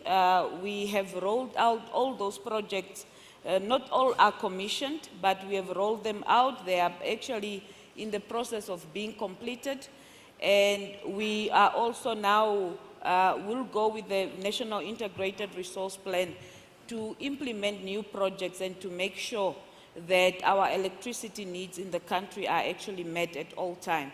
So that is basically on the current supply outlook and on the future supply outlook, without going in details as to which projects are we looking at in ensuring that we have met all our electricity needs. The assurance that we need to give to the investors is that, and our potential customers, is that there is adequate electricity to supply as we speak, and the market is also opened up for those customers that are identified as contestable customers, and the investors are actually free to approach those directly and basically enter into a power purchase agreement with them and supply to them the 30%, which is the threshold that is allowed in the MSB.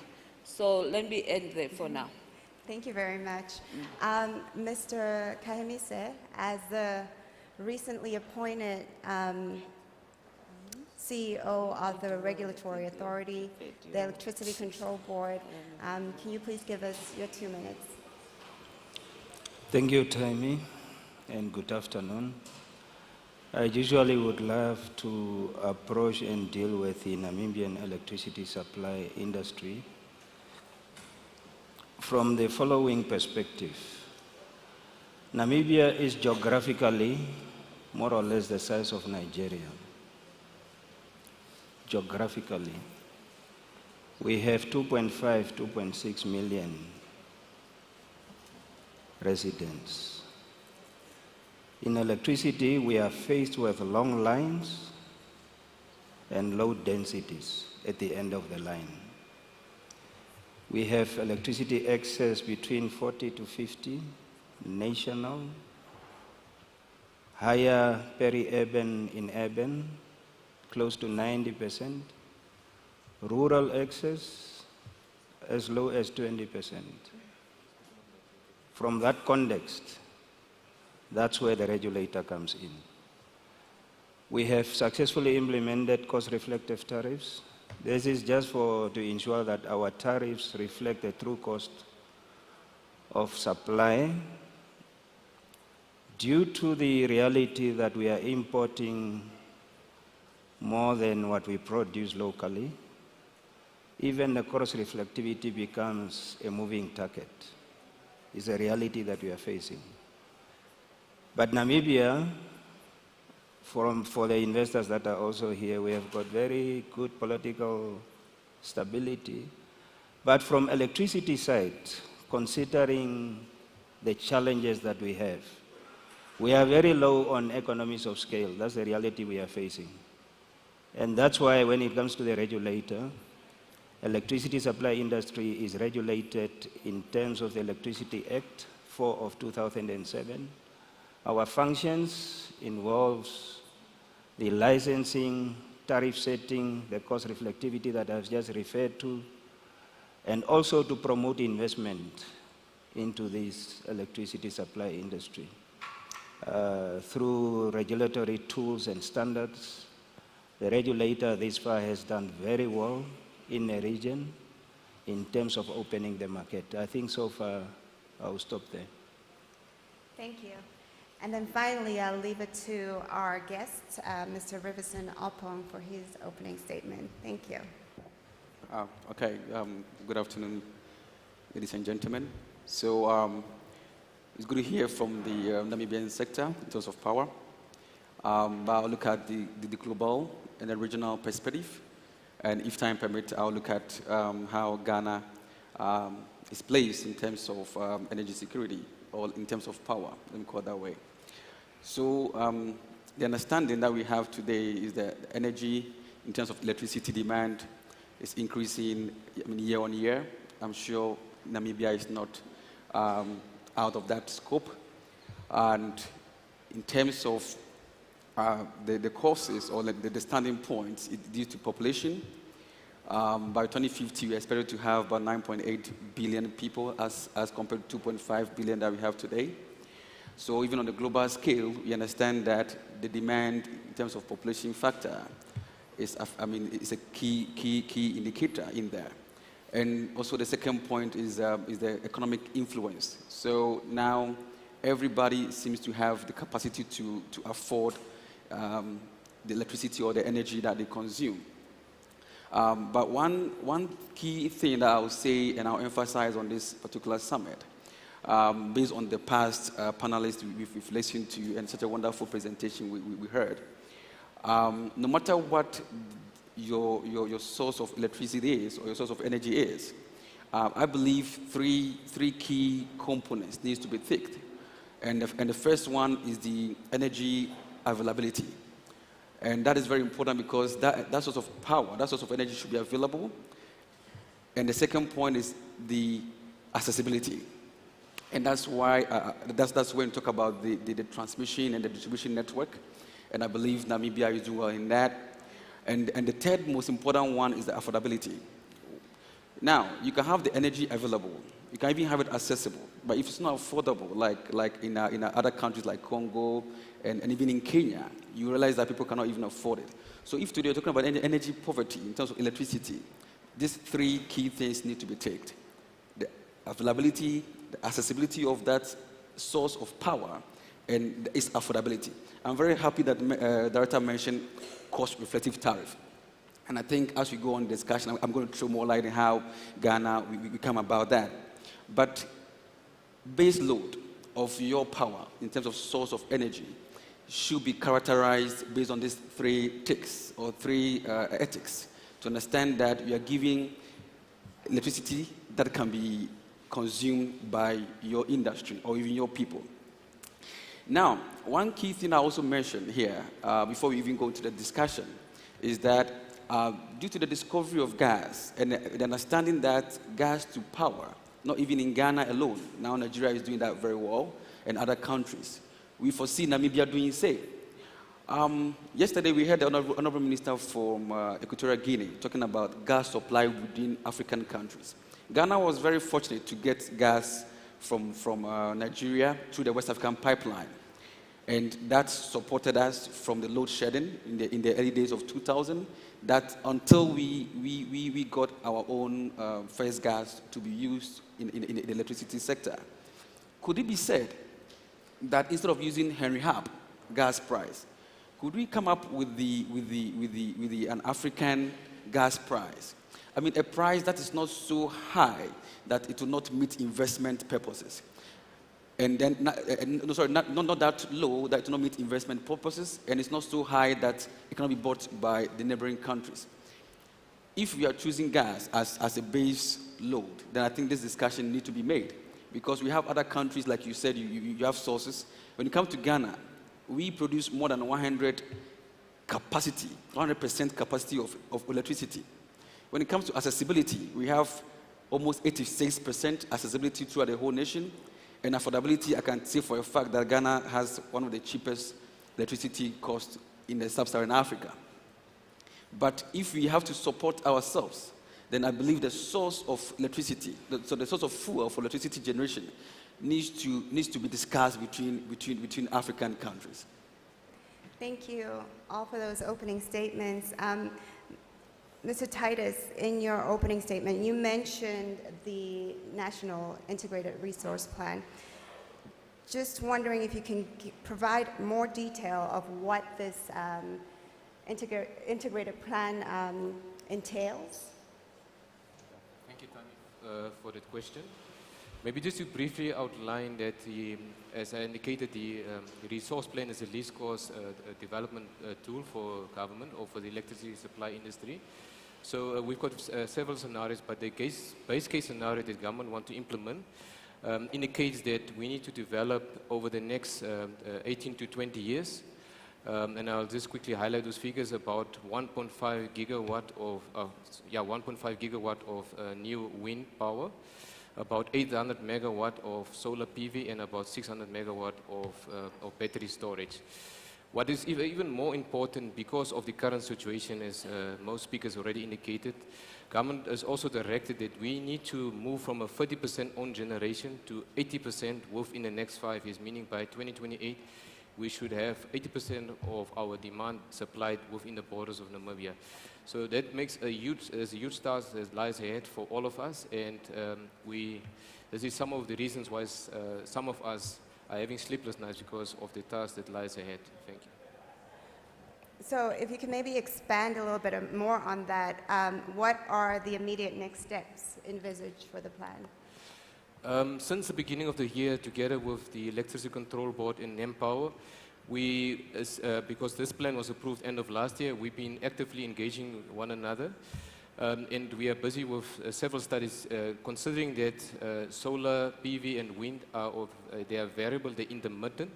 So we need to make sure that, and unfortunately fortunately we've learned from some of the experiences from our neighbors, that we don't want to sit with stranded assets. So planning is very, very key. And as Mr. Kaimisi also indicated, we are under a cost-reflective regime, meaning all the costs of generation, transmission, and distribution is passed on to the end consumer. So our planning is very, very crucial, and we are one of the few countries that's also implementing a cost-reflective tariff in the SADC region. So planning is very, very key. So we are, in fact, we had workshops yesterday deciding on the immediate next steps. However, as our president also indicated in his State of the Nation address, there's certain expectation that he wants from the electricity supply industry. Certain power plants that we need to bring on board, and I think what he specifically mentioned was solar PV, and combined with battery storage by 2025. So hopefully we will approach the market very, very soon to get indication of what can be done in the quickest possible time, so that we can start reducing the reliance on imports. Thank you. Okay. Thank you. Speaking about tariffs, and Namibia being one of the best in the SADC region, and Riverson, you mentioned that Ghana has one of the best tariffs on the continent. What can Namibia learn from Ghana on gas development and monetization? Okay. Can you hear me? Hello? Okay, good. So I'm personally happy listening to cost-reflective tariff and all that. But that one, what that also means is that if we sign bad IPPs or PPAs, we reflect the cost to we sitting here, because we are the end consumers. And that's one thing that Ghana has taken into consideration. Because of the increased growth in accessibility in terms of electricity, we have to make sure that the capacity meets the demand. Now, what we do at Ghana, I don't know if the same that done here, all the costs from the individual power producing companies are kind of weighted. I'm sure the same thing that is done here. So we weight all the sources of power and other pass-through costs. Another pass-through cost is the gas that you mentioned, because in Ghana, our base load is the gas to power. And that has been the case for almost a decade now. That being said, we should understand that the fuel, which is the gas, it is a pass-through cost in the electricity costing. And that is why, again, it is important to understand that the cost the cost of the gas used locally could not be benchmarked against Henry Hub. And this is one thing that upstream guys, that does the NAPCO, and should be discussing with the likes of the regulators. So I don't know who regulates the upstream, if it's the same people. But knowing the impact of gas, as cost of gas in the electricity generation going into the future, you should understand that that negotiation of that locally used price for gas is very, very key. So that's one thing that we took a look at, and very critically. So one of the deals that we signed was to have a 200 BCF of gas for free for several years. So that was coming from the Talu block, because the Talu block was basically, the gas coming from the Talu block was an associated gas. So at that point, we could not price it. But from the reservoir point of view, the gas, so the field being produced for several years, you understand that the reservoir pressure has gone down. So now Talu can tell you that, no, we can use the gas for secondary recovery methods. So now they can price the gas. So we are still in negotiation for the post-BCF cost of gas. So the gas we are paying even as of now is just $50 per MMBTU. Today, Henry Hub is more than $17 per MMBTU. So that cost of gas needs to be taken care of very well. One thing I will say that even we are in talks with Nigeria to support them in that angle is the revenue collection. I don't know if you have that issue here, but back in West Africa, we do have that issue. You understand that the end user of the electricity is you here in this hall, but you are going to pay the distribution company, right? The distribution company needs to pay the transmission company, for transmission company to pay the power generation company. The gas or the fuel being a pass-through cost has to be paid also by the IPP. Now, what happened, in the past in Ghana was if the power distribution company takes the money, it sits on it and doesn't pay the value chain.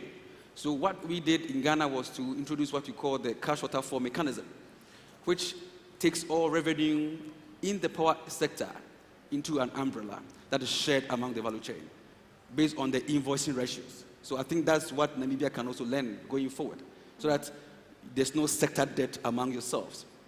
Now, you mentioned gas commercialization.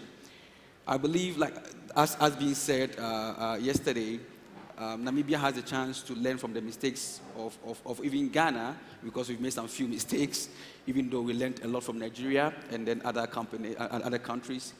You should understand and appreciate the fact that the entire value chain is much more profitable than just selling the product. So I expect to see refineries being built. I expect to see GPP, that's the gas processing plant, being built. Once you process the gas, there are a lot of byproducts that you can make fortune from. And aside the lean gas that is going to be produced, like the NGLs, LPG is going to be produced. It can be used locally. Today, Ghana Gas, my company, produces and distributes more than 50% of the demand in Ghana, all right, to mitigate the high demand and cost of LPG. Thank you. I saw Kandali and Mr. Titus. You were whispering amongst each other. And Kandali, I just wanted to know, in terms of the MSB framework, Namibia has spoken a lot about coal and renewable energy, but what is, as the operator, what are you doing as NamPower to attract more investment in the modified single buyer framework, and particularly around a different energy mix, including gas, into the mix? Thank you for that question. I'm not so sure if I'm audible. I think the reality on the ground and what we need to understand is that the supply mix needs to be balanced. So we cannot have a supply mix that is dominated by renewable only. No economy was actually built on renewable energy, and that is the reality. And what we're seeing, what is happening in the market, we actually, everyone or most people, 90% of investors coming through to Namibia or coming through wanting to put up plants are actually renewables. And renewable energy, they have their own challenges that are known. Intermittency, they do not provide base load supply. So it depends whether the sun shines or the wind blows. So that is basically what the challenge is. And as we're saying, there is no economy that was built on and we can even learn from the first world that they never build their economies with 90% of renewables. So what am I trying to say? We need to have a diversified supply mix, which will be informed by technical requirements. So at the meantime, there were studies that were done by both ECB and NamPower as to the penetration of renewable that the system can actually take. So, and those studies are actually public. I think they are on the website of ECB and on the website of NamPower as well. So, and the two studies actually suggested that at the time, and that is without now strengthening of the grid and the projects that we're doing by strengthening the electricity grid, is that it was at a 50% of the load of the midday load. So, but then what we're looking at, and that is basically what the NIRP looks at. It looks at taking all those recommendations into consideration, is to see what is the optimal supply mix that Namibia can take forward to ensure what our guest speaker have alluded to. And that is what we refer to as the trilemma of the energy industry, which is affordability, reliability, and accessibility. So what do we have? What is that optimal mix that Namibia have to employ to ensure that we meet all those three requirements? Because energy has to be reliable, it has to be continuous. You wouldn't want to have a supply where you have multiple interruptions. It has to be affordable because customers need to be, to be in the position to afford what is being supplied to them, and so forth. So what it's trying to say, we're looking at other options as well. We're looking at the base load. We're talking, the previous presenter that have alluded to Kudu, we're talking to the likes of Kudu gas, we're talking about biomass. We are actually busy now with commissioning Anihas 2, which is the diesel plant in Walvis Bay. So we're looking at an optimal supply mix that we need to employ to ensure that there is adequate supply to the country. Okay. Thank you. So you've talked a lot about the Namibian baseload and what the grid can carry locally. But what steps is Namibia taking in order to become the next regional exporter, given the offtake, the extra offtake that Namibia will be taking from the Kudu gas plant? Ms. Kandali, can you? Yes, our intention, and if you look at, we say powering the nation and beyond. So we're not just looking at having or being self-sufficient. Probably that's a terminology that we use a lot in the industry, that we want to be self-sufficient. But then we also want to export. We want to bring in forex in the country. We want to have a collaboration with neighboring countries to basically be able to export and import when possible. And hence the reason why the region, we are part of Southern African Power Pool. Namibia is interconnected to other neighboring countries within CEP. So we are able to import and we are also able to export, especially during rainy season when Rakana is producing more. So with the plan that we're having going forward is that we become also an exporter. And it's not number when I say we, but then it's a whole supply mix depending on what the private sectors are also contributing to the whole mix, and how we can then come up with a quantum or capacity to export to other neighboring countries, and also to bring to import forex in the country as well. Thank you. Staying on that, in terms of investment, Mr. Kayamisa, what are the key investment opportunities in the power sector in Namibia in the next 5 years? Let's say 5 to 10 years. Thank you, Tammy. Taking from the challenges that we are facing as a nation, which I was trying to portray in my opening statement, it simply means whatever we deploy locally should be smart, and we have to do it to the best interest of the nation.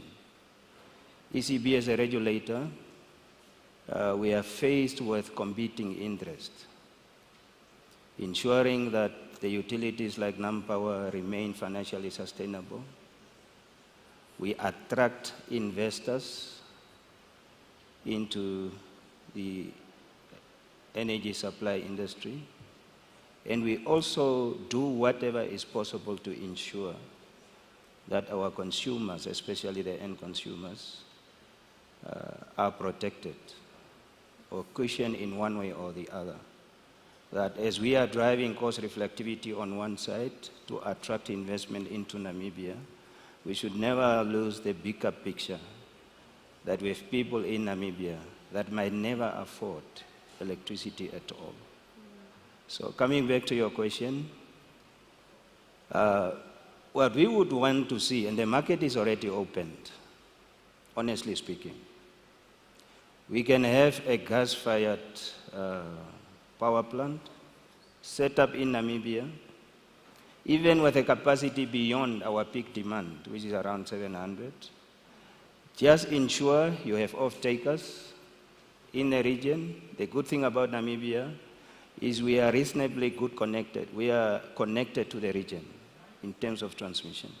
It's an advantage to us as a country. So instead of, we have moved away from you only need to meet the demand as portrayed by the national utility. What we would want to see eventually is a baseload power plant, as already mentioned by the policymaker.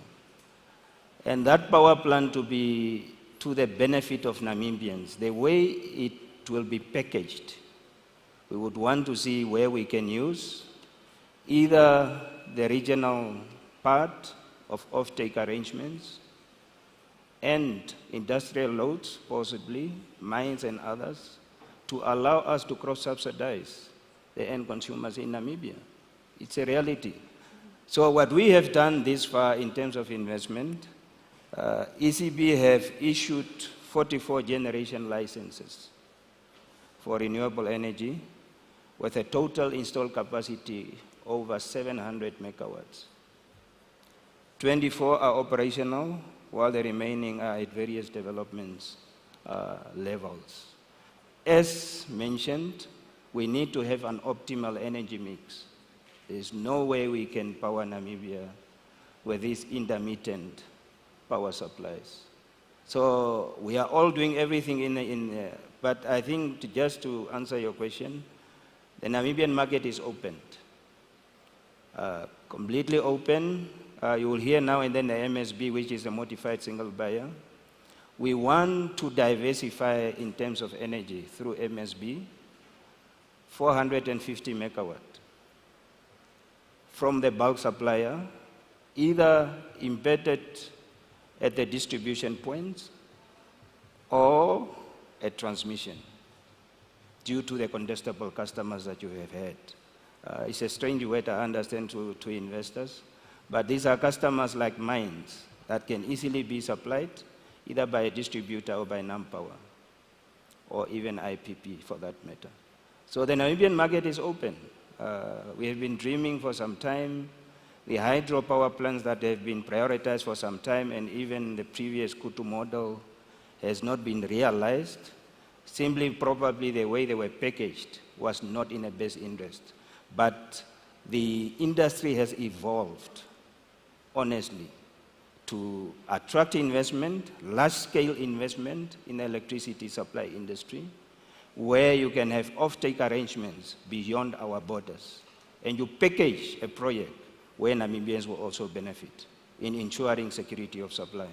So that's why the ECB is there. Soon ECB will be transitioned into an energy regulator, but we are well positioned to promote investment into the electricity industry.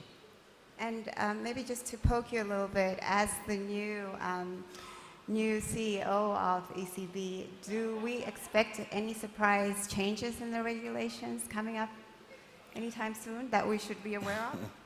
Not necessarily. Apart from the transition of the electricity regulator into an energy regulator, currently upstream, downstream is within a ministry as the policy maker, but there are reasonable regulatory interventions that are proposed in the bills that will form Namibia Energy Regulatory Authority. Probably the issue of our pricing mechanism, I'll keep my eye on that. I wouldn't want to create stranded assets one day. We just focus on universal access, universal access. You pull all the infrastructure all over. At the end of the day, no consumer can afford what we have invested in. So we need to strike a very balancing act. And surely with my experience from the industry, that will enjoy my priority. If we can also achieve in creating or actually elevating and evolving our market operator in NamPower into a typical ISMO, which is an independent system market operator, why not? We are just opening up the market. We are ensuring that at the end of the day, Namibia benefits. So there is not much changes, but I'm just here to ensure that government policy is optimally implemented. Thank you. Great. Riverson, you mentioned the successes of Ghana. What are some of the challenges that Ghana has experienced in the energy sector or electricity sector? Yeah, thank you so much for that question. And Whilst the new CEO was talking, I mean, I was just pondering over that particular issue, and I hope you're not going to make those mistakes. You've issued IPPs license, and I think that one thing that we did wrong that we're correcting now is not operating by the bidding rounds.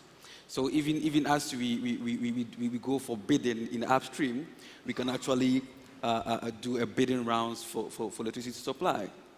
I don't know whether you've looked into that, but it works very well in Europe and America. Ghana is adapting that now, which we didn't. So at a point, we had the government coming in to subsidize the tariffs because realized that it was a bit higher and not affordable, which we have all mentioned today. So I think that was a bit of the challenges. And I think I've also addressed one of the challenges in terms of the revenue collection that brought about the implementation of the CWM last 3 years.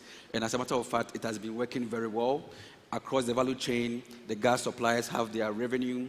The producers have their invoices paid.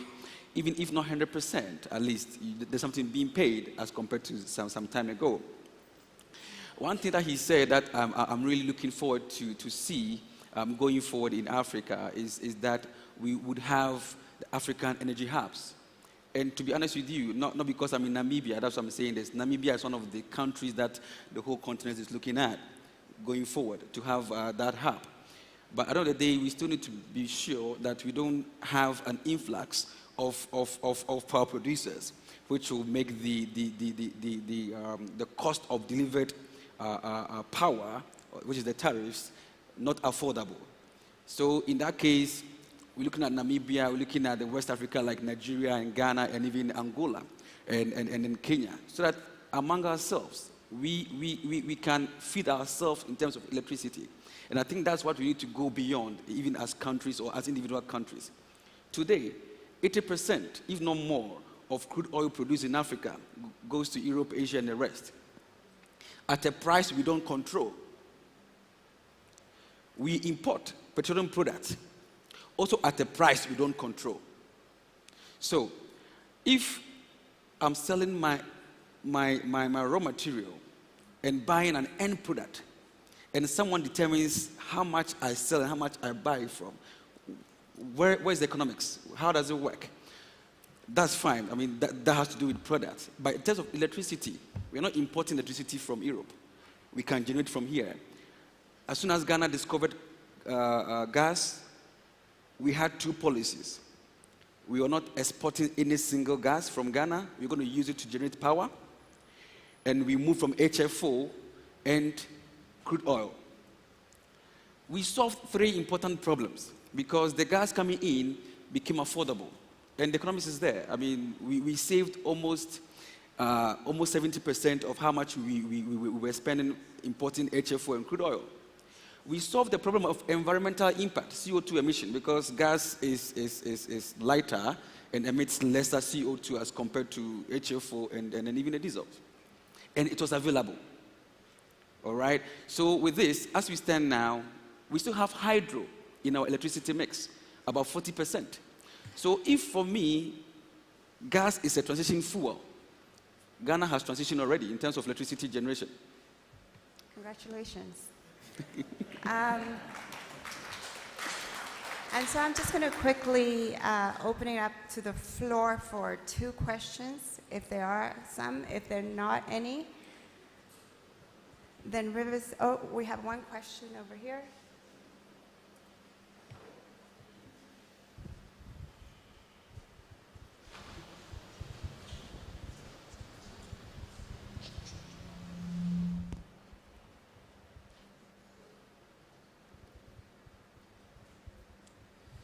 So, Ms. Yumbo, you spoke in your dialogue about trying to determine what the optimal energy mix was that you were going to use for power generation.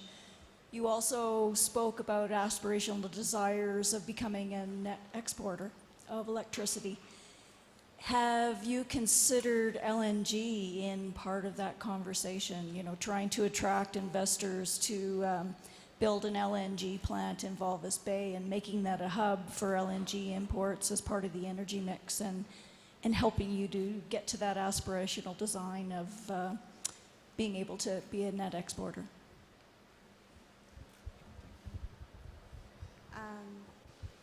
So that question was for Kandali? For anyone? Yeah. Oh, okay. So Mr. Kayamisa will answer, brave enough to answer. Yeah. Briefly, ECB have licensed, also through our line minister, a typical LNG power plant to be stationed in Walvis Bay. And we also had some engagements, good progress this far, but there are plans also to have a similar plant in Walvis Bay. So already licensed with conditions. If they meet the conditions, it might progress to the next stage. Excellent, thank you. Short and sweet. So I would consider, let's close up with 1 minute closing remark. No, actually 30 seconds between Mr. Titus and Kandali. You'll have the two. You can choose who has the final word. Okay, okay, let me go first. Maybe just to add on what Tate Kayamisa have said. Yes, the NIRP is open. It has been approved by Cabinet. Maybe you should grab yourself a copy. There are different scenarios and then that we will be doing. And you should know that Namibia is also, in terms of procurement, we actually go in accordance to the Public Procurement Act. But then if you identify a customer outside the border, then that is a bilateral agreement between you and that customer. It doesn't have to be outside the border. It can be one of the contestable customers as well. So it's also good if you can also just familiarize yourself with the MSB rules or MSB framework and rules that are actually now promulgated by Cabinet. So basically just on that, just on the closing remarks really is basically to just get back to what our guest speaker have spoken about the lessons that they've learned in Ghana, and that is signing bad IPPs and PPAs. And maybe I just wanted to expand on that. Bad is not in terms of looks. It's basically in terms it's basically in terms of the terms of the PPAs.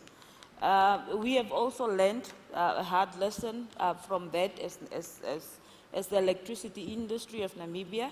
And that is basically starting from what the base tariff is, what are the components that we have to consider in the financial model, and what is the annual increase that we need to consider.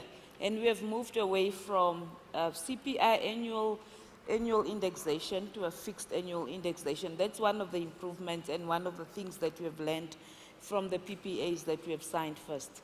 So all what we're saying is that there is vast opportunity.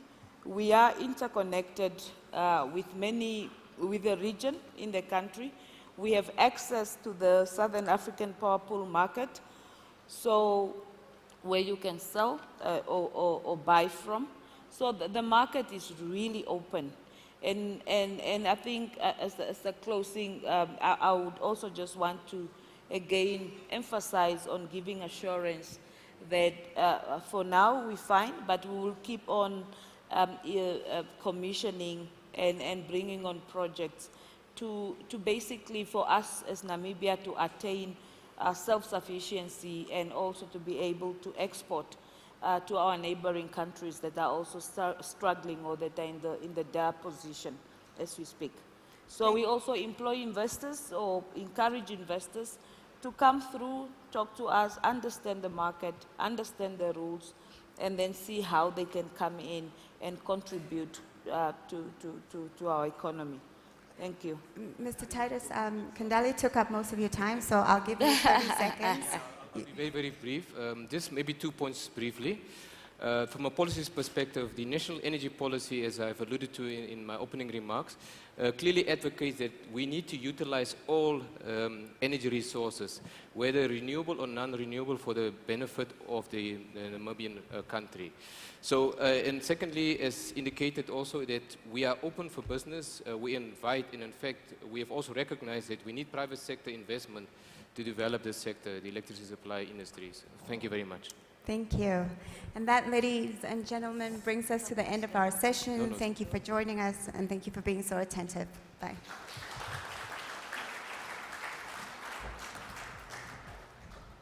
Thank you so much, Tammy. If you and your panel can just stay on stage to take a photo.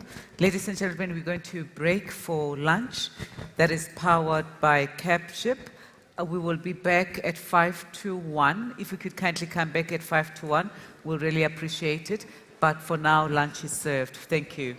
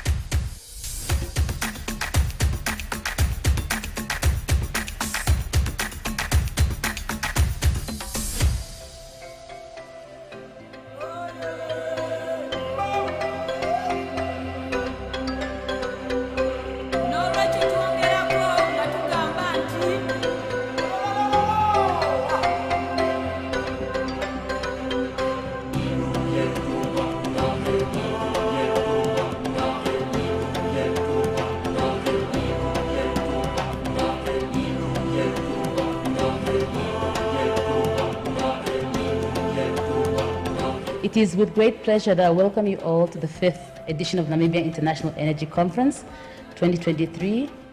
As we gather here today, I'm reminded of the saying, if you build it, they will come. And indeed, Rich African Consultancy has built this homegrown initiative that has flourished to be a credible platform and the official meeting place for the energy sector in Namibia. When I look at Selma, she resembles an African lioness. I want to encourage you, Selma, continue bringing the conversation home. Africa and Namibia is awaiting to feed. And for me, what I always say is, it's great if you can make a discovery, but you need to start with what's really important. Can you do it safely? Can you do it responsibly? And we were able to show, because that is your license to operate. Good morning and welcome to the Namibia International Energy Conference 2023.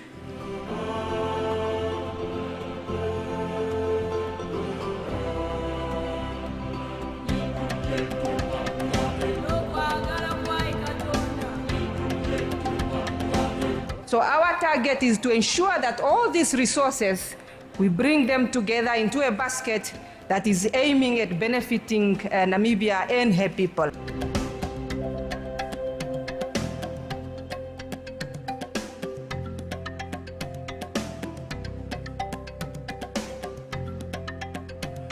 So let us learn from the lioness. Let us embrace the power of working together.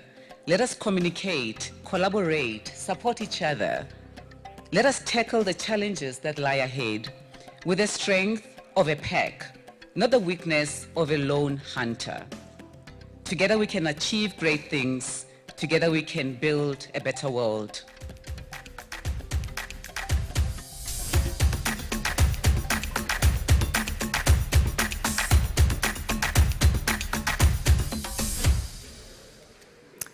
Good afternoon, ladies and gentlemen.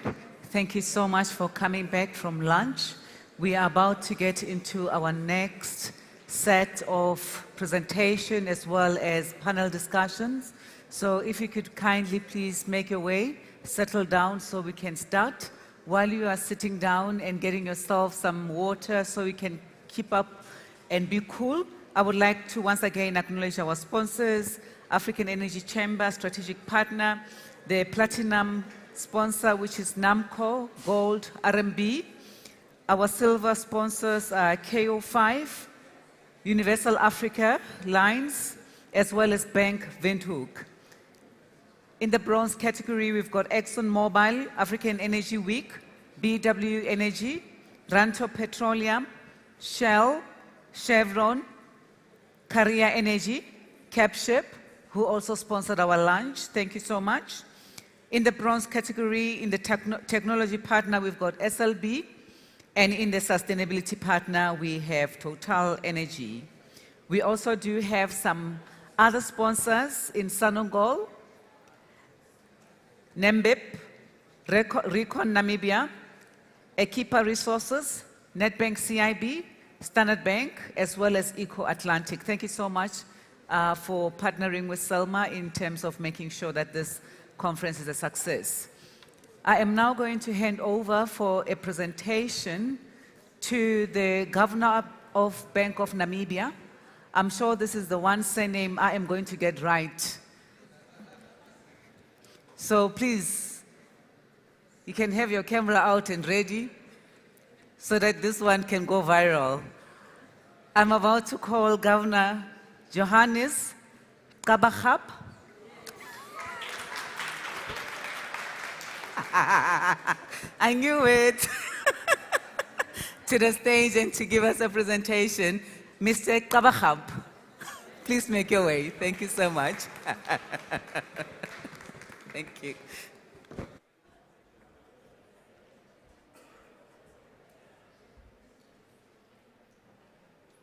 You are one of the few people that are pronouncing it correctly. Thank you so much.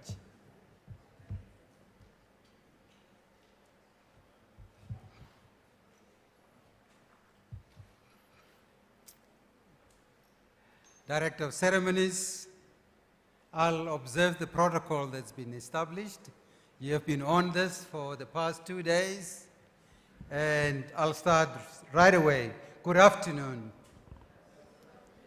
First and foremost, thank you for this opportunity to say a few words at the occasion of the 5th edition of the Namibia International Energy Conference. It is my distinct pleasure to address the esteemed audience present here today as we convene to discuss Namibia's role in driving value creation within the global energy landscape. This conference dovetails with the Bank of Namibia's recently concluded 23rd annual symposium, which focused on the country's oil and gas discoveries and its potential to reshape the potential of the country's economy. The recent oil and gas discoveries come at an opportune time whereby oil revenue, if managed wisely and if proven commercially viable, presents the transformational opportunity to not only shift the country's economic structure and increase foreign reserves, but also transform Namibia into a major player within the regional energy market. However, this will only be possible if the country invests in local workforce development and ensure that it intentionally empowers Namibians to be active participants in the industry rather than be passive spectators. Further to that efforts, we will need to make certain things like diversification of this economy.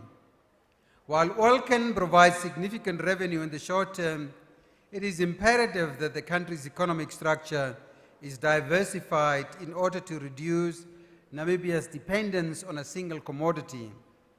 There are many examples around the world where countries have obtained windfalls from oil and gas, but eventually ended up poorer than before. We must avoid the resource curse at all costs. We must learn from the experiences of others. In my message today, and Selma told me you have got only 10 minutes, and I'm trying to stick to the 10 minutes. I would like to talk about the integrity and governance of our institutions that needs to be strengthened in order to ensure that there is a level playing field for all companies operating in industry. Second, I will reflect on the critical measures that need to be in place in order to ensure that Namibia maximizes the benefits of its oil and gas industry. And finally, I will highlight the head start we have made as a country in promoting the equitable distribution of the benefits of Namibia's natural resources through the establishment of the newly launched Sovereign Wealth Fund, the Welwitschia Fund. So there's 3 things, and each one of them will be just 2-3 minutes. At the Bank of Namibia's 23rd annual symposium, we made some key recommendations that we believe will help our country to remain focused. These recommendations included growth-enhancing policies, which is mainly to ensure that the discoveries contribute to sustainable economic growth in the country. Secondly, there was recommendations around investment-related issues, which are targeted at broad-based investment that will facilitate the exploitation of the resources to the benefit of the economy. And thirdly, environmental and climate-related recommendations, which entail the appropriate management of the government of the environment while exploiting the resources and assessing the impact from the use of these resources. We are a policymaker, and hopefully this is our thinking if you need to plan as business people, particularly when it comes to the finances in the country. Under the growth-enhancing policies, Namibia must aim to do the following: build competent and accountable institutions. Like many resource-rich countries, Namibia needs accountable resource governance institutions to prevent the resource curse. International experience has shown that resource-rich countries tend to be more prone to corruption due to their large rents coupled with weak governance structures. The integrity of our institutions is almost a condition sine qua non an indispensable action, an essential factor that which Namibia cannot afford to compromise on. As such, the country needs to develop a transparent legal and regulatory framework to govern the industry in order to level the playing field and ensure that there is no corruption or favoritism. As custodians of the oil and gas sector, the Ministry of Mines and Energy must facilitate and ensure that the mechanisms for accountability are in place through responsive legal frameworks and policies. National oil companies are potentially useful instruments, and as such, the National Oil Petroleum Company must be held to the highest accountability and transparency standards and prevent it from becoming a state within a state. These will include the following: implementing well-functioning legal and regulatory systems, ensuring transparency and accountability for all stakeholders, controlling petroleum revenues and their spending, and developing national competence and capacity for the management of the resources. Secondly, we need to manage the petroleum revenue if we get to that stage. Through assurance of accountability and transparency, the Ministry of Finance and the revenue authorities must ensure the collection of due revenues and avoid leakages. Thirdly, we need to maximize local value creation and industrialization. The local content policy published by the ministry in draft form should specifically aim to maximize the benefits to Namibian citizens. This will be through the enhancement and development of strategies that will target the participation of Namibian labor, goods and services, companies, ownership and financing along the value chain. To this end, the local participation efforts should be clear and concise, and the government's local content policy should aim to address the following: provide a clear and stable regulatory framework for local content requirements, identify specific sectors for the development of local capacity, maximize the employment and development of Namibians, maximize the participation of local supplies along the value chain, encourage the transfer of technology, knowledge and skills, and promote Namibian ownership and financing at all levels of the sector. Under the investment-related recommendations, the following measure will be required: targeted incentive packages to reduce the investment risk faced by early adopters in the oil and gas sector and related initiatives, and this may extend to other sectors of strategic importance. This could include a mix of financial incentives, fast-tracking access to land, assistance in meeting or exceeding legal regulatory provisions, utility connections, and related matters of immediate relevance to lower the barriers of targeted investments. The government should develop a clear energy transition timeline that will boost investor confidence in the country. As a small country that faces the triple challenges of inequality, poverty, and unemployment, Namibia is well within its rights to take advantage of all the resources available in the country. However, as the world continues to move towards decarbonization, the country must develop an energy transition timeline. Regional infrastructure development should be at the forefront of the developmental agenda. Under the environmental and climate recommendations, Namibia will need to ensure that it maintains a high standard of health and safety. We need to protect the environment. Oil production can have a significant impact on the environment, and as such, it will be crucial to implement measures that mitigate these impacts. This will be especially true in the Klaras region, where efforts will need to be made to control emissions to air, discharges to soil and sea, chemical waste, and ensure the prudent handling of wastewater. Director of Ceremony, ladies and gentlemen, this brings me to my concluding remarks regarding Namibia's recently established Sovereign Wealth Fund. In May 2022, Namibia launched the Welwitschia Sovereign Wealth Fund, managed by the Bank of Namibia under the auspices of the Ministry of Finance.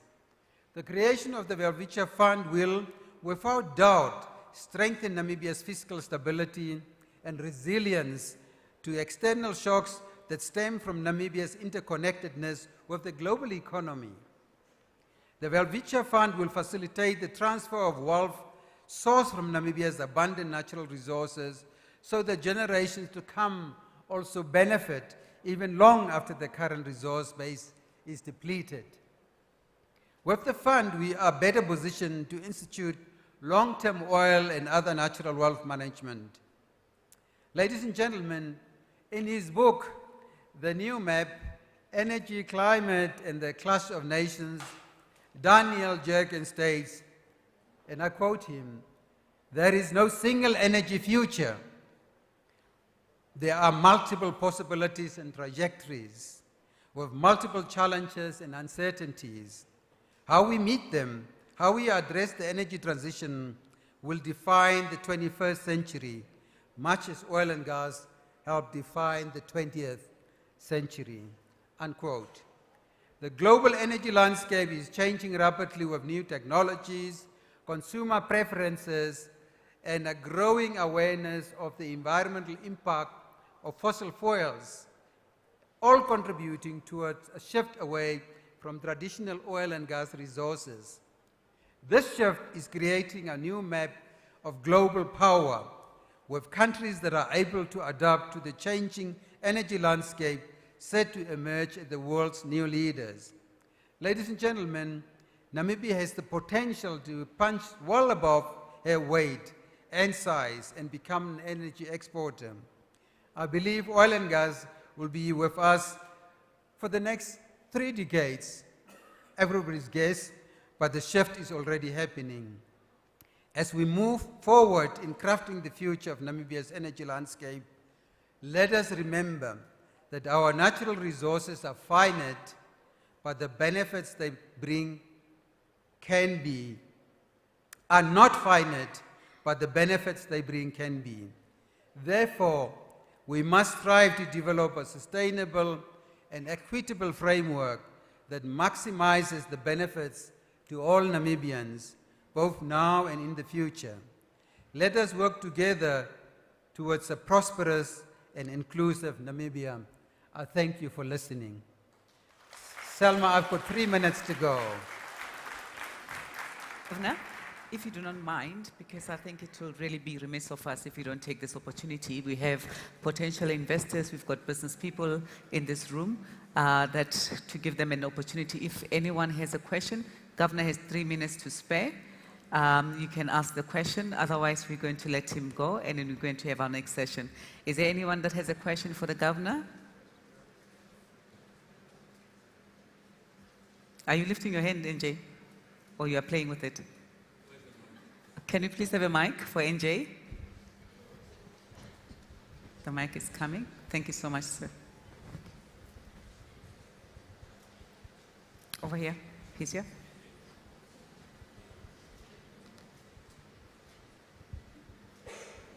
Where's the money, Governor? Morning is waiting for your question. We are asking where is the money? Where is the money? Yes. The money is in the vaults. But in a true sense, Namibia is seeing much. Are you putting structures in place to build a robust sovereign wealth fund for oil and gas or energy developments that you'll be seeing faster? Good example, Norway, it took them 25 years to get it. It took Ghana 40 days.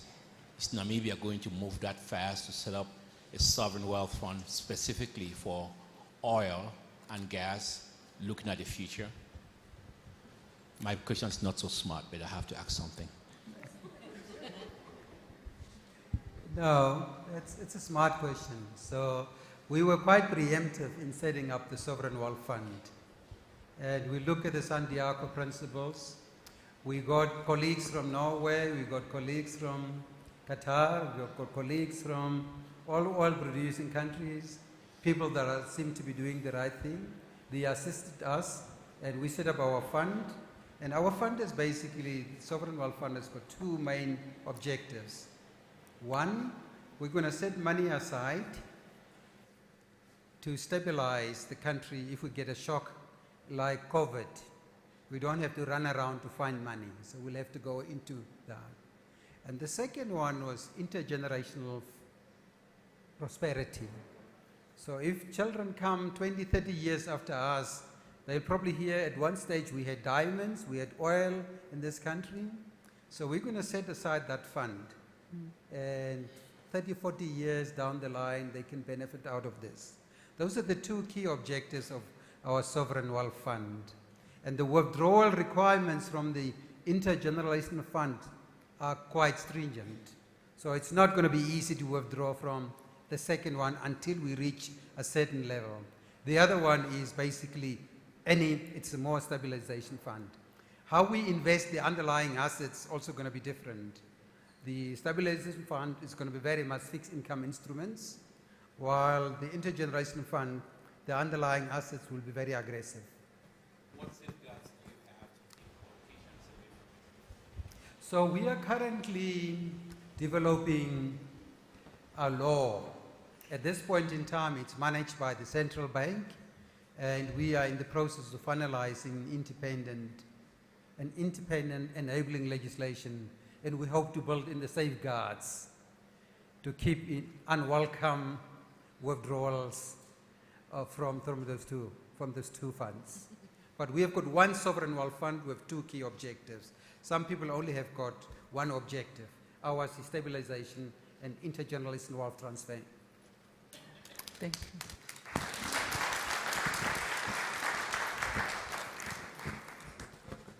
Thank you so much, Governor Johannes Kabachab, for that and for giving us the moment to actually have this Q&A. Really, really appreciate your time, sir. We are now, ladies and gentlemen, going to move to our next panel discussion. It is going to be moderated by Selma Usiku. The panel is going to be discussing Namibia, the next energy hub for global solution. She will call upon her panel members and introduce them to us. Selma, over to you.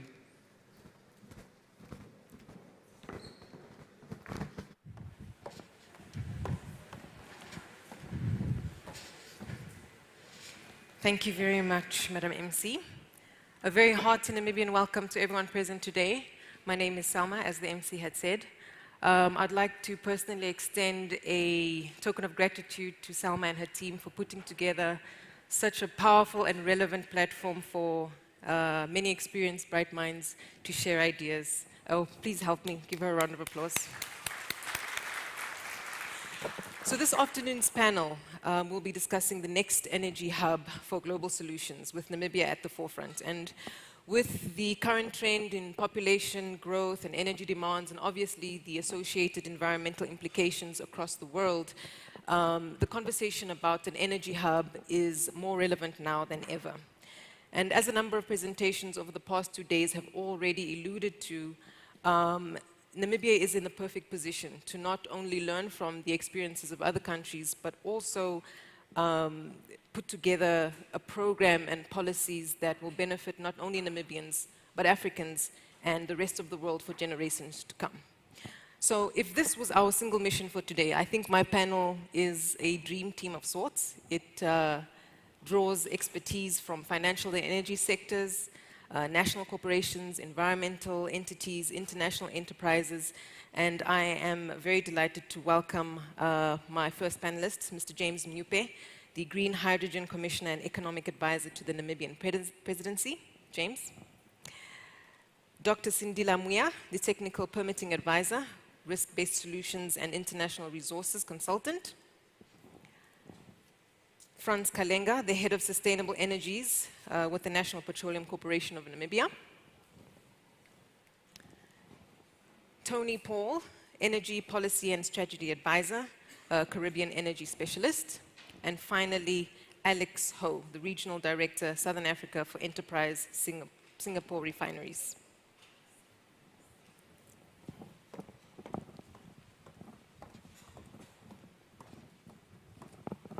Thank you. Thank you.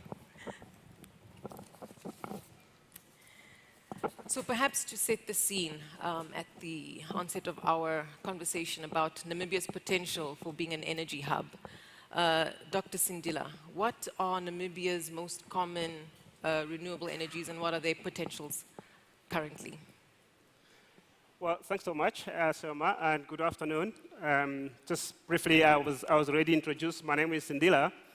I've been active in the energy sector for the last 20 years, and I've been there when the first well was drilled in Namibia in 2007. I've been there when the first solar park energy was connected on the grid, that is Umburu. We have been there when the oil was discovered in Namibia with some of the clients that we are supporting at the moment. As many of us are aware, there are a number of opportunities in the renewable sector at the moment, and one of the key aspects, I'm sure the Nampower has already touched on that, we have hydropower opportunities in northern part of Namibia, although that is limited in terms of the water availability as well as drought. But renewable energy also touches on solar, which is currently projected to be one of the probably fast-growing opportunity in Namibia, especially looking at the 300 sunny days that we have in this country. There are other furthermore opportunities that a number of people are looking at, especially in southern part and central part of the country. And you look at biomass is also there, slowly developing. But this is targeting mainly invader bush. So it's not like just coming harvesting biomass, but there's also a way of addressing issues of environmental impact, and using that resource to generate energy is still an emerging opportunity, but it is coming. Wind is one of the key opportunities that is currently found in Namibia, especially in the coastal area. I'm sure the conference have been in some of the sessions where this opportunity actually has been discussed in much more details. I was one of the people that were involved in supporting Ombepo wind farm when we started that initiative with the Inosan. It was a challenging permitting process because of the fact that it was a very new opportunity. But I'm glad to see that today is an opportunity that is being pushed ahead. And combining that, the wind opportunity that's available in the coastal area, combining it with the solar opportunity, then ties to the future opportunity of the green hydrogen, which is going to be discussed probably in the future. So it brings together all that resource and harness it in order to move forward with other opportunities that might be available. The least one that is maybe not much discussed in Namibia is the geothermal opportunity. The central part of the country might have that, as well as the southern part. The only difficulty there is we still need to develop sufficient knowledge in order to understand what type of geothermal opportunity can be developed within the central part of the country, as well as the southern part of the country. So there are all these various opportunities that can be put together and tied to other existing non-renewable resources in the country. Yeah, thank you, Sindila. Now, the conversation around hydrocarbons and energy has been changing, even at this platform, over the past 6 or 7 years. And with the depletion of hydrocarbons and fossil fuels over the years, and of course the environmental implications associated with that, especially the long-term use of fossil fuels, has obviously prompted the conversations around synthetic fuels. And with considering that the world is now obviously looking for sustainable, efficient solutions for the future, the Energy Hub is a very relevant conversation, specifically for Namibia. And this question is for James.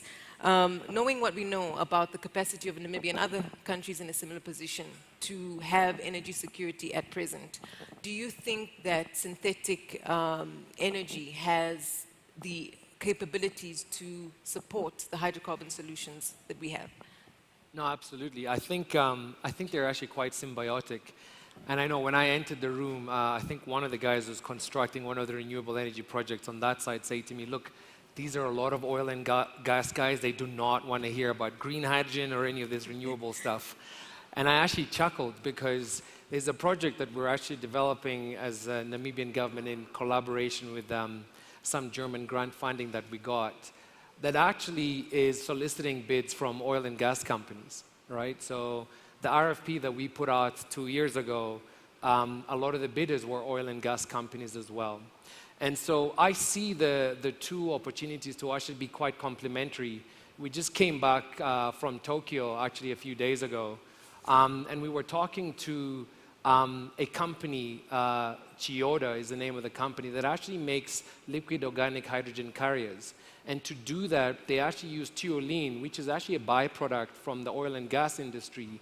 And so with some of their proprietary technology, it actually helps to carry the hydrogen molecules from one port to another. So you could imagine a situation whereby we've got oil and gas products coming off from offshore, we bring them onshore, we process them, and we use them to increase the efficiency with which we can share the hydrogen molecules that we make here. At the moment, we're considering ammonia as the primary carrier, but actually things like liquid organic hydrogen carriers then start to vary the type of products that Namibia can sell to the international market.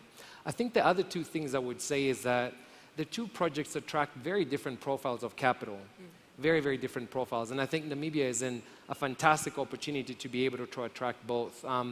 With the renewables and the interest in energy transition, you will get extremely cheap capital from multilateral development banks, from sovereigns as well. And you will use that money to build infrastructure that the oil and gas will also use, right? So we see an opportunity for the oil and gas money to bring specific capital to build infrastructure like liquefaction assets, floating buoy mooring systems that are also needed with the green hydrogen or ammonia or synthetic fuels as well. So that complementarity from an infrastructure perspective is something we're actually exploring with our SOE here in NAMCOR that has been visionary enough to go ahead and set up a sustainable energies division within NAMCOR, just as you're seeing with Total and BP as well, to start talking to NAMPort, to start talking to NAMPower, to start talking to NAMCOR, to say how does Namibia show up holistically to make the most of all of the different resources that we have. And then you heard the central bank governor doing a really good job of saying, look, whether the excess funding is coming from renewables or whether it's coming from hydrocarbon-based fuels, we have put in place structures to house excess capital and then to deploy that excess capital in a way that de-risks every dollar that comes into Namibia. Yeah, it's interesting to hear the caliber of collaborations that are coming together to pool resources to make this a reality, but I'm interested to know how the National Petroleum Corporation and specifically the Sustainable Energy Division, what is their integral role in making sure that these collaborations aren't futile? Yeah. Thank you, Selma, and the conveners of this platform. It's very, very good that we come and have a discussion. We might not always agree, but at least we'll get somewhere. My name is Franz Kalenga, and I'm the head of Sustainable Energies in NAMCO. Now, one would wonder, why is a man in a green suit doing in an oil and gas building? And that comes to what Selma is asking. But before I go in, as in what is our integral role, when I look at the topic, Namibia being the energy hub and providing solutions to the global world, you need to ask yourself, what are those problems that we are going to give solutions to? What does it take for us really to be an energy hub? Now, looking at that question, my first instinct is we have the oil and gas, we have critical raw minerals, we have the green hydrogen that we're embarking on, we'll have the blue hydrogen, and other energy sources that Dr. Sindila has mentioned. Now, all these things, they cannot exist in isolation. They have to be collaboration. For example, as James had earlier mentioned, there's a catalyst from oil and gas, which is called toluene. And that toluene is what is used for us to get liquid hydrogen for it to be transported. Without this catalyst, it will be difficult to transport that hydrogen given its complexity. One. Two, when you look at the energy transition, the energy transition is primarily on the critical raw minerals because this lithium, cobalt, and all you name them, they are key input parameters for you to be able to build either battery storage or electrolyzers for you to be able to get the hydrogen the green hydrogen that you want. So critical raw minerals also plays an integral part in all this conversation. We can talk about the regional integration, for example, the cobalt in the DRC, the platinum in South Africa, the copper in Zambia, the lithium from Namibia, put together to work together. Now, coming to NAMCO, our role is, yes, we have gotten the message that energy transition, as much as many would dispute it, is real and is inevitable. And we want to move with the cheese at the end of the day. So, to conclude by saying, our role really is, government has set an overall vision, but that vision is not going to be commercialized or is not going to be implemented by government. Government set policy. We as NAMCO, we want to be the strategic partner for government to be able to deliver those projects. Just like our mandate of oil and gas, the exploration, the production and commercialization of that. Equally in the same vein, we want to be in the conversation where we are able to explore and commercialize the renewable energy aspect of it. Now, that is a political answer. Straightforward, what is it that we are doing? Number one, as we speak, I'm 6 months now with NAMCO. The first thing that we have done is put up solar panels. I know we are not the first company to put up solar panels that are building, but it sends a message, it's a national oil company, because we are starting to talk about energy efficiency that we are cognizant about. In the parking we are going to put, NAMCO have existing infrastructure of retail service stations across the country. We want to turn those retail sites into hybrids or even standalone, where we are able to dispense hydrogen stations or electric vehicles where we can charge those things. At Valves Bay, we have a port where we are running the jetty. All these projects, the country have said that most of the green hydrogen or the ammonia, it will be for export. Yes, some will be for domestic, but how are you going to evacuate that? You will need to come to NAMCO for an extra pipeline to evacuate ammonia. So that, in a nutshell, is the role that NAMCO plays in this space. But we cannot do it alone. That's why collaboration is very important. We need to understand. There's the saying that goes, when you don't know where you are going, everyone is free to direct you, and you'll be surprised where you end up. We as NAMCO, we know where we are going, and we are calling upon other national companies like NamPower, NAMPort to work together in what is our role, what is our vision, so that we can really deliver this energy hub. I think let me end there. Yeah.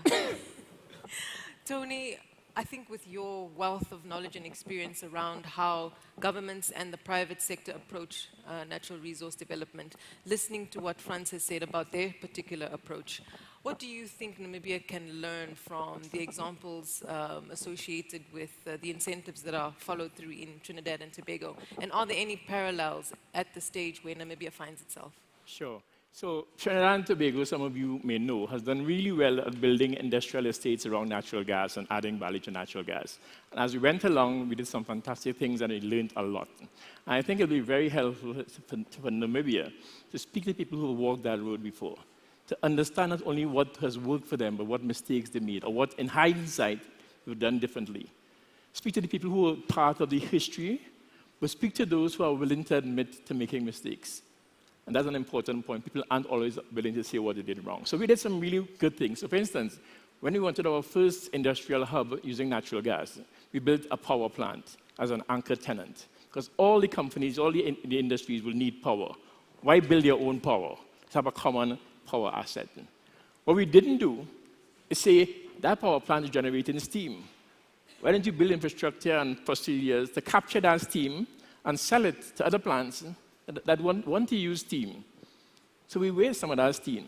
Similarly, we have a lot of methanol and ammonia plants, and they all use steam reformers. They take natural gas and steam, and they make hydrogen and carbon monoxide. The ammonia industry takes the hydrogen and makes ammonia. You are building an ammonia plant. Are you building it with a sense that there may be other plants coming on, and we can use that hydrogen plant, that reformer, to be a supplier of hydrogen to ammonia, or carbon monoxide to methanol? Or can we also ensure that small plants have a chance to get business going, because it's difficult to downscale a reformer. So the scale of plants needing those feedstocks have to be big. So if you have a common carrier for those things, you can get the downstream value addition. Now, what also happens is, like pipelines, assets like this that are infrastructure in nature, that have creditworthy off-takers, can actually be put on the market for shareholders that might be pension funds, which gives the reach to small people to own a share in a business in the oil and gas industry, which you don't typically do.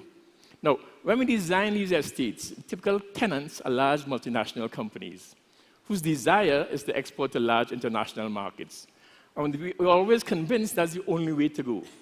So we never make space for a local buyer to get a piece of the production, to take 100 barrels a month of methanol and make a product domestically. No manufacturing benefits in Trinidad from all that methanol we produce. And you say, well, let's change that and go drive up. But then the plant was not designed to deliver small cargoes. The operational procedures for the plant didn't allow for that. So we go into these contracts, and we don't put in place a domestic market requirement. One of the things we do well is hire a consulting firm to build a master plan for us. And I've looked at many master plans.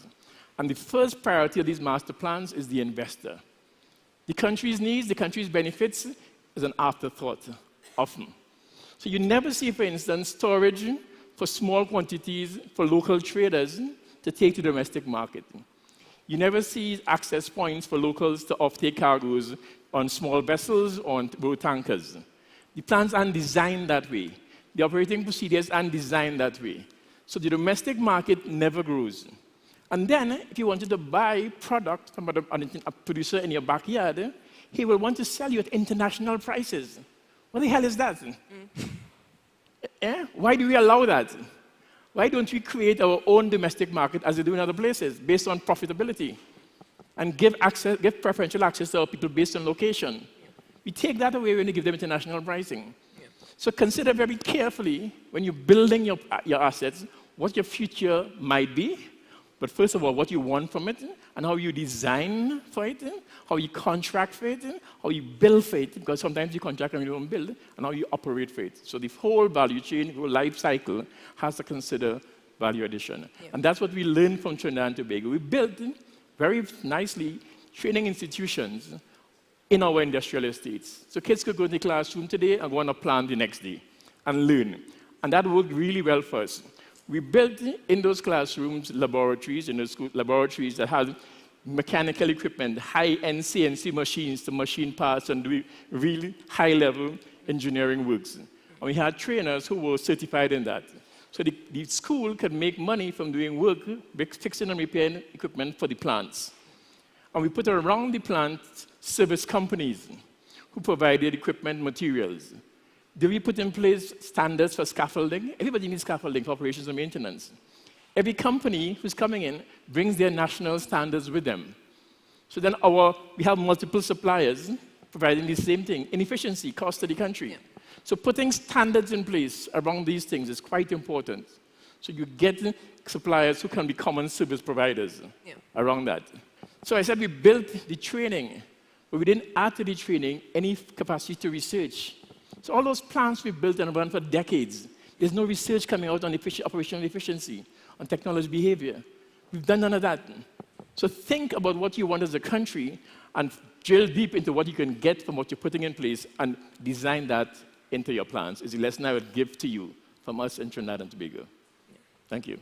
And this is what I meant by Namibia being in the perfect position to learn, because I don't think we have 3 decades to make the mistakes and repeat them, especially where we are right now. And there's a reason I asked Tony to speak before Alex, because I'm sure everybody knows that Singapore is the head boy of financial powerhouses, if I can call it that, and for a long time has been known as a leading business and financial hub. Tell us, Alex, how can we be like you? That wasn't a question that they posed to me in the email. Anyways, by way of introduction, I'm Alex. I'm from Singapore. Who hasn't been to Singapore? Yeah. I was expecting more hands. Okay, I represent two organizations. The first one, I represent the High Commission of Singapore in Pretoria. I'm the first secretary for commercial. Number two, I represent this agency, an economic agency called the Enterprise Singapore. And I'm the regional director for Southern Africa, and I am based in South Africa. So if any of you come to South Africa, please give me a call. All right? A little bit about my organization. Enterprise Singapore's main mandate is just two things. And it's really in line, or I would say similar to what the various agencies or ministries has mentioned in this event. Grow the economy to provide good jobs. And how we do that is basically two functions. Number one, grow the local SMEs or local companies, because that's what my organization does, through productivity, innovation. The second thing is Singapore is only 70 kilometers by 40 kilometers, a land area of 710 kilometers square, and the population is 5.4 million. For context, Namibia is about 1,000 times larger than Singapore and half the population of Singapore. So in terms of growth, consumer-driven demand will not make it. And that is why I'm one of 36 officers in the world, 3 in Africa, to really push internationalization for my local companies into market. And the next question would be, so Alex, what is the sectors that you focus on? Beggars can't be choosers. Me being in South Africa, covering Southern Africa, the objective is really to drive mutually beneficial outcomes. I'm going to add in an anecdotal comment right now. I had a choice of going to London or South Africa tomorrow. London 3 years from now or South Africa tomorrow. I went home and I told my wife, hey, shall we go to London? And she said, no. And she said, what are your options? South Africa, Africa. And she said, there are only 3 continents that you should ever step your foot into: Latin America, Africa, or South Asia. South Asia, we've got friends, we kind of understand the market. Latin America, they speak one language, mainly Spanish. And she said this, in Africa, you're going to sit on a table with 10 guys. They may look the same, they may not look the same. All right? They may speak English, but you do know that you're going to speak in their legacy, in their history, they speak 10 different languages. And she said this, can you use the language of relationship to drive mutually beneficial outcomes for Singapore and the markets that you cover? Why I use this story is because fundamentally, going back, I don't think Singapore is in a position to say, hey, you should do this or you should do that. I don't think so. Because our starting points are very different. I believe yesterday the comments was Namibia as a country is new to the sector or new to this development in terms that there are histories and stories to learn from. And making mistakes is part of the story, but it's about how do you learn from one another. So I think I'm going to just share with you, in my opinion, and which is somewhat representative of the government in Singapore, from a private-public sector collaboration angle, how did we somewhat develop into what the perception is that Singapore is a global hub in terms of energy. I think we got to start from the way back in the 1800s when Singapore was founded. We were just fortunate, geologically, we had deep waters, and then the British India Company set up a trade post. Fast forward, I think when you go into the mid-1850s, 1800s, 1850s, Shell actually set up a somewhat refinery in Singapore, kerosene from Russia. And they set it up in this little island in the southern part of Singapore. And post-World War, World War II, what happened is Singapore gained independence. We had no economic growth in a way because the British left us. And then, of course, fundamentally, the priority would be economic development. And that will be the main narrative that you will see me repeat if there is enough time. Because of that, what happened is Shell set up, and then eventually we had a Japanese company that came in, and following which, because of the deep geological positives for us, we were blessed. oil refineries started coming in. But when the oil refineries started coming in, what you realized is we had no land. And what did we do? Long story short, in the 80s, we decided that we could potentially reclaim land within 7 small islands to form a 32-kilometer square piece of land. And that is where it was an opportunity for the petrochemical industry to come in. And we were also fortunate, and thankfully, we had an economic advisor from Holland, Dr. Windhoek, who actually said this: for Singapore to actually have economic growth, you need to do 2 things. One, appoint a government body that drives industrial growth. Number 2, you need to have industrial land ready so that industrialization can take place from an international perspective. And that was what pushed us and drove us to develop a petrochemical hub. And this petrochemical hub, I want to stress, it is not an idea of Singapore, but we learned from somebody. And that is the point that I want to make, so that I think in this session it's all about learning from one another. We're learning from the Germans. They had this place called the Ludwigshafen, set up in 1865, a petrochemical hub. And they had an anchor tenant, BASF. And they actually provide the whole verticals of petrochemical. But for us, we couldn't afford to get one anchor tenant because Singapore had no expertise in it. And so what we did was, with that parcel of land, we had a government body that really went around knocking on doors in Europe, America, all over the world, and really asking and selling an idea of, we've got a parcel of land for you, which you want to come and industrialize, and it's part of a vertical. It will be a petrochemical hub where we will provide certain services, logistics services, where everybody's needs can be put through a service system, and we can share whatever outcomes you have. And although there may be a certain element of cost in Singapore where labor could be higher, but because of the shared services, you could actually cut certain costs lower and make it attractive. And today, Jurong Island, which is the island that I talk about, from about 19 companies in maybe the 80s, we've got about 100 other companies now. And in terms of the investments that have been put in, has reached the billions.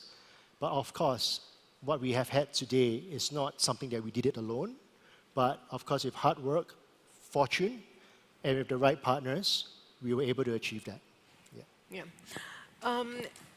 Thank you, Alex.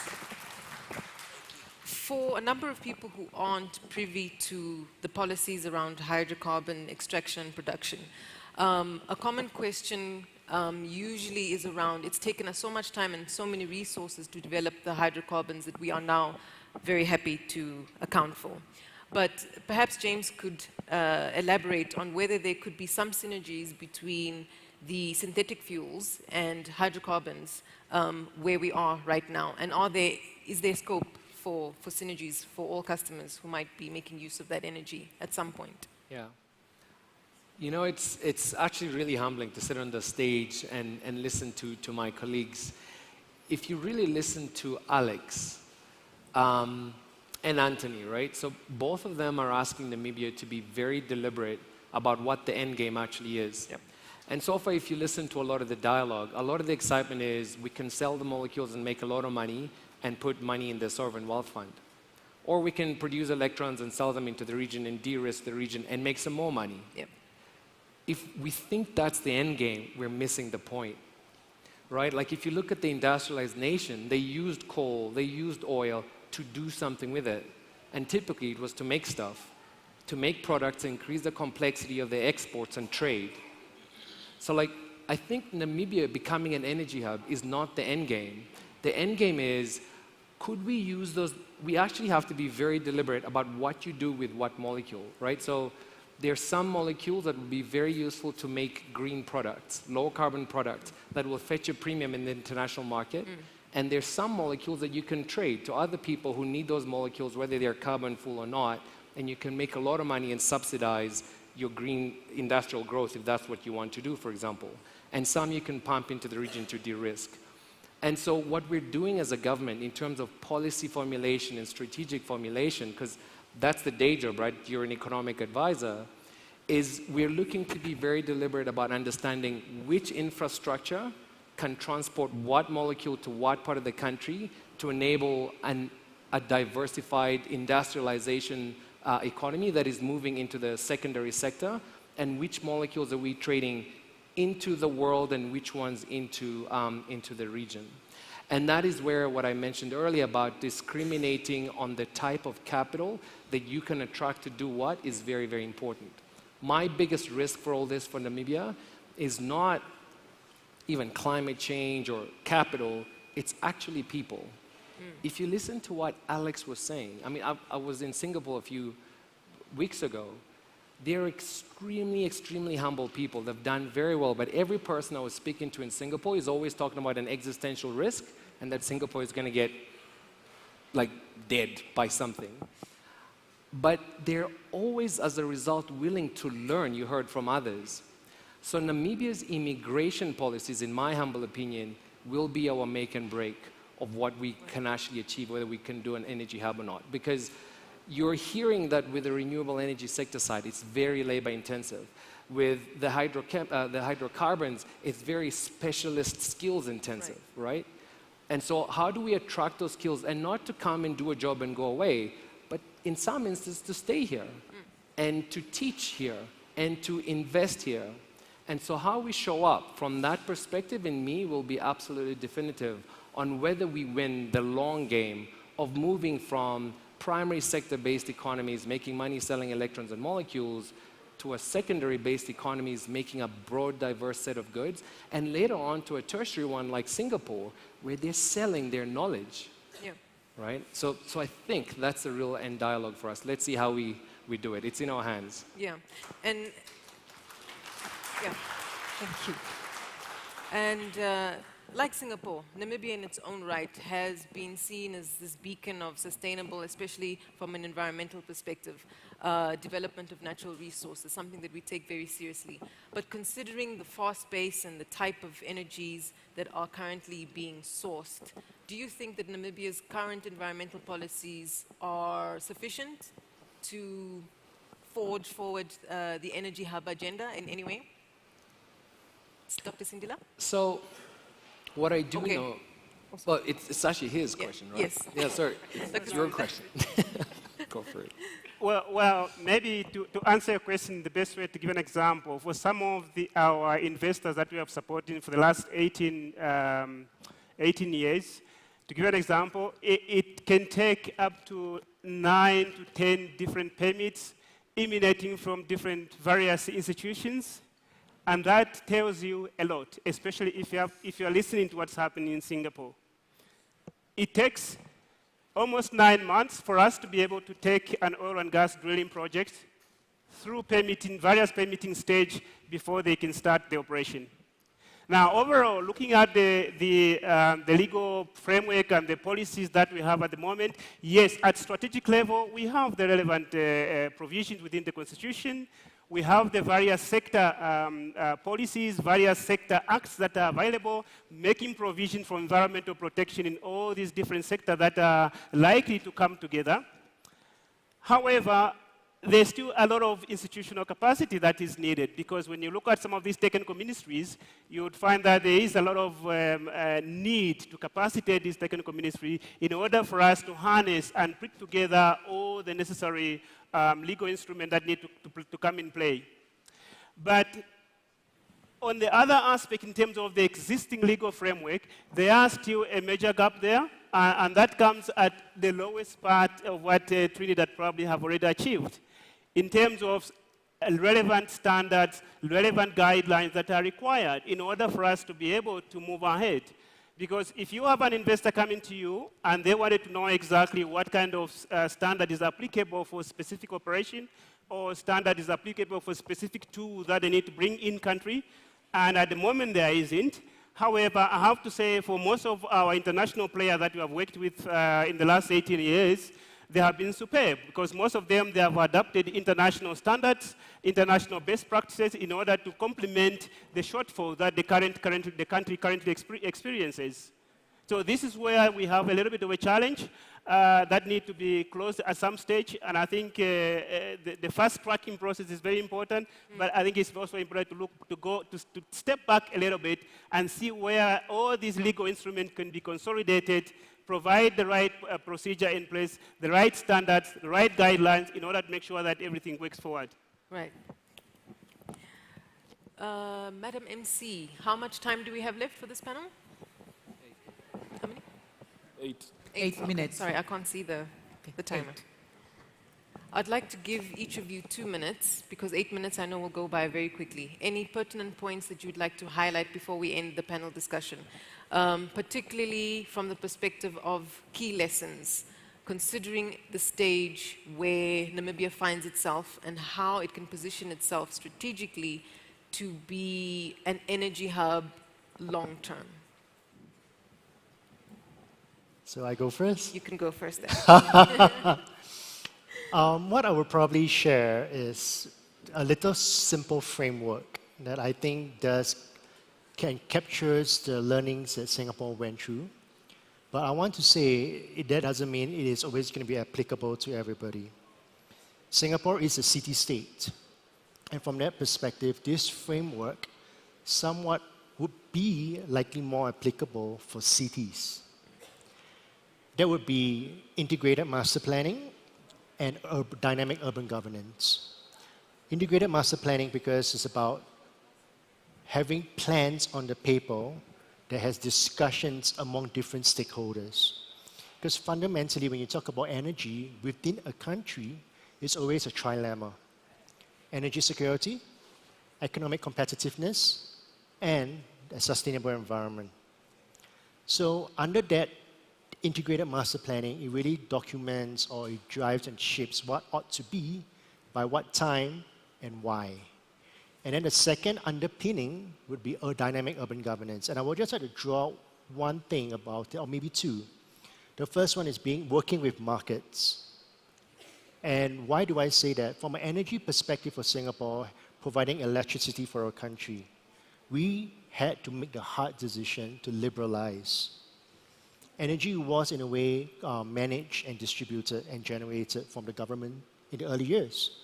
But you realize that there were inefficiencies, especially in the 70s, where you had an Arab oil embargo, and then you had the Iranian Revolution.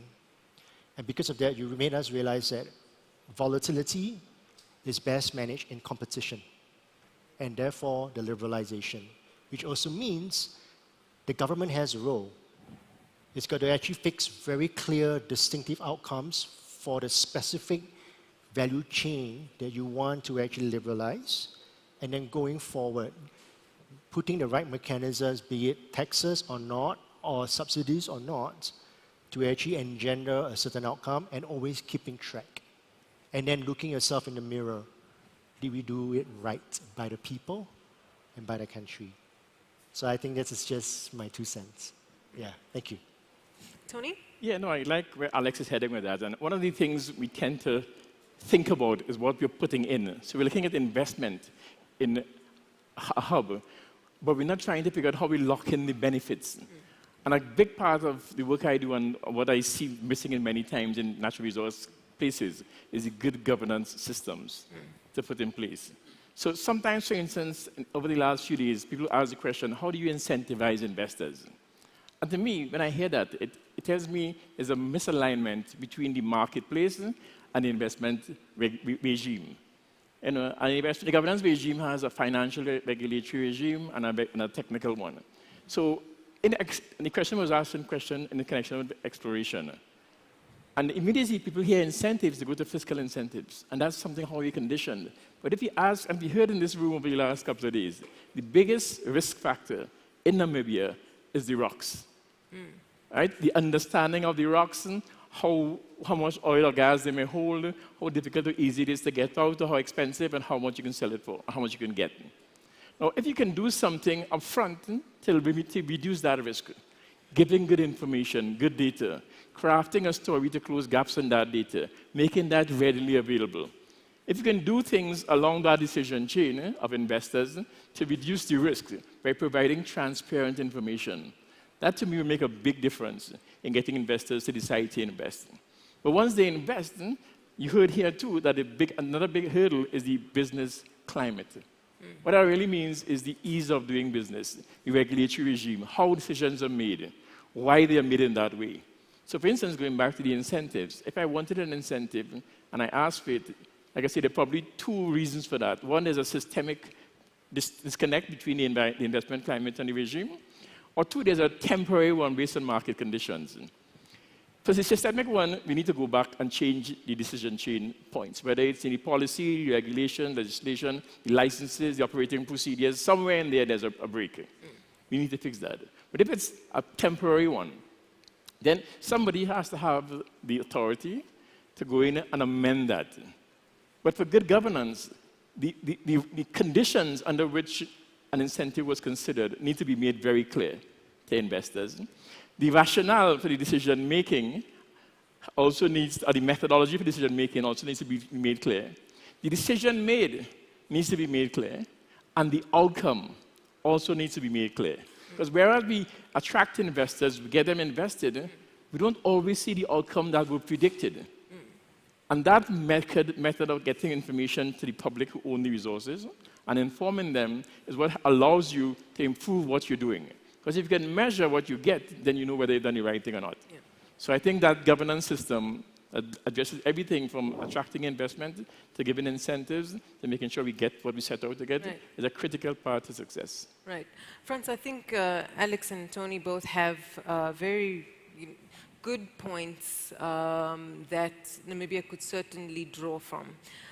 Good governance and market-based decisions are obviously at the core of where Namibia could be going. But where do we stand as Namibia in terms of the challenges that we face to reach some of these goals, no matter what the governance protocol is at the time? Where are our biggest challenges? Thank you. Our biggest challenges, I'll be a bit controversial now, because I believe in this kind of conversation, we need to have honest conversation. The number one challenge is, let's say if you look in the NAMCO's perspective, I don't know how many of you know what is NAMCO's slogan. It's the energy that keeps Namibia moving. That is the slogan. And part of our 8 strategic key pillars, number 1 talks about the energy mix. Now, why am I mentioning this? The number 1 problem is the mindset. By saying, why is NAMCO doing renewable energy? Why is NAMCO embracing green hydrogen? Why is NAMCO building a logistics hub when there are other people that are doing that already in the industry? Now, what that brings is a problem because you want progress. You are looking at the why instead of how can we move forward. Our biggest challenge is trust. We don't trust each other. In a sense that government or private sector and public sector, we don't trust each other. Those that are working for government, they feel they are more patriotic than those in the private sector, and their agenda is not really to the benefit of the country. And those that are in private, they feel like those ones are also advancing their own agenda, we must also do our own things. In the industrial countries, you find that we went recently, yes, to Tokyo. The private sector and the public sector, they move together. They move together and they support each other. And it's very good to have asked that question. On top of that, which I'll come, on top of that, financing is a challenge. There is a saying, you know, through this conference, I've learned a lot of wisdom because people talk about how they run with the dogs. This one talks about African proverbs. In my conclusion, I'm going to leave you with 2. 1, a rabbit. 2, a dog. In fact, 3. Another one, a tortoise. And you'll see context, right?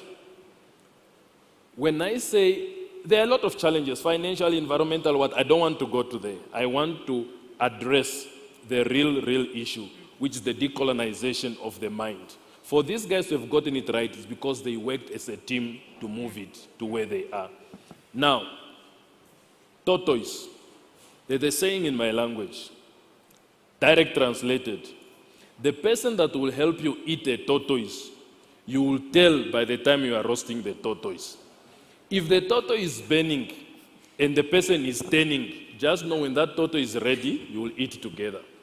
But if the tortoise is burning and the person is not turning, just know I'm on my own. Now, given to the energy dialogue, the tortoise is there. Why are you not turning? So that we all enjoy it together. So we all work it together.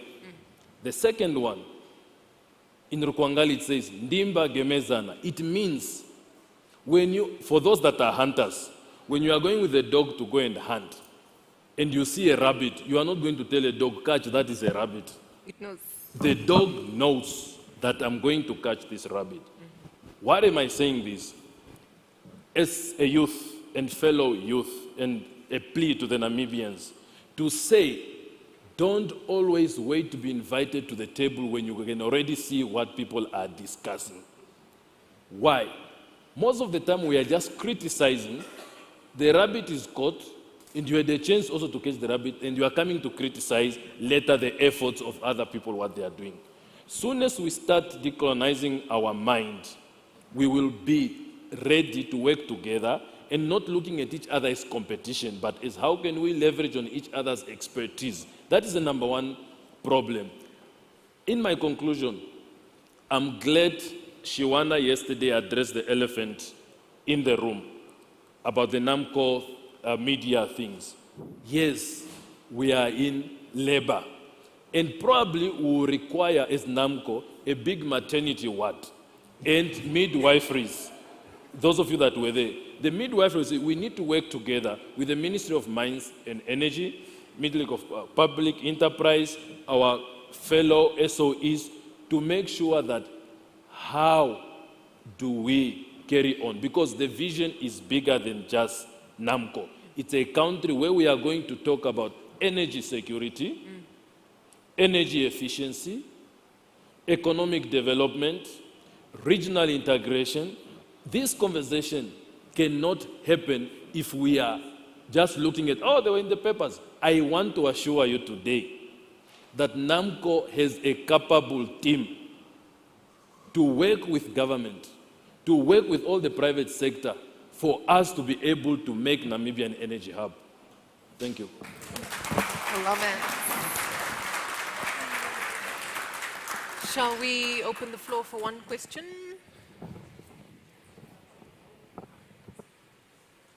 Any question? Okay, I will pose the last question very briefly to Dr. Sindila and James. Now that we've added good governance, trust, market-based solutions to the toolbox to build Namibia as an energy hub, what tools would you add if you had to choose one? It's called coexistence, and that's the only tool that you'd need for Namibia to make it.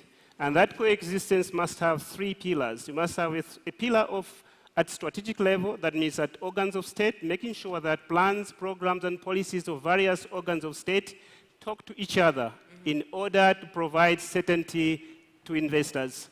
The second leg that is required there is at project level. There are already systems in place that actually provides for ways in which we account for environmental processes in all the projects that we support and all projects that have been supported in Namibia. And the final leg that is required there is a clear boundary conditions. And these boundary conditions are the regulations, the laws, of which the government and the investors, you and me who are originating projects, have to follow and agree to. Yeah. Thank you. James, what would you add to the toolbox? Yeah, I think I'll probably go back to my origin of where I came from, portfolio management, right? So if you're going to be a hub, there's going to be a plethora of solutions that you're offering. I think my biggest ask of Namibians is to consider the utility of diversification. Please realize that not every barrel of oil is the same. It's like Animal Farm, right? We're all equal, but we're not quite, right? Saudi Arabia is not equal to Nigeria in terms of the utility of a barrel of oil to that economy. So understand the cash costs of producing your barrel of oil. And then understand as well the volatility that comes with the price of your commodity, right? And before you get super excited, begin to add products that are actually counter-cyclical to one another. And when you do that, you begin to have the makings of a robust economy that is well diversified from exogenous risks, right? If oil is taking a tank and capital is running away from it, you have another product to rely on that actually is going up because this one's going down, and potentially the counter as well. Yeah. So my last tool and my biggest ask of Namibia is not just diversify the skill set, the know-how, the collaborative effect, the people aspect. Yeah. Begin to diversify and rather arm yourself with the tools for long-term wealth creation. Yeah. Because it's going to be absolutely essential for us to survive the risks that Kalenga has just mentioned. That's right. That's right. See, told you it was a dream team. Thank you very much, gentlemen. Fruitful conversation. Thank you for your attention. That brings us to the end of this panel discussion.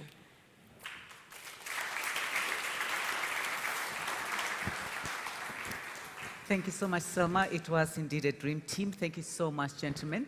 I think the photographers would like to take a group photo. So if you could please just stand here, they will direct you. Ladies and gentlemen, we are not having a tea break. If you may kindly please take a seat for our next presentation. We are going to move on to Ms. Brittany Clark. She is the Chief Executive Officer at UAL. So if you can please take a seat.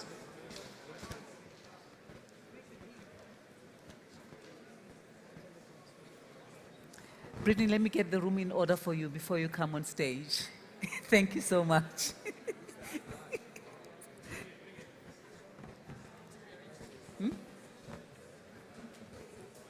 They're not going to come back. Sorry?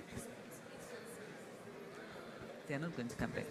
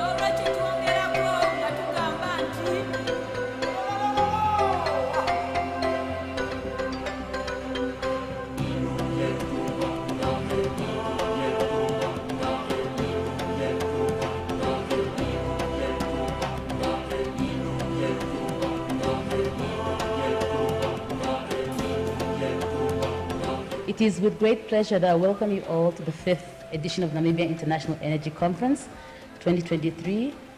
As we gather here today, I'm reminded of the saying, if you build it, they will come. And indeed, Rich African Consultancy has built this homegrown initiative that has flourished to be a credible platform and the official meeting place for the energy sector in Namibia. When I look at Selma, she resembles an African lioness. I want to encourage you, Selma, continue bringing the conversation home. Africa and Namibia is awaiting to feed. And for me, what I always say is, it's great if you can make a discovery, but you need to start with what's really important. Can you do it safely? Can you do it responsibly? And we were able to show, because that is your license to operate. Good morning and welcome to the Namibia International Energy Conference 2023.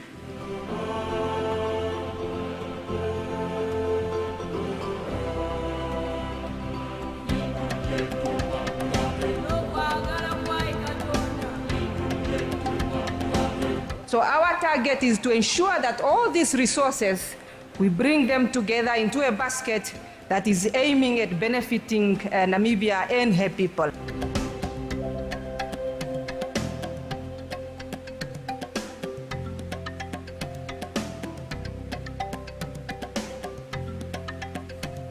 So let us learn from the lioness. Let us embrace the power of working together.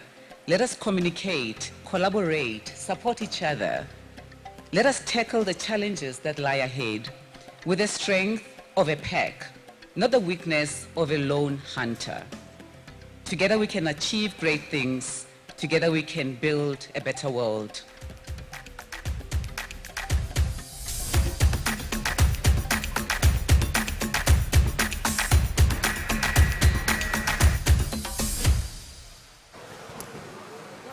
Good afternoon, ladies and gentlemen.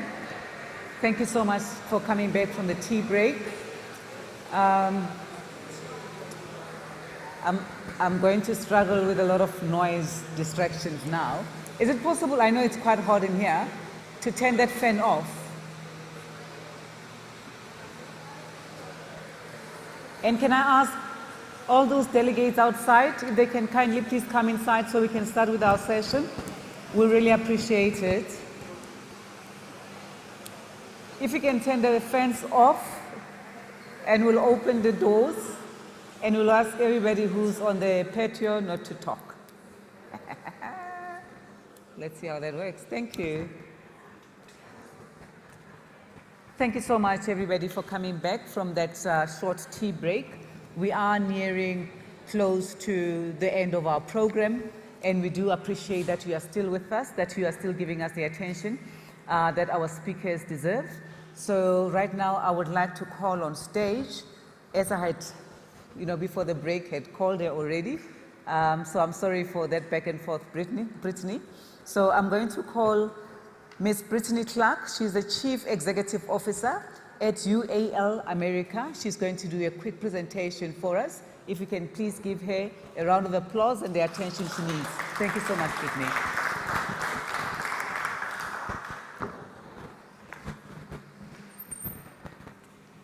Hello, hi, good afternoon. Goeiemiddag.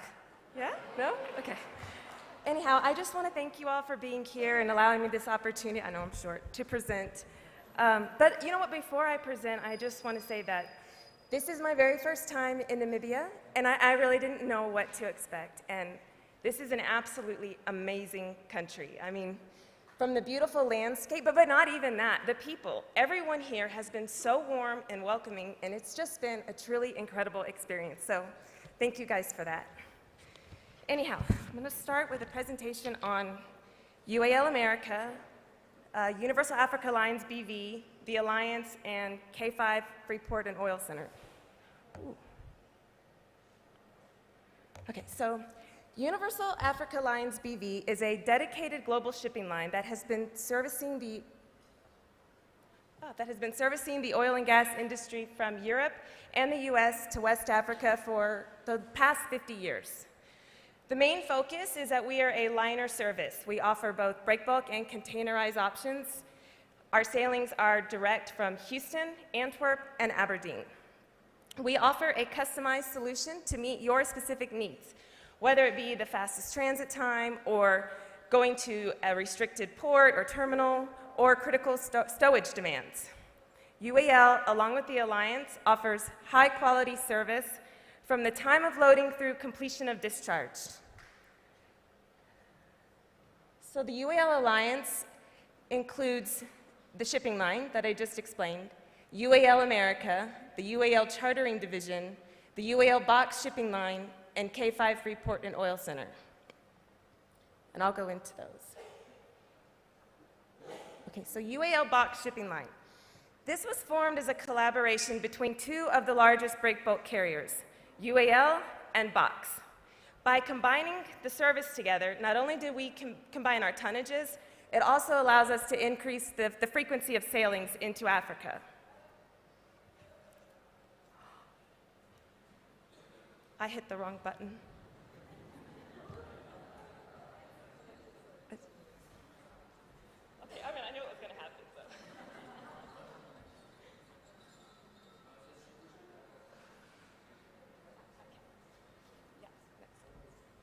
Okay. Okay, UAL America. Okay, this is the company that I represent. We are a part of the UAL Alliance. We are the North American General Agent to UAL. We're based in Houston, Texas, home of many of the major oil companies. And for the last 30 years, we have been servicing the oil and gas industry by offering direct sailings from Houston into West Africa. The UAL Chartering Division. This is the newest division to the UAL Alliance. This division is the extending leg to the liner service. Not only do they procure extra tonnage for us when needed, but they also can provide services and sailings worldwide into West Africa, as well as service from the Med and the Baltic and the Mediterranean. K5 Freeport and Oil Center. This is a supply base and vessel terminal. It's located in Equatorial Guinea on the island of Bioko. We use it as an operating hub, but it also serves as a hub for many of our clients in the oil and gas industry. It can service it's ideal for servicing all of the west coast of Africa. I will go into that one more in a little bit. Okay, so the UAL Alliance and the core strengths. First and foremost, our core strengths would be our flexibility. We understand the value of our clients' cargo and the cost for drilling and production. UAL not only offers the liner service, but we also offer part charter and full charter options. The chartering group. Acquiring the additional tonnage widens the scopes of projects that we can handle, as well as improving the sailing frequency. Extensive industry knowledge. We are a niche carrier that was established in 1973 specifically for the oil and gas industry, specifically for West Africa. So our knowledge base of this territory is unparalleled. Industry partnerships. Well, we wouldn't be able to do it without our partners. We have developed long-standing, valuable partnerships with almost all of the major oil companies, as well as the Tier 1, Tier 2 providers, freight forwarders, and brokers. Dedicated supercargoes. Because of the cargo we're handling is very sensitive and high value, we employ dedicated supercargoes to attend the loading of all of our vessels to ensure that the cargo is being handled with the greatest care and quality. Vast agency network. We have representation in agents all throughout West Africa to offer complete logistical support.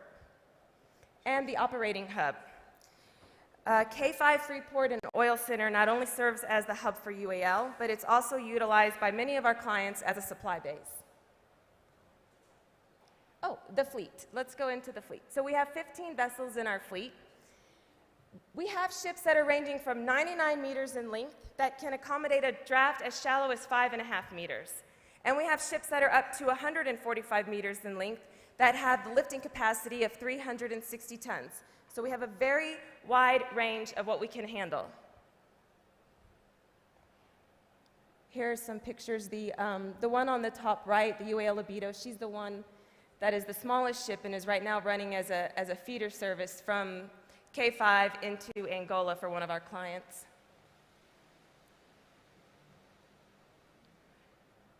This is just a map. This is the whole territory that we call. We offer 2 to 3 ships a month from Houston into Africa and from Antwerp and Aberdeen into Africa.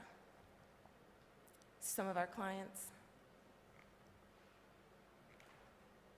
K5 Freeport and Oil Center. This is the last piece of the UAL Alliance. So we had been sending ships for 50 years into Africa, and suddenly when we were sending ships into Equatorial Guinea, we noticed our vessels were waiting upwards of 30 days to get a berth. The increased activity in the area is what caused major congestion. So at that point, UAL realized that we needed to build a supply base.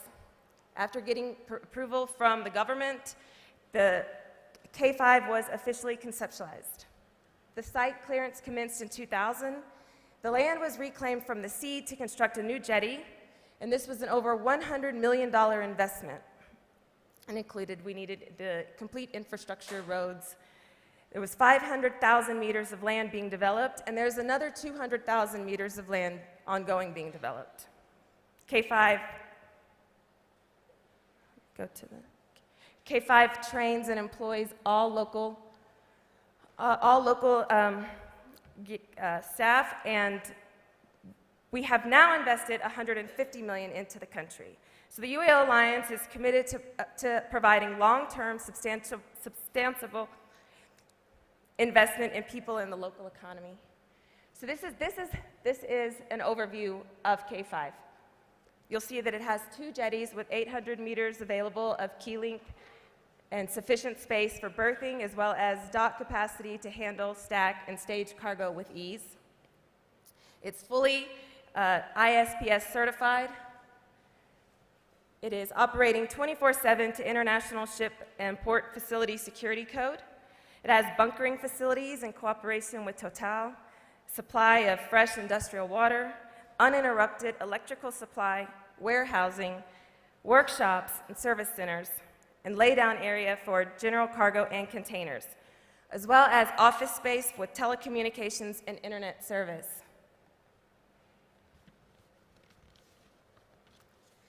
K5 also has a free trade zone, which means our customers can benefit from duty-free transit storage and transshipment of cargo. There is also customs and immigration departments on site at K5, which allows us to have expedited clearance. This is another slide shot, just an overview of the terminal. This is just a quick rundown of all the equipment we have available for stevedoring and repair work. K5 offers the stevedoring services, personnel equipment, and port services. Another snapshot of the client base. It is, okay. It offers complete logistical support with expedited clearance service, a free trade zone, expertise in cargo handling, warehousing, office space, and laydown areas. So last, just to demonstrate all this, we have a video from the Allen Gas Demobilization Project, where K5 was nominated as the shore base. This video will summarize everything that K5 can do.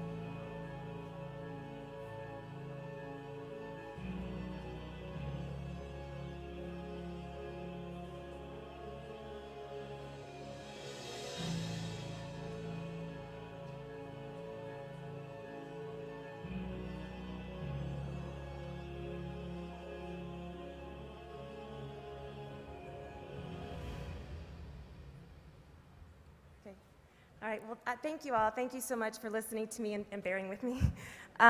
We are very excited about the future of Namibia. There's so much of potential and opportunities, and we look forward to building new relationships here in this country. So, thank you.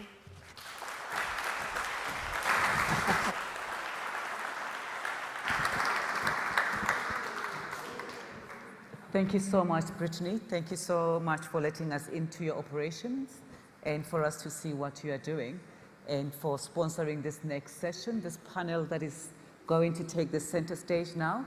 It is powered by UAL and K5, and we've just heard and we've just seen what they're doing. So thank you so much for that. I'm now going to call on Stanislas Droshon. He is going to be running a panel on becoming a regional logistic hub. Stanislas, he is the business development manager at BB Energy, and he is going to call his panel members to come and discuss becoming a regional hub. Stan, brother-in-law. Thank you very, very much. I feel there's a lot of family here. There's a problem of this conference is come for a conference and you live with a wife. This is the story of my life. So I don't know if I should thank Selma for this, but at least I will thank her for inviting me again. And thank you to our team as well. Yeah, I started 8.5 years ago. It was a small conference, and now, well, you can see it's getting bigger and bigger, especially on the last day in the afternoon when everyone's supposed to wait for the cocktail. You're all here, so thank you very much. Yeah, I'm working, as introduced, thank you very much. I work for BB Energy. We are one of the largest independent energy trading company globally. We trade all sorts of fuel, crude, and so on. We are also having solar power projects and carbon credit projects, notably in Namibia. I'm based between Dubai and Walvis Bay. So Dubai is more a real hub. Walvis Bay is a future hub. And it's quite interesting to have this logistics panel here. Before introducing our panelists, I'd like to, facts are quite important, right? So I'd like to start with a few facts.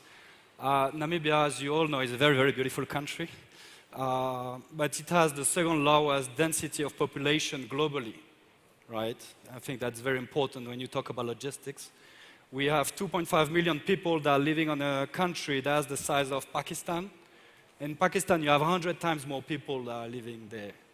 Namibia is 1.5 times the size of France, but in my country, or my former country, we have 25 times more people. So, in reality, when you look at where population is located in the country, well, the north is pretty densely populated. Windhoek, of course, is densely populated. But the coast, besides Walvis Bay and Swakop, that are around 130,000 people, the coast is has a very low population, right? I mean, we hear a lot about Lüderitz, but facts are facts, and there are around 15,000 people in Lüderitz right now. So that poses very, very strong logistical challenges, whatever we want to build in the coast, being in Lüderitz, Walvis Bay, or Plan C, basically. And we need to remember that there are also adverse living conditions on the coast. For all of you that have been going to the coast, I hope you like the wind and the sun as well. And this is why also we are well placed for green hydrogen, but still conditions for living are adverse. And also if you look at Walvis Bay, we are distant 400 kilometers from Lüderitz, it's itself distant 300 kilometers from the recent offshore discoveries that have been made, right? So the reason why I'm mentioning all those numbers is to illustrate the fact that we have substantial challenges ahead for our industries. Yes, findings seem to be large, very large, giant, super giant, whatever you want to call them. We still need to do proper appraisals. But the logistics is not going to be simple, right? And the associated costs with logistics will be potentially high or very high, and that will hamper the profitability of the project, so that will hamper how much money will end up in the budget of the state and to our fellow Namibians. So in this context, it's very critical for us to learn from other countries who have experienced and companies also that overcome such logistical challenges linked to isolated oil fields, adverse conditions, but also to hear from critical local stakeholders that we have here, right? And I'm very happy to say that we have a very good panel today of 4 gentlemen. A very, very good panel, because in reality, I think at this stage, and I'm all speaking about personal capacity, there are much more questions than answers, right? So please be welcome on stage, Mr. Dennis from Universal Africa Lines, Mr. Tate Albertus from NAMDOC, Mr. Paulo from Sonils, and Tate Buapu from Walvis Bay Corridor Group. Please, round of applause for our panel. Thank you.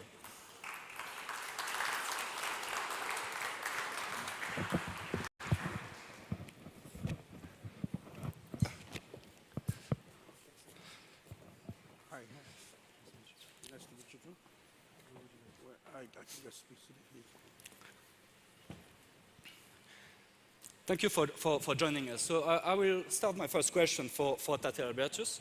I mean, for those of you that have been driving between Swakop and Walvis Bay on the coast, far long before those oil discoveries were made, you realize that actually there are some oil rigs that are here offshore. If you go to the Walvis Bay port, you have some rigs that are stationed there from time to time, right? So, and that's been happening for many years. So, well, it seems like there are capacities in that regard, right? And your company, NAMDOC, is from understanding, the leading, I won't say the best, but the leading shipyard in Walvis Bay, right? So I think it will be interesting for us to hear from you. If you could describe your activities and specifically how you're working with the oil industry as of today, but obviously, you know, how you expect to work in the future and yeah, so on. Please, thank you. Good afternoon, and thanks, Stan, for the call. Allow me to first, to this panel, introduce NAMDOC to you. I would like to introduce NAMDOC to you with the 3 following questions. Why we do what we do, how we do it, and then what we do. So the why.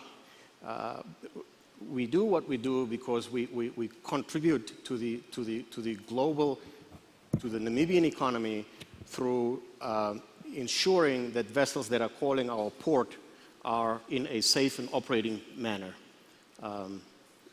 We also then provide engineering solutions to the vessels that call the port by providing quality services to them. And oh, by the way, we repair ships. So to answer your question, Stan, to the audience, we've been talking about are we ready for this new change? But I would like to assure you that NAMDOC used to fix and repair oil rigs from 2008 through 2014 onshore. Now, through International Maritime Organization, rules have changed. The way we do things also have changed in terms of repairing oil rigs. So we have to make an adjustment to really participate and play in this space of oil exploration. We used to do it. If you sit around the table and you talk to the individuals with the tribal knowledge, they feel comfortable that it will not take a long time to get brushed up and really play in this space. Thank you, Tate Albertus, very much for presenting us as NAMCO. I have a question for Tate Buapu from the Walvis Bay Corridor Group. We start with our fellow Namibians and we'll move abroad later. You're working for the Walvis Bay Corridor Group, right? So your mandate basically is to make Walvis Bay the gateway for Southern Africa, SADC, whatever you want to call it, right? And as such, you play a very critical role in positioning the ports, right, for trade inside, outside of the country. So maybe can you share with the audience your mandate, particularly what it means when you look at upstream, downstream, hydrogen sectors, and maybe what also your relationship with NAMPorts, that is the SOE for ports, state-owned company for ports in Namibia. Please. Yeah, good afternoon, Stan, and good afternoon to everyone in the audience.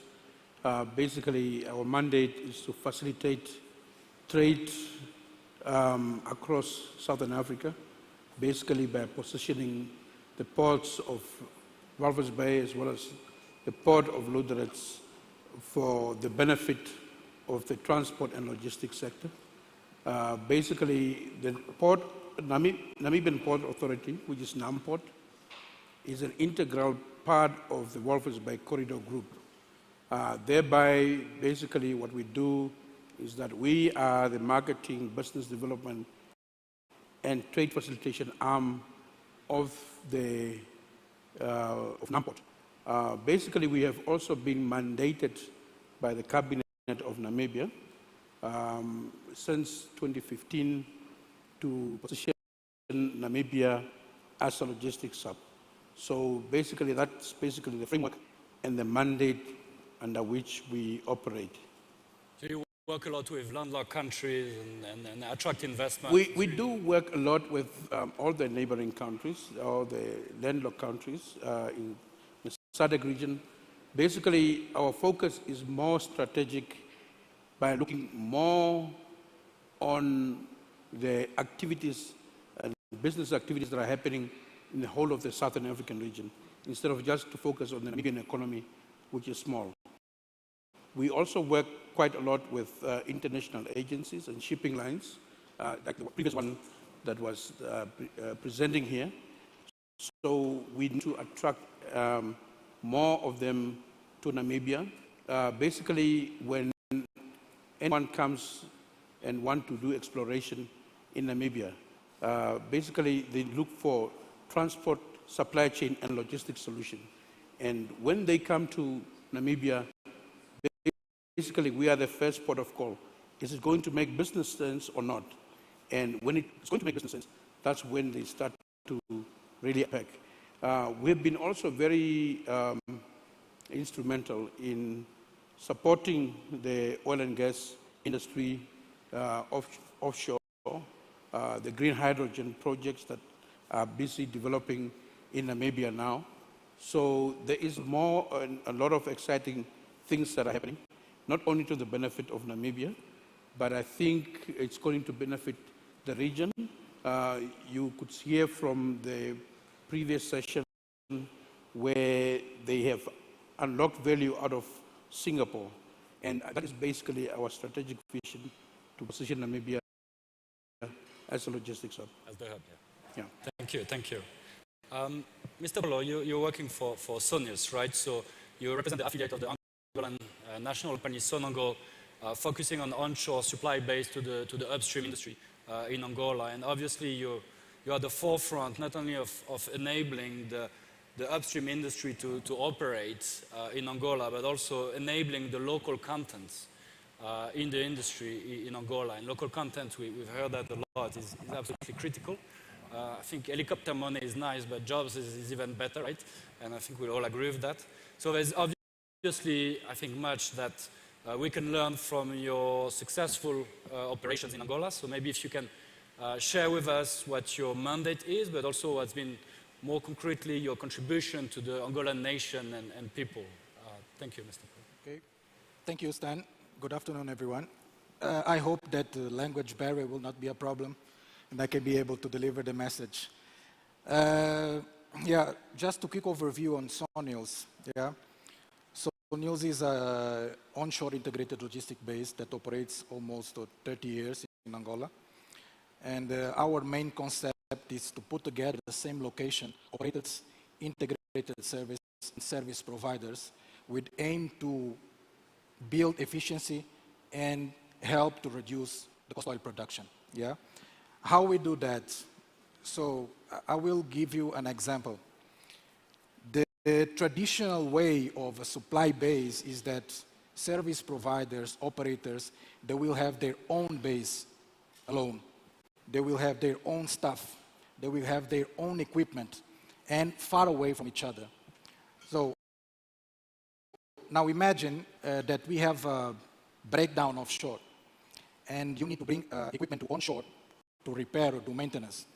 So that process will be transfer the equipment offshore to a commercial port, then transfer to the operator to inspect the equipment to see what is the malfunction. then transfer to the service provider to repair that equipment, transfer back to operator to inspect again, send it to commercial port, and then again to offshore. So this process take long and cost money. Yeah? So our integrated service is to provide common infrastructure, equipment, and specialized people in a single location where we can reduce the time frame of this process and, in the end, reduce, help to reduce the cost of oil production. So in terms of contribution to the Angolan economy, this was your second question, of the colleagues of the panel talked about growth of GDP. So if we are increasing efficiency and if we are helping reducing the cost of production, there is more revenue to the country, growth of GDP.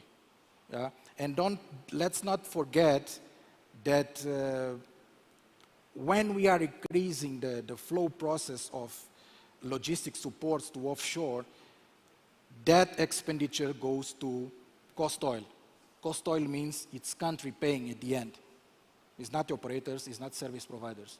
So if we are implemented an integrated concept to help reducing the cost of production, is a big beneficial to the country.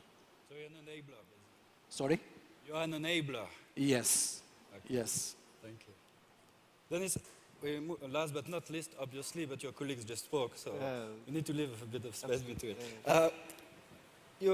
Well, we saw from the previous presentation that at Universal Africa Lines, you guys have extensive shipping operations across West Africa, right? From basically Nouadhibou down to Lutjeritz, I guess Cape Town as well. I think it would be interesting to hear also what are the challenges, the main challenges that you faced in your operation, most notably in a bit of remote places, right? And maybe what you've learned and what lessons you can leverage and bring back to Namibia. Well, absolutely, but first, if I may, I want to thank Selma for putting a spotlight on logistics. Logistics not always a sexy word like drilling and production and seismic and all these things, but all these words are connected with a chain, and the chain is supply chain, logistics supply chain. And if the chain is weak, the sexy becomes a headache. So thank you for giving us this platform. Thank you very much. Now about the challenges, have you seen in our presentation? We've been operating for 50 years in West Africa, and we were also one of the first ones to go from Houston to Nigeria, specifically Port Harcourt. So in these 50 years, we have seen an evolution of a lot of countries, and more precisely of the ports.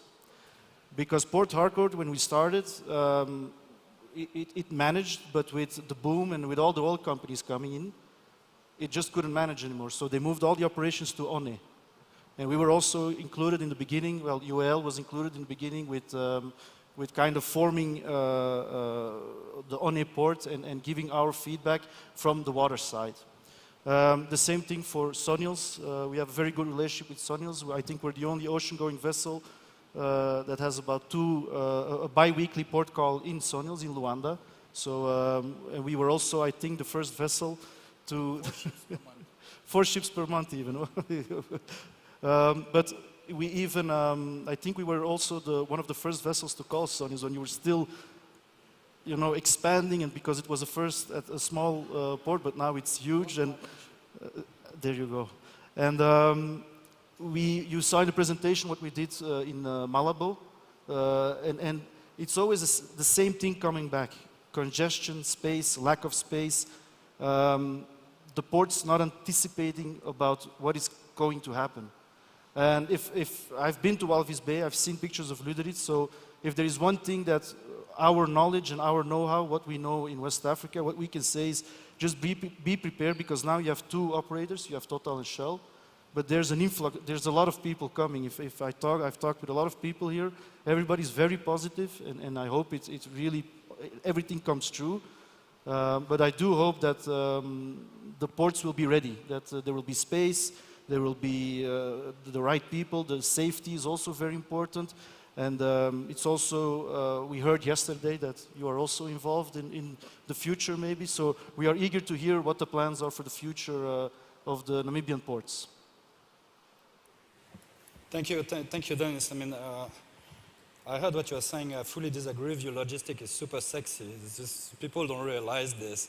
But by that I mean, well, if you have inefficient logistics again, then you have a lot of problems. So your barrels are either super expensive or even maybe stranded, right? And we saw what happened in Mozambique when, well, there was problems onshore, let's put it this way, and, well, you know, we're still waiting, right, basically. So I agree, it's being perceived as non-sexy, but it's extremely critical. It's as you mentioned with Paul, it's really an important enabler, right? And HSE is also, it's good you mentioned that. HSEQ is also very important, and I think that this is working for all companies for 20 years.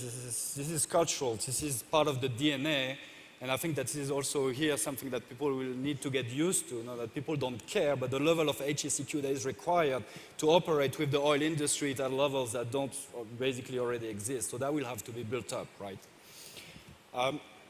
Not to one question, maybe to the four of you, for whoever wants to answer that. But local content is very critical. There is a lot of expectation. Obviously, management of expectation is one thing, but local content will definitely be on the table. We heard that there is a draft circulating, but it shouldn't harnessing efficiencies, right, and bring costs to the roof. So it's a very difficult balance to reach, right? So here we have two representatives from local companies, two representatives from foreign companies. And I think the question I have here is, what type of partners and partnership do you think will make logistics successful in Namibia, from either your position as a local or foreign entity? You can answer by just asking the type of partner you're looking for, right, more broadly. And maybe HSEQ can be an angle. Financial, obviously, technical, human resources. I mean, there are many aspects. So I don't know if anyone wants to start with this question of what type of partners are you looking after? Thank you. Thank you. Well, the theme has been local content, and the human aspect is probably the most important topic in this whole setup, because without the human or the person, we will not be able to execute all these asks. In my first question, we talked about NAMDOC used to repair oil rigs. Things have changed. So what we are looking for, you know, in terms of a partnership is pretty much skills transfer, right? We don't have the luxury of 10, 12 years to really get caught up with industry. So in terms of, for example, welding, which has specific requirements onshore and offshore, life skills offshore. So providing those services to the local Namibians would be essential. We talked about Angola has 80% of their workforce on the rigs. In order for us to get to that point and get there swiftly, we have to really accelerate the speed on which we train people. Certifications, again, through various standards, it takes a while. It takes approximately a year. And there are certain maritime standards that we have to follow. And for that, in order to expedite the process, we need people that can come and help train the local people, and then also shadow in terms of what is expected, how do you solve problems, and so forth and so on. Time is a bit running out, right? We need to anticipate and to be one step over. Okay. I don't know, maybe Dennis, Paulo, Mbapub, any additional comment maybe you want to make? Yeah, I would just like to say that local content is important in the transport, logistics, and supply chain in Namibia, and also globally, wherever you go. A foreign company will not exist or operate successfully in a country that they get into without local participation and support.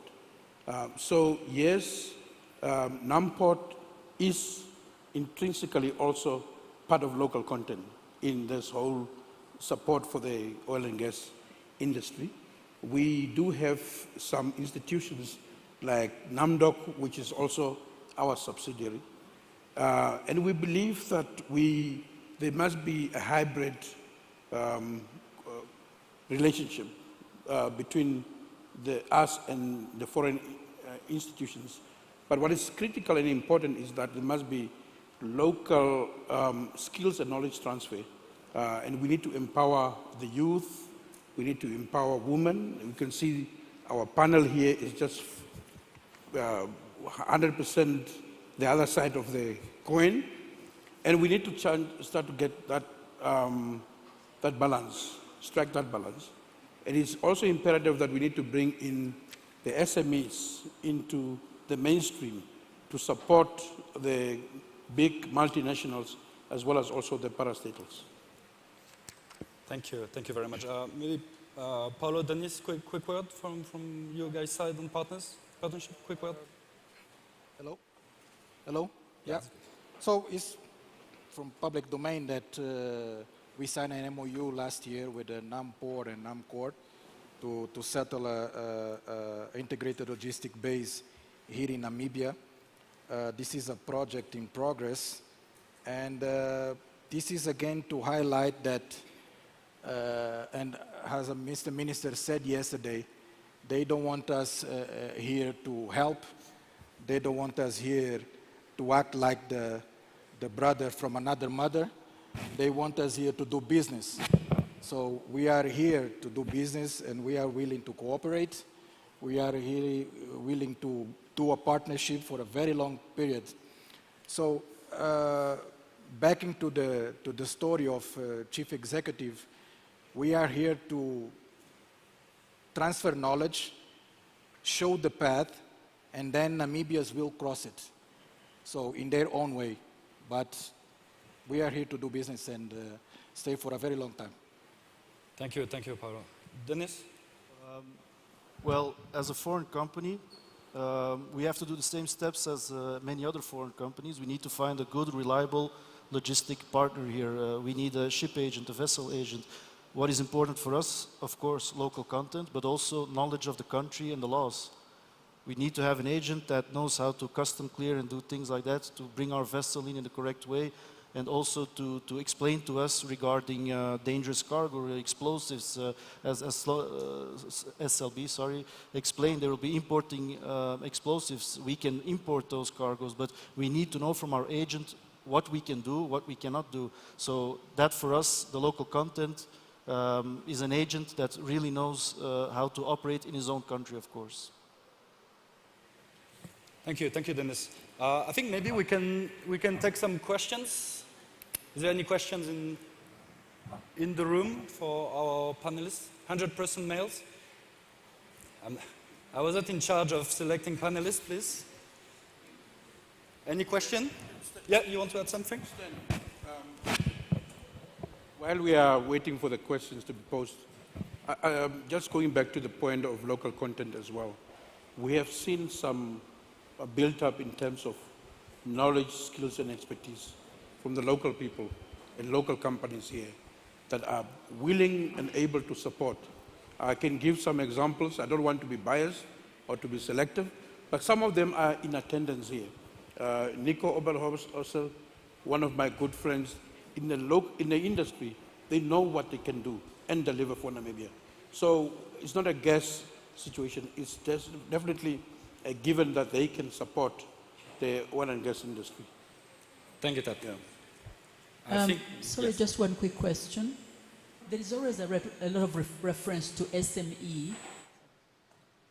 Excuse me, can you introduce yourself, please, madam? Okay, my name is Jida Sekandi. I'm a director at Bank Windhoek. I speak to the issue of SME services in the logistics space. There's a lot of general reference to SMEs, but can we be a bit more specific? What exactly are those SMEs supposed to bring to the table? Thank you. Small and medium enterprises, small companies. Okay, let me Let me answer with an example.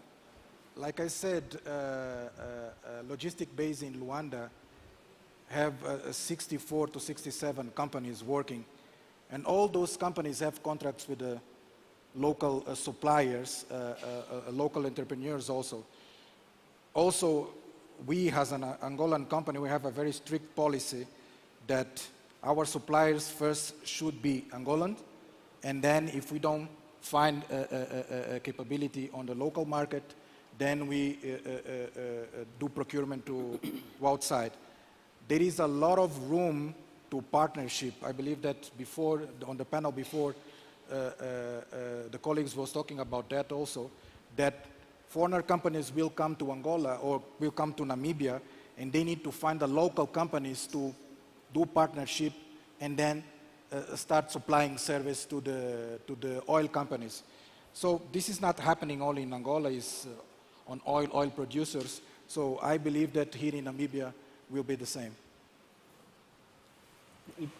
If I can also add to that, when we talk about logistics, it's only, well, we're not only talking about logistics of cargo. There's also going to be, as we know, there's a 2 million, the population of Namibia is 2 million. Not everybody is going to go into the oil and gas. So there will also be an influx of expats coming in. So I do believe, as I've been traveling here, there are lodges and everything, but there are maybe no guest houses, no hotels, no transport to and from. The airports need maybe a little bit of, you know, there will be a lot of opportunities. And that's why, for me, logistics is very important, because an expat that needs to go offshore for 30 days and his hotel is not booked, that's a frustrating way to begin those 30 days and work 24/7. So all these small things are opportunities for the Namibians to do, you know, like I said, guest houses or even the ship chandling. We spoke so many times about the local fruits and everything, and it is true actually. All this oil and gas will not only do the oil and gas, but onshore there will be an expansion of many other businesses, or even for the small business owners. There will be a lot of opportunities. You have to seize them, and you have to know how to act and anticipate also, not be late, because if you're late, the big ones like the big hotel chains and everything, they will come in. If they see the Americans or the people from the UK coming, the chains will follow. So these are all things you can anticipate on and maybe already take a first step. It's just an idea, of course. Yeah, you can provide services that are sort of secondary or tertiary to the industry, right? Yeah, just to cement this narrative, is that I've learned it from my professor at university. He told me one thing, that you cannot outsource your competitive advantage. And any business that is in this kind of sector, big, they do not outsource their competitive advantages to subcontractors and any other institutions. So basically, the SMEs are there to support ancillary services that are not offered by the main company, and that there should be a deliberate effort from the industry or from the main contractor to support the local industry. And it doesn't have to be directly within the mainstream sector, but there could be other services that are being provided. You can support someone, they're supporting someone, yes. They're supporting the oil industry, right? Without being a geophysicist yourself, yes. Yeah. And bringing FPSOs on your own. Yes. Yes. Yeah. Sorry, Din? Sorry. Hello. I just want to touch on this local content again. You know, with the organizers, my wish is that, you know, we have 14 different regions. In order for us to really capture and maximize on this notion of local content is to really go out into the different regions and share what we have shared today, probably not on this scale, because Namibia is not Windhoek. You know, Namibia is compiled of the 14 different regions, and especially as you alluded, you know, in Lüderitz there's only 15,000 inhabitants, but they don't see and hear what we see. So we have to take what we know to them in order for them to partake in this exploration and also benefit from this. Thank you everyone. Is there another question from the room? Okay, I think in a way to respect time, I'll just summarize a few aspects. I think were very interesting. Thank you very much all. I think that was very vibrant. I think we're aligned. I hope the two of you that are from outside will come inside, and the two that are inside will secure a very strong partnership. We understand that, yeah, skills transfer, financing are all very critical locally. So this is something we need to work on. HSEQ, respecting standards, I think are also very important. And this is something that is absolutely non-negotiable for our industry. But time is also, I would say, running out. But you know, we are getting a little bit closer to the real needs, right? So I think we need to get ready to anticipate what is coming while, and I think it's a key theme, empowering youth and women. And Namibians more broadly, but that also means managing expectations because there are a lot of expectations and opportunities will not be again directly with the oil sector working directly for our fellow from Total or Shell, but as a subcontractor or subcontractor, which means you need to study the market and where you can find your niche basically to support the industry more broadly, right? But I think it's pretty clear that partnership will be needed from both sides, from inside, obviously to build capacity, but we also have apparently our friends from outside are very eager to capture opportunities here. So again, thank you very much to our great panel. Thank you, the four of you. Thank you all for having stayed here in the room, and we hope that was informative. Thank you, Selma, again. And please a round of applause for our panel. Thank you. Thank you.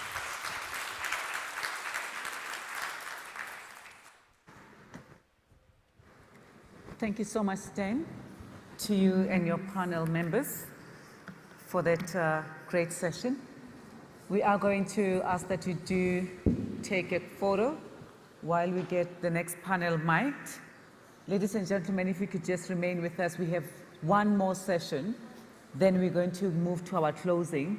It is very important that we still give this last session our undivided attention. I do thank you, everybody that is still sitting and listening. It's really, really appreciated.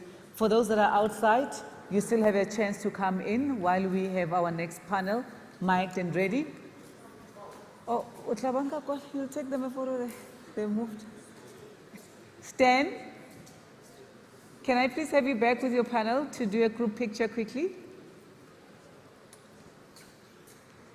I know it's a logistical nightmare.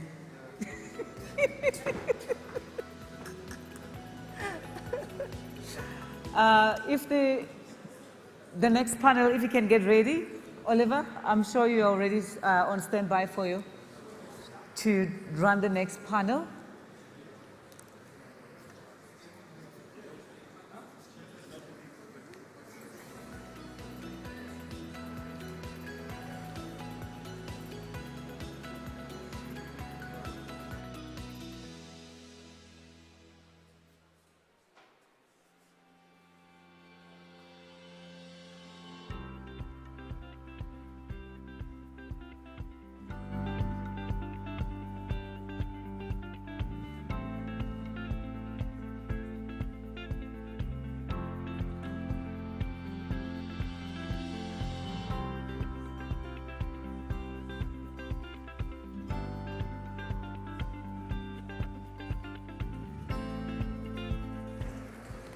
All right. You want to introduce yourself? You can run this thing. Welcome back to the final panel for the conference. You've made it all the way to the end, so before I welcome on the panelists, I want you to congratulate yourself for making it all the way to the end. I promise you it's going to be an insightful panel discussion.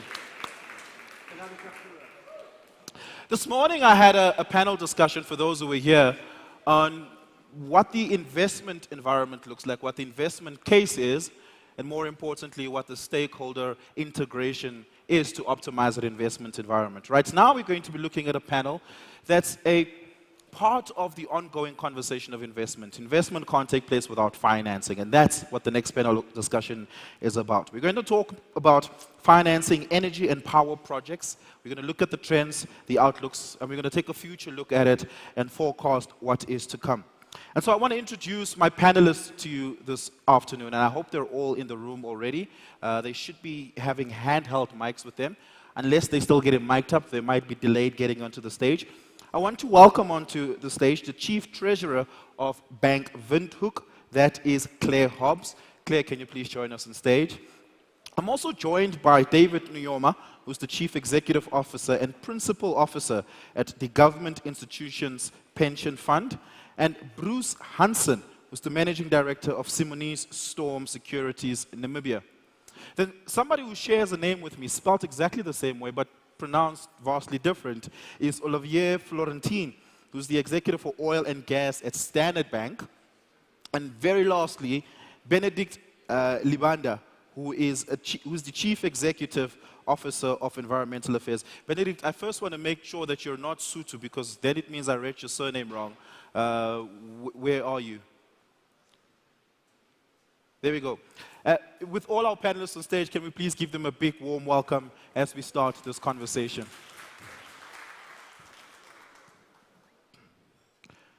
We're short a panelist. Who's Bruce? No. Okay. Ooh. I'll just prop myself here so that we can all see each other. Good afternoon. Thank you so much for being with us once again. Really, really important conversation that we're about to have. Financing of energy projects is the bedrock of this. Without the four of you here and without the discussion we're about to have, every other panel discussion before this just doesn't make sense, right? Because we need to get the finances right. So let's start there. Is there an appetite to finance energy projects, very specifically in Namibia? I'm going to start with you, Claire, because you already have skin in the game. You already have a green bond going. You already have a sustainability bond going. Talk to us about those initiatives and how that translates into your appetite into financing energy in particular. Okay. Thanks, Oliver. Good afternoon, everybody. So specifically, a green bond or a sustainability bond is focused at renewables and not at the oil and gas specifically. But Bank Windhoek were involved in the SUNREF funding that was provided to us by the French Development Agency. And that sort of got our momentum going, because that is how we managed to finance quite a few projects in the Namibian context. We got technical assistance, so it made us comfortable with that type of asset class. From there, we issued a green bond, not very big. If I convert the 66 million Namibian dollars into US dollars, it's very small for some of the audience here. It's about $3.5 million US dollars. But we were the first commercial bank in Southern Africa to issue and list a green bond. We even had one of our investors here, the GIPF, invested into our green bond. And then we issued a sustainability bond in just after that. And that is still going. And we widened our definition from just green, which was pretty much just renewables, to include environmental and societal aspects, social aspects. So for the sustainability bond, it's more about, you know, how do we involve gender, how do we involve the SMEs that you asked Berenice about this morning, and how do we capacitate education, hospitals, all those societal issues. So not much in terms of the actual oil and gas, but very much more in the renewable space. But that does not mean we are not ready and prepared to get involved in the oil and gas specifically. Yeah, I mean, capital is an issue. A lot of the European banks have gone back home to home base. It's you that have to put up the money. Yeah, sure, David's going to give you some money, but where are you capital raising effectively to be able to meet the level of capital demand that oil and gas investment and financing truly requires? Collaborative funding is one way, and you've got a success story of collaborative funding in the Diamond Pipeline. Is that a case study that we could use to replicate and emulate? Yes, definitely. That was a syndicated loan where various banks got together to help fund the Deb Marine diamond vessel. So I think that is what is going to be required in Namibia, because none of the banks are actually big enough to take on some of these mega projects and these mega loans. So to the extent that my colleague here from Standard Bank London, you know, is going to collaborate with us, and that we're going to either partner or syndicate to fund these big projects, then that is what we will have to do, because obviously we are too small as any bank in Namibia to be able to do that.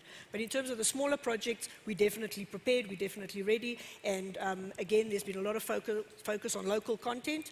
Bank Windhoek is 100% Namibian-owned local bank, so I think we more than qualify in that respect.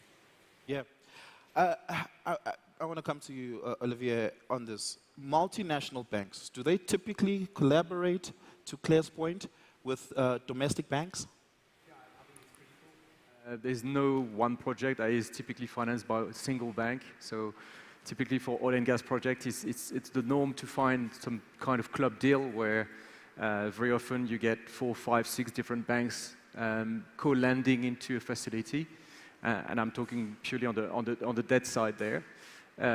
It is critical that we find new pool of liquidity at the moment. I think there's definitely a scarcity.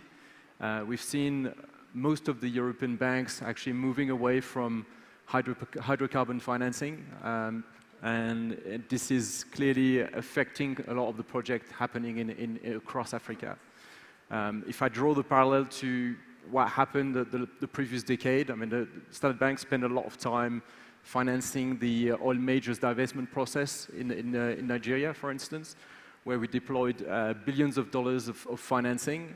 I'm pretty sure that over time, the request for Namibia will be also in the billions of dollars.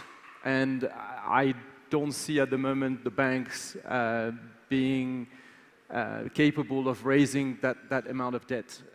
I can see the South African bank have typically some appetite. As I said, the European bank have vastly moved away from the hydrocarbon financing. And again, if I draw the parallel to what happened in Nigeria, I think we need, again, the local bank to ramp up their support and really be there for supporting all the local content aspects of the indigenous player that will be operating at different level of the value chain. So we're not just talking about the upstream, but the midstream, the service company, all the support businesses will be obviously will require some financing. And it's important that all the banks, international, regional, and local, team up to finance those projects. Yeah. David, everybody likes to talk to pension funds because they have the real money. But pension funds are typically risk averse. You want to make safe bets where you're guaranteed of the return, because when your pension fund members come to you and say 30, 40, 50 years later, I'm ready to retire, where's my money? You have to have that money. And are you satisfied with the financing environment and instruments associated in the energy space on the Southern African market, very specifically in Namibia? And is that something you want to put up capital for?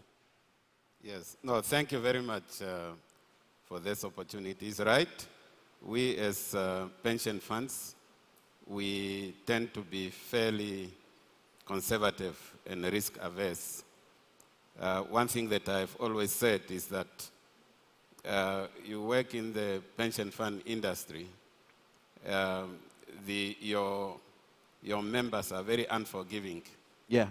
In event you do not successfully return the money, whether it's even $20,000, they will think then all the money is at risk. Having said so, in the energy space, we already made a call that if done correctly, we can do business in that space. We started off incrementally. First, at the issue of extending energy to communal areas for those communities that are not connected to the grid. And we have been giving, through one of our fund managers, loans or capital to provide loans for them to use for domestic purposes. Yeah. But since then, when the ECB saw it wise to liberalize the energy space in terms of introducing the independent power producers, we came to the party, and I'm glad we did. Yeah. And now we have become one of the biggest players or financiers, of course, through our fund managers. At the moment, we have altogether financed 105 megawatts of power being generated through our intervention.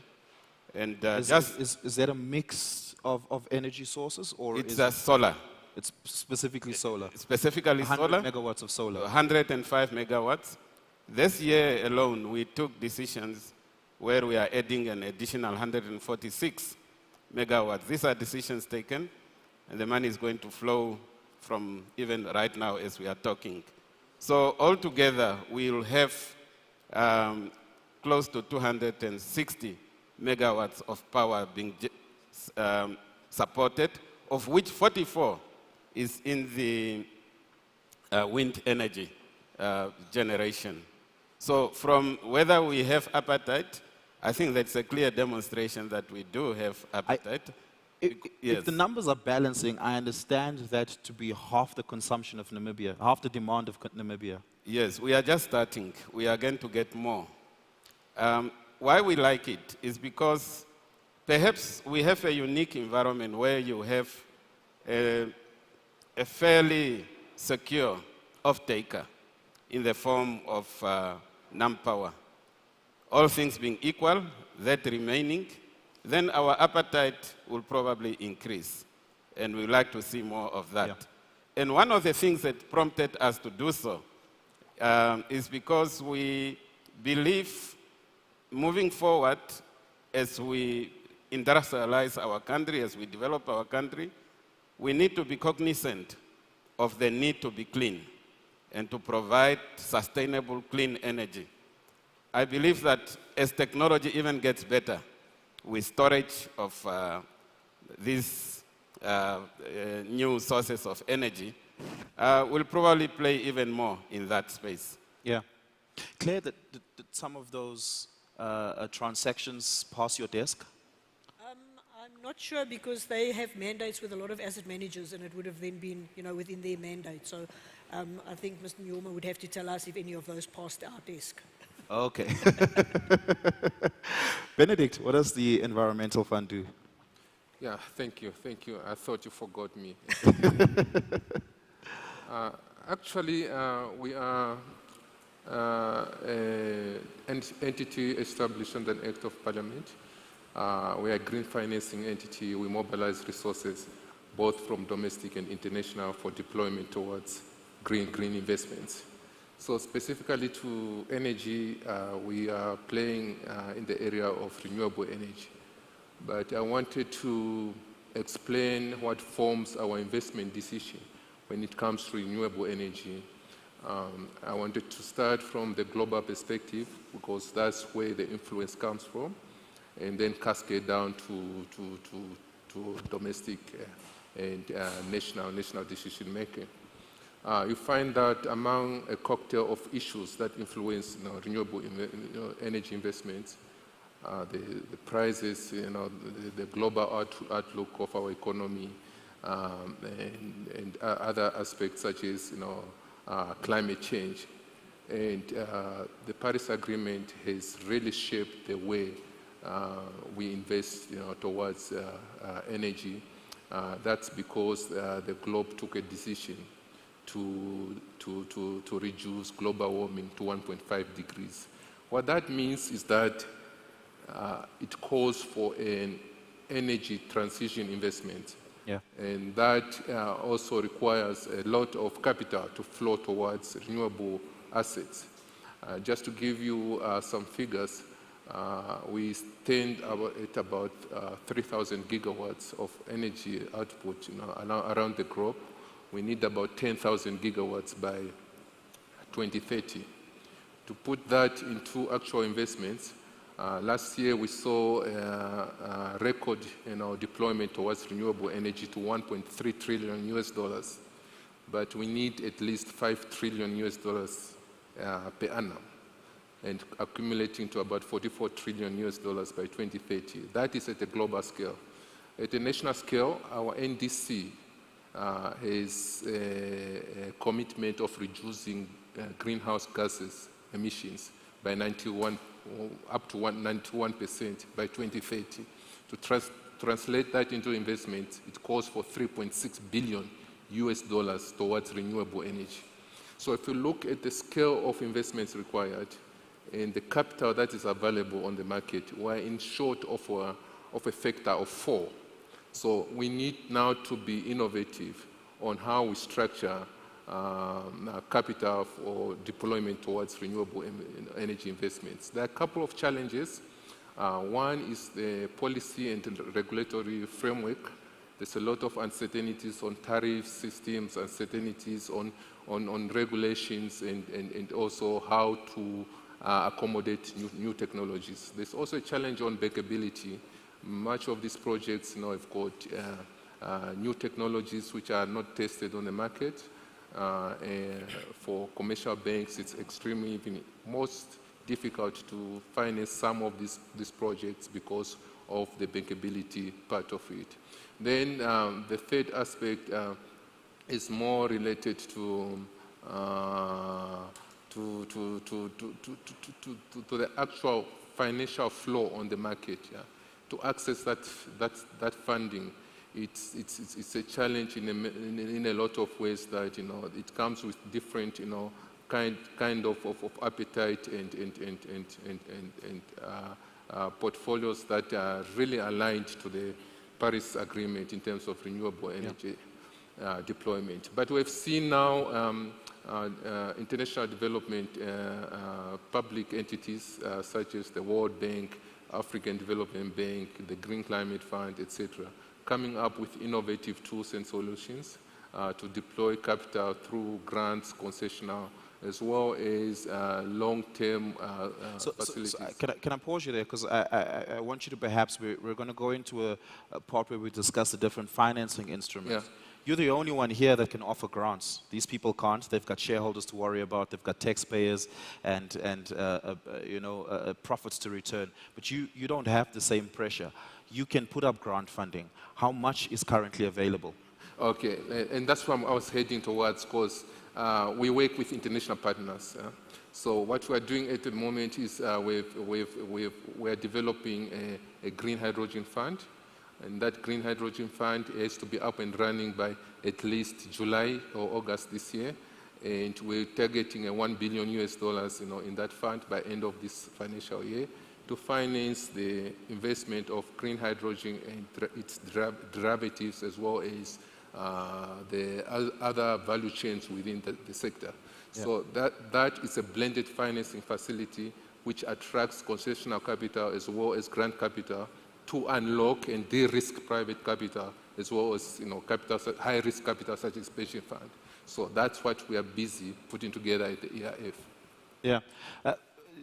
Do you know if there's, because your fund has a mandate, a very clear mandate. To that, do you know if there's, or can you tell us, if there's a growing appetite for making grant funding available as part of the financing in a mix in the various instruments available? Most definitely, because the fund that we're designing, it's got 3 sub-funds. There's a development fund, which is a grant de-risking facility, and that's $100 million fund. Up to date, we have secured $40 million in that fund, but we're still fundraising to additional $60 million. So that shows that there is appetite for grant funding and high concessional capital.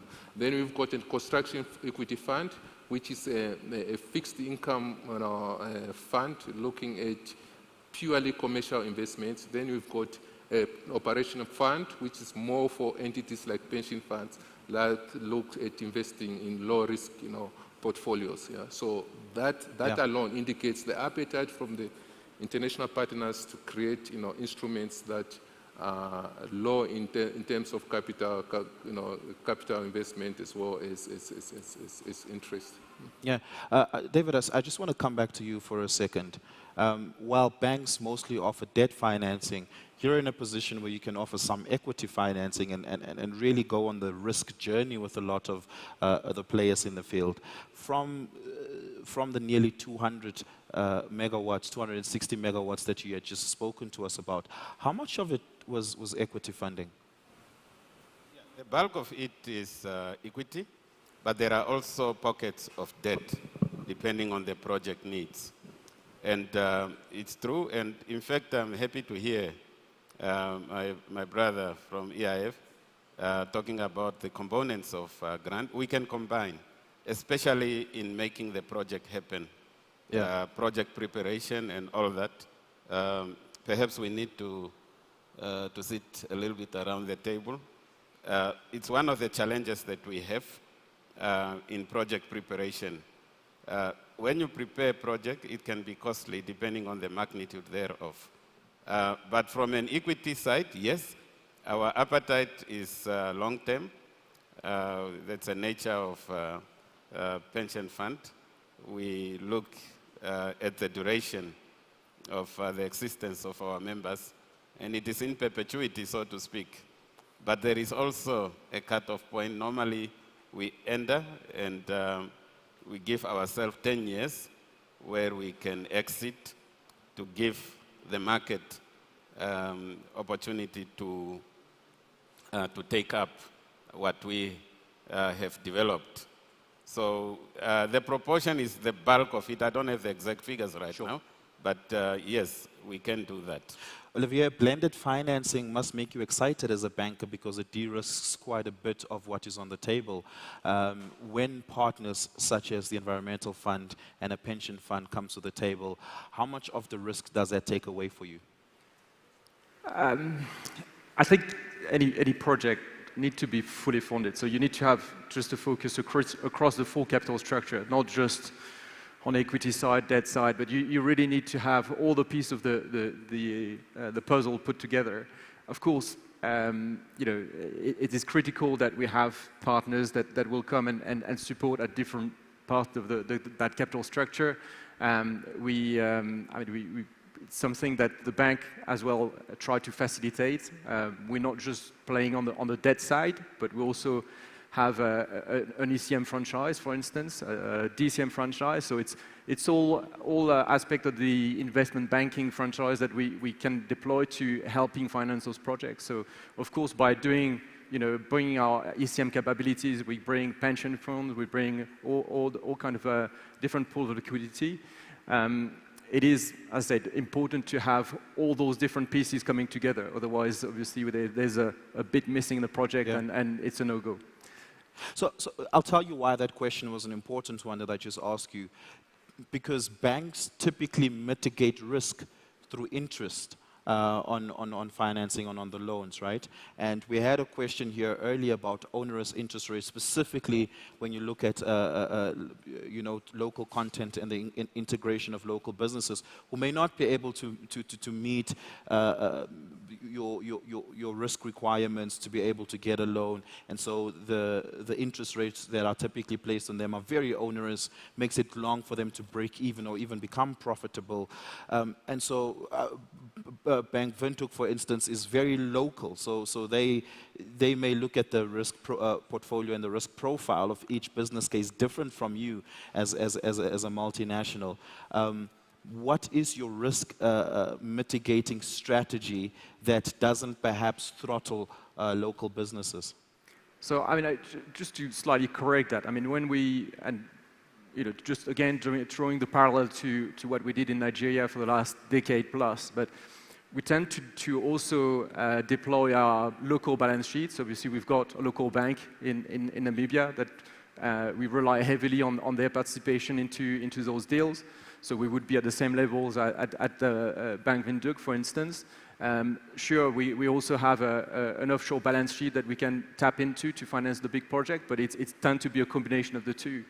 To come back on the question of the interest rate and the margins, usually those margins on the function of the risk that we take as a bank. We've got obviously internal model that kind of indicate how much the margin should be in function of the project that we take. A lot of the project at the upstream level or midstream level tend to be what we call non-recourse. Effectively, we don't look at the support from the sponsor, but we look at the quality of the project itself. And then obviously that's what reflects, that's the risk that reflects into the margin itself. Yeah. Claire, risk, you lending at prime to Namibian businesses, so that means that you're taking the risk journey with them. And surely what's happening in Namibia in the oil and gas space right now should be exciting, and it's not that risky an endeavor, right? But you can mostly only get involved in the midstream and the downstream, not so much in the upstream, because that's capital intensive and you don't have that capacity. What does the future look like for Bank Windhoek as far as mitigating risk so that a lot more locally established businesses are able to come to you for financing assistance? So Oliver, I see you asked that question this morning of our MD, so I'm prepared for it. So the central bank has partnered with all the commercial banks under a SME economic recovery scheme. So we are allowed to, or able to lend to them at prime minus 0.5% or 50 basis points. And we're also allowed to give them a debt holiday for up to 6 months. So they don't have to pay the capital interest back for the first 6 months. Obviously, they have to have a... Sorry, I just want you to pause. Did you guys hear that? No, I want to make sure we all heard that. Prime minus plus a 6-month debt holiday if you need it. If I were you, I'd leave this room and go start a business right now if you don't already have one in this space. My apologies, go ahead. Okay, no, but Oliver, obviously you have to have a viable business plan. I mean, you must be in good standing. You can't be already bankrupt and now you're coming to ask us for money. You know? So you couldn't have borrowed everything from mom and dad and now you're asking for more.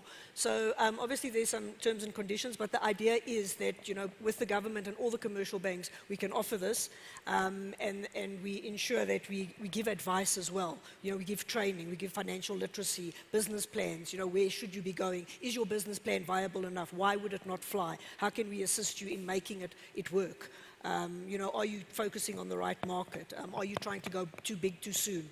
So it's very much, you know, working with the businesses, especially the SMEs, and training them up and having that entrepreneurial training so that they've got great ideas, but we need to help facilitate them because at the end of the day, as you said, we need to pay back our shareholders, of which GIPF is one, and we can't just go out and lend to everybody as much as we want to be a local bank and be, you know, there for the Namibians to grow Namibia and make Namibia great, but we need to assist them in taking on the right projects and being able to repay and making a success of their business. Do these bankers get nervous when they see you? Benedict, I want to come to you. Is it just money that you guys offer, or is it an integration into a value chain where you can find additional support that will certainly make sure that you find the right growth path in the energy space?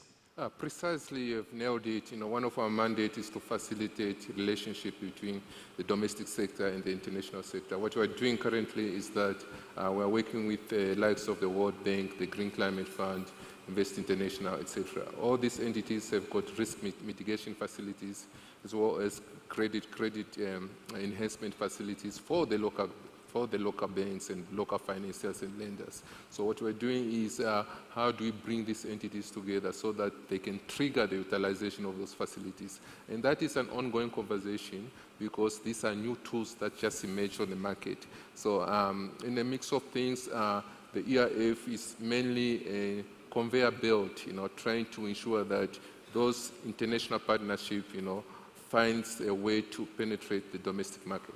Yeah. Olivier, what are your analysts telling you about upcoming market activity in the medium term in Namibia? I mean, I have no doubt that there will be a lot of interest. Given the quality of the discoveries that have happened over the last few years, there will be a lot of interest from all different pools of liquidity. So everybody is turning to Namibia at the moment and started to look how to finance those projects. I think it's still, for a financing perspective, quite early days for a lot of the investors, either to come at an equity level or especially at a debt level. So at the moment, we're still struggling to find extensive pool of liquidity to come to support those projects. But I think within time, for sure, it will gather momentum and we'll find the pool of liquidity that are required. Certainly, I mean, I'm not too worried for the majors. They tend to finance all their projects from their own balance sheet. They're very strong from a balance sheet perspective. They don't tend to tap into the banks to finance the project individually. They look at financing the corporate level. So they're not the party that we are the most worried about in terms of the financing, but we're more worried about their partner, and we're doing a lot of work with NAMCO, obviously, to try to help them support their ambitions and find the capital required for their participation in those projects. But also we'll be working, as I said, across the whole value chain to support the midstream businesses, and that's probably where we have a lot more to offer as well into delivering those projects, especially on the gas side.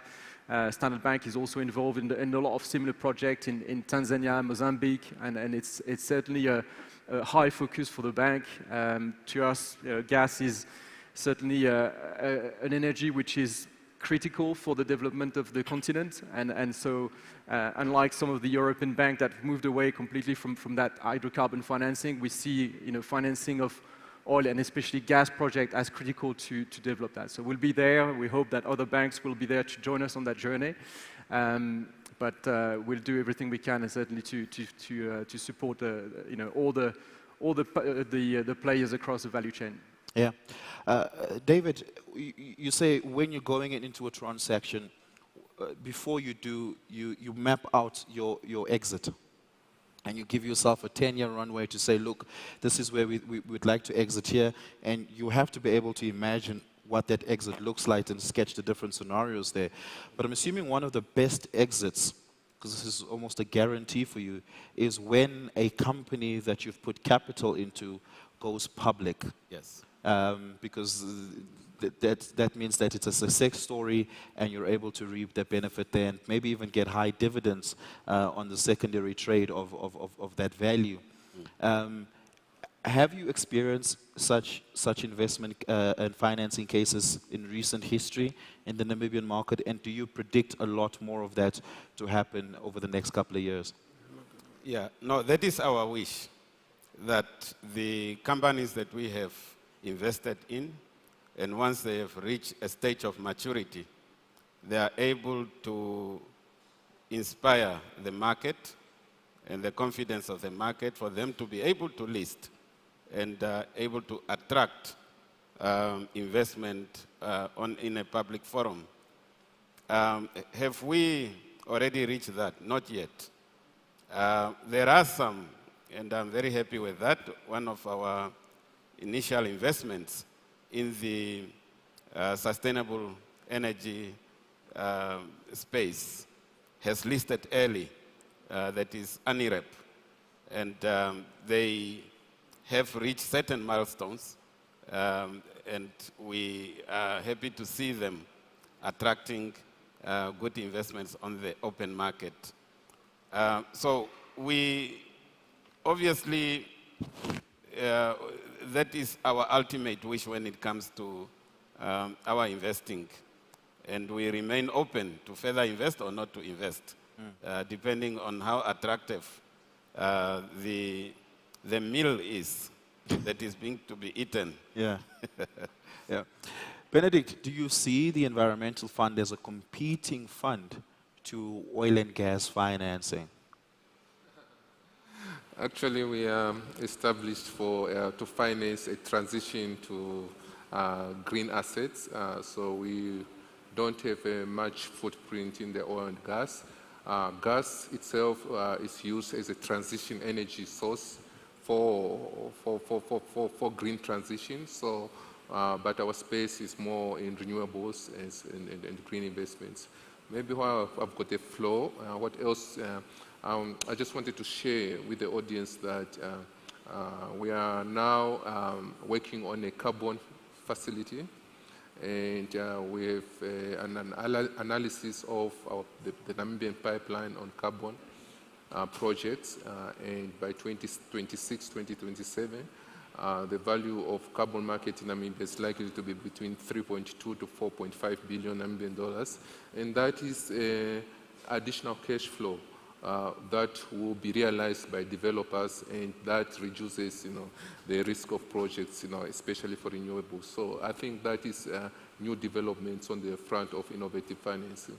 Yeah. I'm going to open the floor for questions in a very short while. So if you do have a question, please do raise your hand. I'd love to get a microphone going. There is a hand up there already. But before I get to that hand, Claire, I just want to circle back to you about this. So you have a sustainability fund, you've got a green bond, you're going to shake hands with Benedict, who's going to give you some money, and you're going to make more transactions happen over there. That's how you're going to keep that bond growing, but or maybe do a second round of it. But as it currently stands, do you have an appetite to be able to, whether capital raising or not, to get involved very specifically in oil and gas financing, and at what point? Is it in a downstream, is it in a midstream, is it early stage, or is it late stage commercialization? We definitely have an appetite. To say where and when and how is on each project specific, and obviously the deal that's coming to the table. So, but we do have the appetite. We don't have exposure in that industry at this stage to the extent that we have exposures in other industries. So I think it's definitely something that Bank Windhoek wants to get involved in. We want to help the Namibian economy grow, and if this is going to be one of the, the things that get it going, then definitely Bank Windhoek wants to be there, and we want to be there from the start, and not at the end. But the other thing I just wanted to say is, remember, we don't only lend out, we also accept deposits. So if people have got investments that they want to place with the bank, we also pay interest. We don't just charge interest. Just thought I'd put that out there.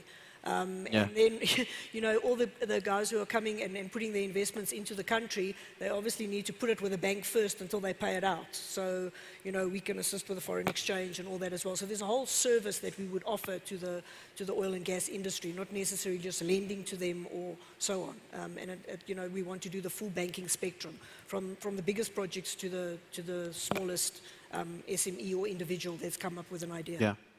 Benedict, are you going to use Claire as your local banking partner? Yes, Bank Windhoek is our local banking partners. We also work together on a line of credits for renewable energy investments. I think it was a 700 million Namibian line of credit from the French development agencies. And yeah, we enjoy that partnership very well. Fantastic. Yeah. Let's open the floor for some questions. If you do have a question, please do raise your hand. I know there's one there, there's one over there, and there's one on the far end of the room on that side. Let's start over there, sir. Yeah, this is Gerd here from with Career Energy. I would have loved to ask my question to Benedict, but I think Benedict has said he's not going to finance oil and gas projects. So I'm going to ask Oliver. So Oliver, No, hold on. I just want to say he said that gas is a transition investment for them. So if you have a good enough case, you may get some money. All right, good. All right, I would ask the question nonetheless to Oliver. But, Benedict can chip in. The norm is that when it comes to the oil and gas industry, we've always looked at reserve-based lending, right? In the US, most of the US projects are financed by US banks. You come to Africa, it's mostly been financed by the French banks, and then the other UK, German banks have financed international banks and so on. Now, with the situation we have now in the industry, it's really hard to get money for any project, especially when it comes to exploration. When we look at a country like Namibia right now, where we are, and surprisingly, this is the last session for the day, which is one of the most important. Most of the majors, like Oliver has said, have their funds. But Namibia is not going to be developed by the majors only. You will need the small independents like myself to come in and pull this country to where it's supposed to go. There is no production in the country yet, so you'll be looking at seismic shooting, interpretation, and all that. How would you advise, given the current situation, what do you think would be the right approach? Is it going to be equity, debt, PE firms? There are no pension funds in the continent that are going to finance oil and gas projects. So what do you think would be the best approach for a small independent like myself? Thank you. Thank you very much. Do you want to go for that, Olivier? Yeah, look, you've got a tough task ahead. Clearly, it is, you pointed to RBL financing. Typically, RBLs or can be completed close to production or first oil. It is rare for banks to even do development financing, which what we call is pre-first oil. Typically, the maximum that probably I've seen on the international kind of financing standard is probably 18 to 12 months ahead of first oil. You could start to put some financing in place. Earlier than that, it's extremely difficult, and you tend to have a capital structure which is more skewed towards equity than debt at that point. Even junior debt is difficult to find. Obviously, there are some pool of junior debt that I'm sure people know how to tap into. Typically, trading companies or service companies from time to time also can extend some line of credits that help with financing your projects. So those are maybe some avenue to look at. But realistically, to put an RBL in place at seismic stage is not realistic. You will definitely have to de-risk your project a lot more than that before we can have a serious conversation on putting some senior debt financing. Yeah. Sorry. Can we get a microphone over there? Yeah, there we go. Hi everyone, I am Rivaldo Quest, projects lawyer at ENS Africa. I would want to address my comment and question to Claire and Oliver, particularly concerning SME financing. I know there's no representative of the Development Bank of Namibia, but we previously advised on a credit guarantee scheme that would help SMEs with their collateral. I think it's in the range of either 40 or 60%. How has that sort of influenced the banks, if you have come across such a lending structure, increased the banks' appetite to lend towards SME banks, towards SMEs? In particular. So is there more sort of, is that pipeline, would you say it's a viable pipeline for government from the proceeds from renewable energy or oil to pump money into the credit guarantee scheme, which would enable you to be more flexible to lend towards SMEs? Brilliant question, man. Is there anyone from the Ministry of Finance here that maybe also wants to add to that? No one? Okay. There we go. Claire, you engage with Treasury, with the central bank all the time? No, so I'm going to be honest, I'm in the Treasury space, so I'm taking in investments and I'm doing lending to corporates and so on. But in the SME space, obviously anything that assists us or gives us some sort of de-risks the lending, we more than welcome and we more than participate in. And I think DBN is also one of the banks that are out there trying to promote the SME. I see Agricultural Bank are out trying to help farmers, given that we potentially are heading towards a drought.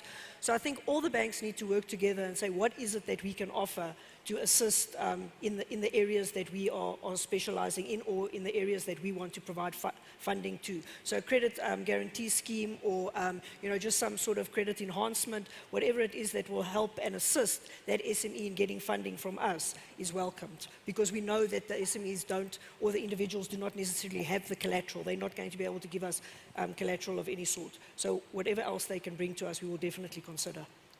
Yeah. Benedict, are you offering guarantees?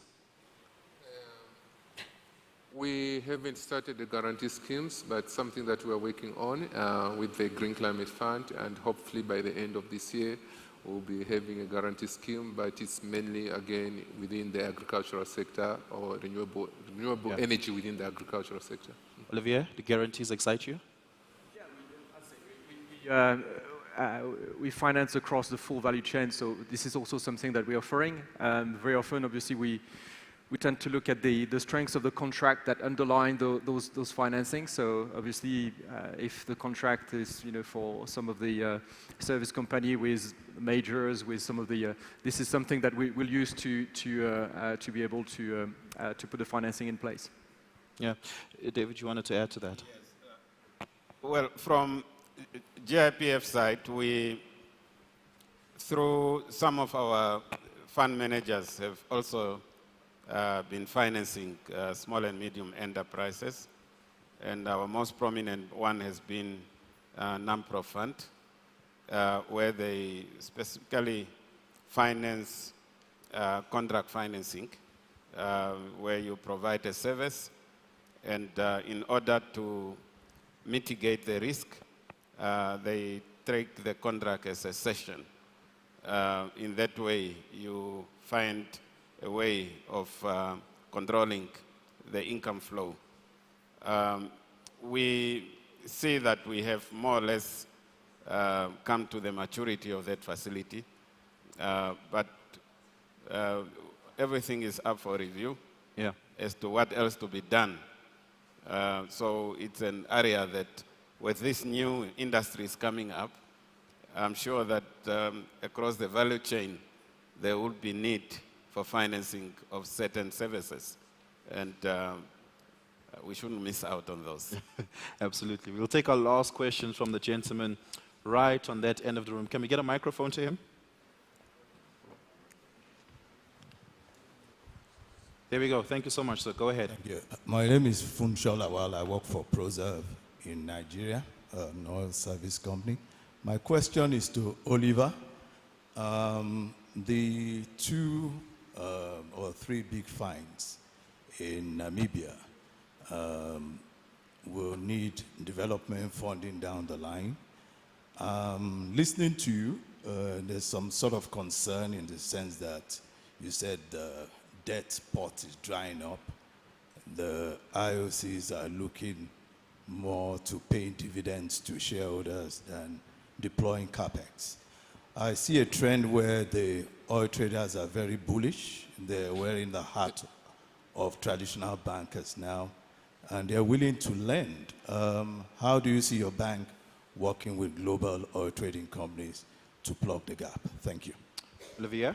Yeah, so just, I just want to, if it wasn't clear, I didn't mention that the IOCs were paying big dividends, and I think that certainly, especially from a Namibian perspective, we're seeing the IOCs taking pretty big risk in redeploying capex in the country. So, I mean, we're talking multi-billion dollars of financing, which is quite consequent. I mean, when you put it into perspective, I think Total, just to pick one of them, is deploying 50% of its capex globally for this year into Namibia, which is astonishing, quite frankly. So I wouldn't say that the IOCs are not redeploying capital and not reinvesting their cash into projects.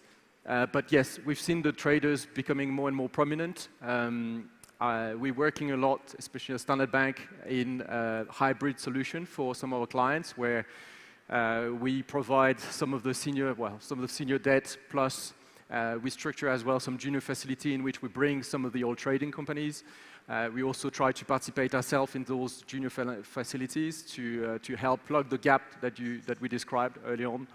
So we find ourselves now financing across a wider part of the capital structure. But it is something that we absolutely have identified as a very important pool of liquidity to finance those projects. So I spent also, over the last 5 years, some time working for Shell Trading, so in Nigeria. So I was inside all those projects as well, working closely with, obviously, a lot of the small producer to help them plug the gap on their financing. And as I said, you need to have a fully funded solution on day one. If you've got a few million missing, you might as well not have any of the financing. So it's critical to have as well to be able to tap into that pool of liquidity. Yeah. Thank you very much to my panel. Can we give them a big round of applause, everybody?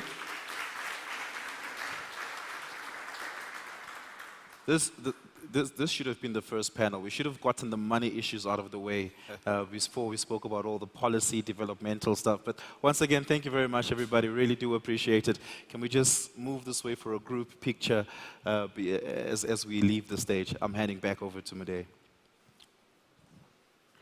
Oliver and your panel members, we kept the best for last so everybody can stay, so they know how to get the money and where to get it. So thank you so much for that session. I'm always in the way.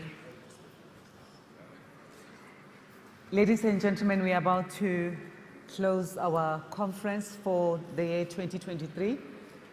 And I would like to ask for those delegates that are outside, if they don't mind, to come in, just so we can be able to do our final speech. If the ushers are there to help to get the delegates that are outside to quickly come in, that will really be appreciated, as we are going to go to our closing ceremony. And to help us to close off this great conference that we've had, that we have shared so much on, I am going to ask Honorable Minister of Mines and Energy for the Republic of Namibia, Honorable Cornelia Shilunga, who is also the patron of the Women in Energy, Oil and Gas Network, which was launched last night, to come and to give us the closing speech. Ma'am, the stage is yours. Thank you. Thank you.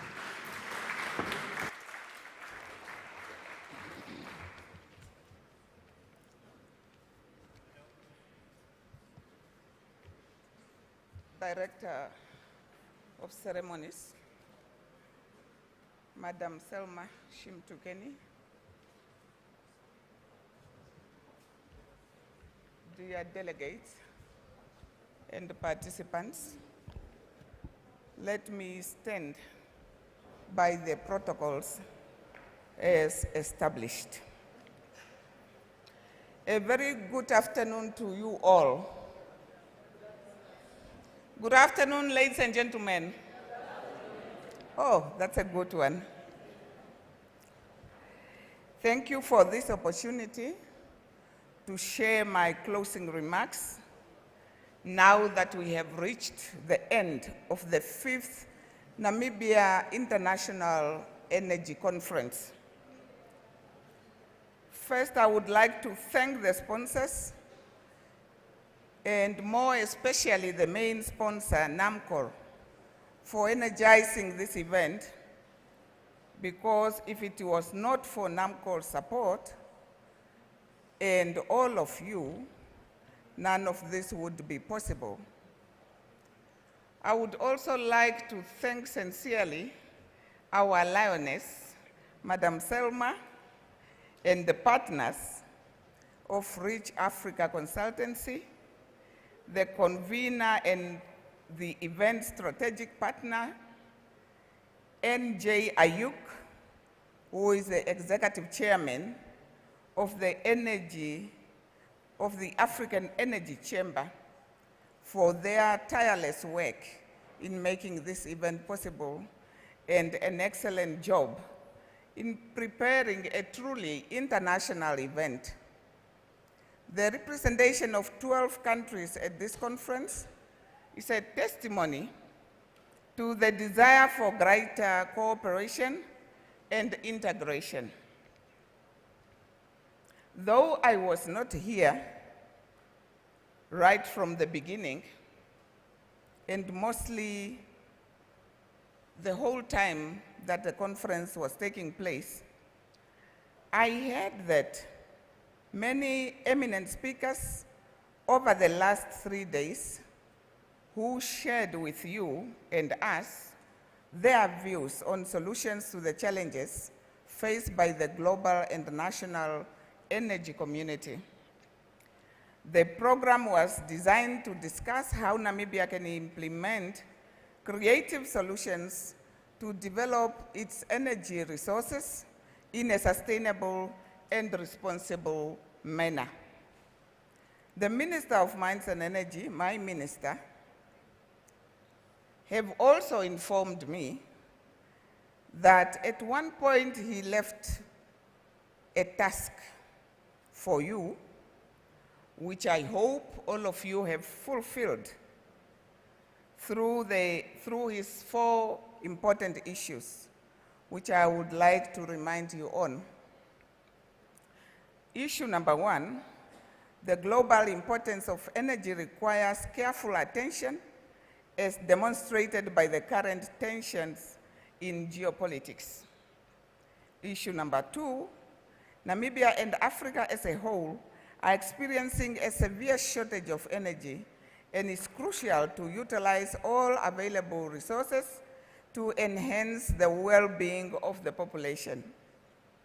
Issue number 3, the recent oil discoveries in this country will only be beneficial if managed transparently and inclusively, with a focus on local content and the involvement of the next generation. Issue number 4, he also highlighted that there is a need to be responsible custodians of valuable resource and manage it sustainably for the present and future generations. I just wanted to remind you on what my minister has alluded to earlier at the beginning of the conference. As the Deputy Minister of Mines and Energy in Namibia, I am keenly aware of the situation we find ourselves, confronting significant global challenges, including energy poverty, accelerating climate change, and supply chain and commodity market disruptions caused by the COVID pandemic, and in all, also made worse by Russia's invasion of Ukraine, or the tension between Russia and Ukraine.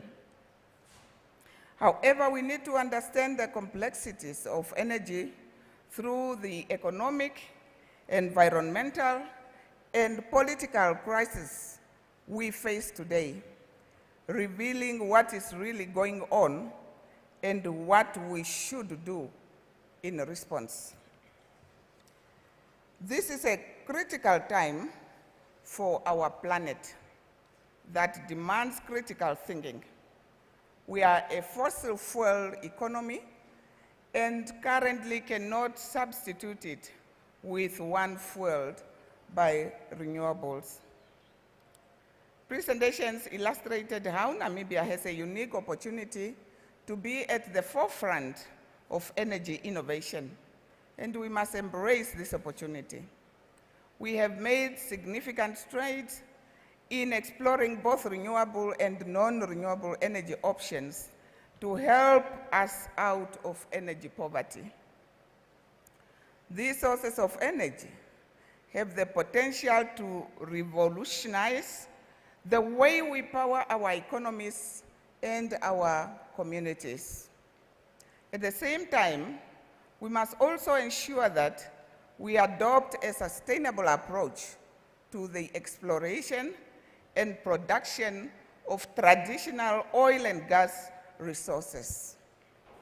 Our industry must be mindful of the environmental impact and work towards minimizing it, a responsibility that we must always fulfill. Safety is the top priority, ladies and gentlemen, and it requires quick responses with governments and companies working together. We also heard about the need for enhanced cooperation between the IOCs and the NOCs. Once again, gender equality in the energy sector is of paramount importance. Women have historically been underrepresented in the industry, and we must work towards creating equal opportunities for all. A more diverse workforce will bring fresh perspectives and ideas, which will help drive innovation and growth. Education and young people are critical to the energy sector's growth and development. We need to invest in education and training programs to develop the best human capital for the production stage. This investment will ensure that our industry remains competitive and continue to be innovative. Ladies and gentlemen, I also heard that there was also an emphasis that was placed on maximizing benefit from Namibia's petroleum sector through local businesses and people benefit from the energy sector's growth and development.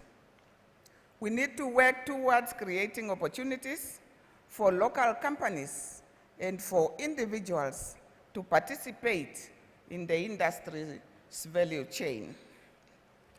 This policy will help drive economic growth and development in Namibia and the region as a whole.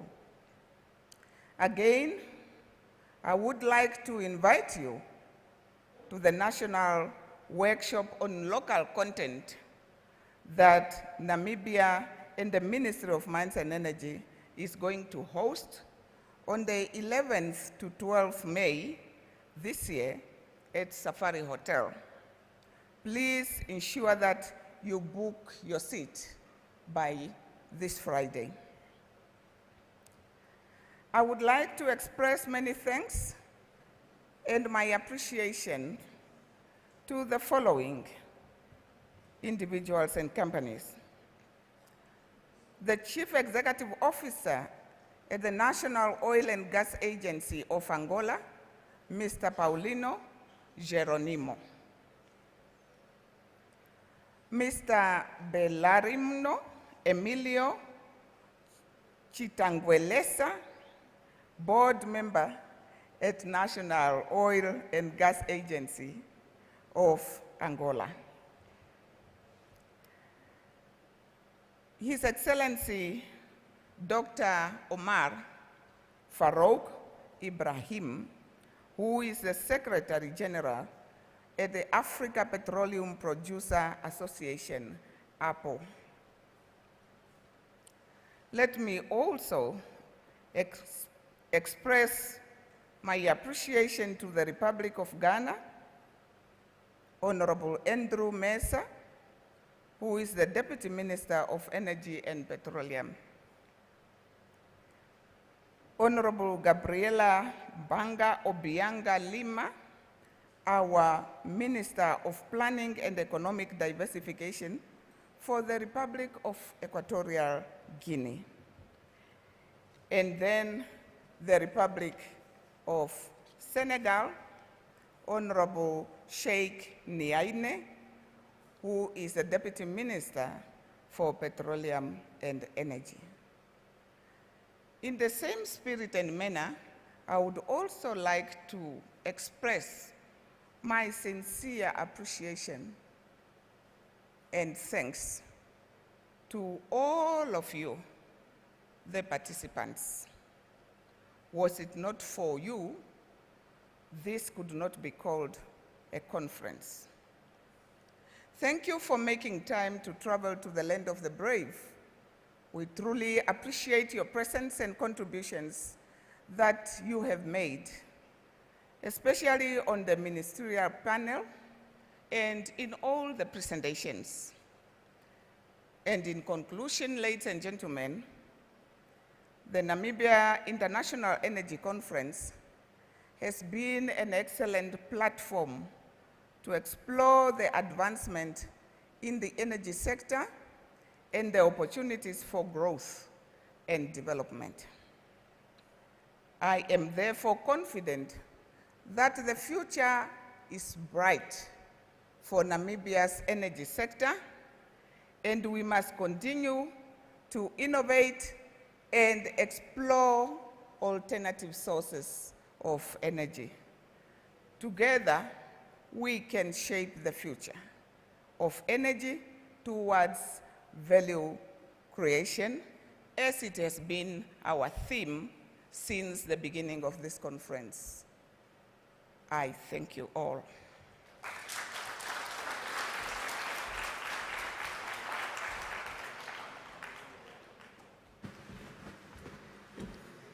Thank you so much, ma'am. I'm now going to call on Selma to do her last thank you note to all the delegates, and that will be the last speaker who comes on board. But please do not leave, as we still have to officially close with the national anthem. I ask that we remain seated, but Selma will come on board and give us her last closing remarks, and thank you.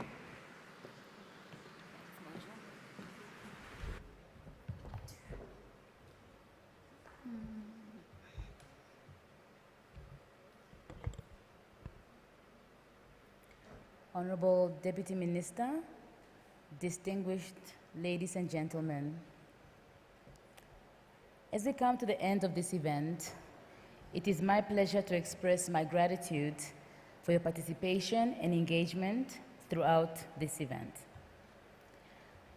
Honorable Minister Alwendo provided us with a roadmap to address 4 significant issues that the Deputy Minister also mentioned, namely the global importance of energy, Africa's energy shortage, transparent and inclusive management of oil discoveries, and the duty to safeguard natural resources for sustainable development. Over the past 3 days, we have had the opportunity to delve into some of these critical issues that Namibia, as a new entrant in the energy sector, has to take into consideration as it shapes the future of its discovery towards value creation. These informative and thought-provoking deliberations have been a great success. Thanks to the keynote speeches, plenary discussions, the strategic industry insight sessions, and technical dialogues led by government, national officials, and industry leaders from around the world. We've explored new ideas and insights on how we can navigate the evolving global economy. I am confident that the ideas shared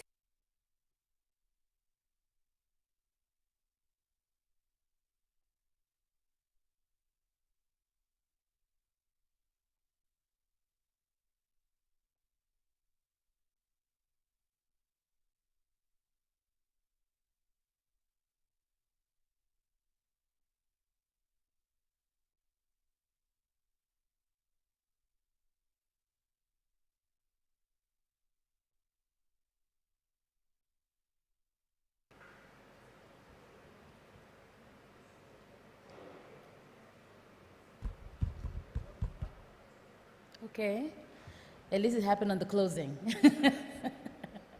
Apologies for that. As I was saying, I am confident that the ideas shared here will inspire action and contribute to the development of sustainable solutions for the future of Namibia's energy sector to positively change lives, contribute towards energy security and value creation for all. We also witnessed the signing of a framework agreement between Angola and Namibia, and the highlight has been the launch of the Women in Energy Oil and Gas Network that would not have been possible without Chevron's support. I hope you all had a chance to network with your peers and that you'll continue to foster these relationships, turning them into partnerships and collaborations that drive growth and development in the energy sector. Finally, we would like to express to all our sponsors, the speakers, moderators, and attendees who have made this event a great success. Most of all, I thank my team, without whom this would not be possible. You are the real lions and lionesses.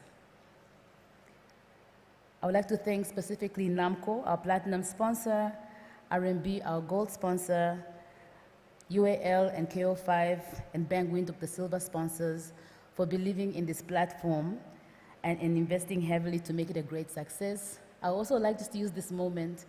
I had promised these 5 students that they'll get time to say something, however time was against us. So I'd just like to acknowledge the 5 students who were sponsored by RMB to attend this conference. They wrote a motivational letter, 1-page letter of why they're here. I think RMB got 50 applications and the 4 are here. Can you guys kindly just stand up so we can just acknowledge you and thank you for your attendance.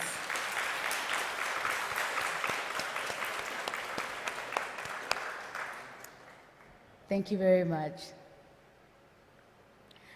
I wish you all safe travels back home. For those who are taking up the minister's visa extension offer, do enjoy our beautiful land of the brave, and see you all at the 6th edition of the conference scheduled for the 23rd to the 25th April 2024. More details will be shared in due course, and we call on all interested partners, sponsors, and speakers to engage with us early on. I wish you a beautiful, beautiful evening. Thank you so much for your engagement, and I hope that the time and effort put into curating this beautiful platform was worthwhile. Thank you very much.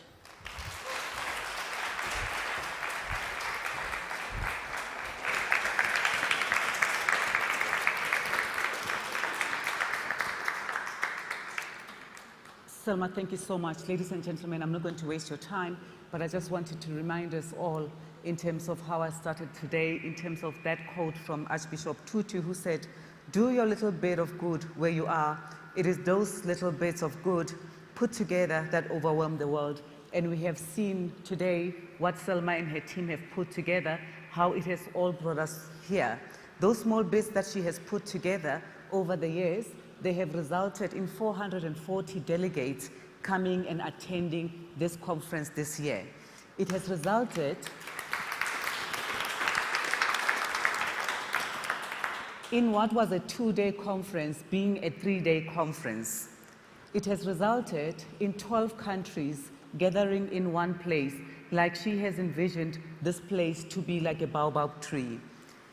It has resulted in 8 new sponsors coming on under various sponsorship packages. It has also resulted in being the official platform where the Women in Energy, Oil and Gas Network was launched. Above all, it has also resulted in this particular conference being broadcasted nationally on NBC yesterday. So those small steps that this young dynamite, the lioness, had taken has really made sure that we are building a nation, one act at a time. So I implore you today that let that be your takeout. Wherever you are, be a Selma, make sure that you do a little act of good where you are, so that next year when you come back again, we can be able to actually have this conference without these walls and open up the space and take over the land of the brave. With that, ladies and gentlemen, thank you so much. My name is Mudiehi Molekwa. We are going to go for cocktail drinks. They are in the courtyard. So straight down, we've got our ushers who will show you. We have drinks there for farewell drinks. So please don't leave without having a toast or a drink with some of the people that we have met. I have left something. Oh, we're going to sing. I'm not going to sing. Anthem. I'm not going to sing. No, not you. I just wanted to thank NJ Ayuk, the strategic partner, Africa Energy Chamber. Thank you for being a champion. You know, I always tell women that it's all great to have women empowerment, but we cannot do it alone. So we need to have male champions to push us forward, and I have a great support of elders and male champions who encourage me, who fight for me, and who believe in me. I just want to say thank you. Thanks, NJ.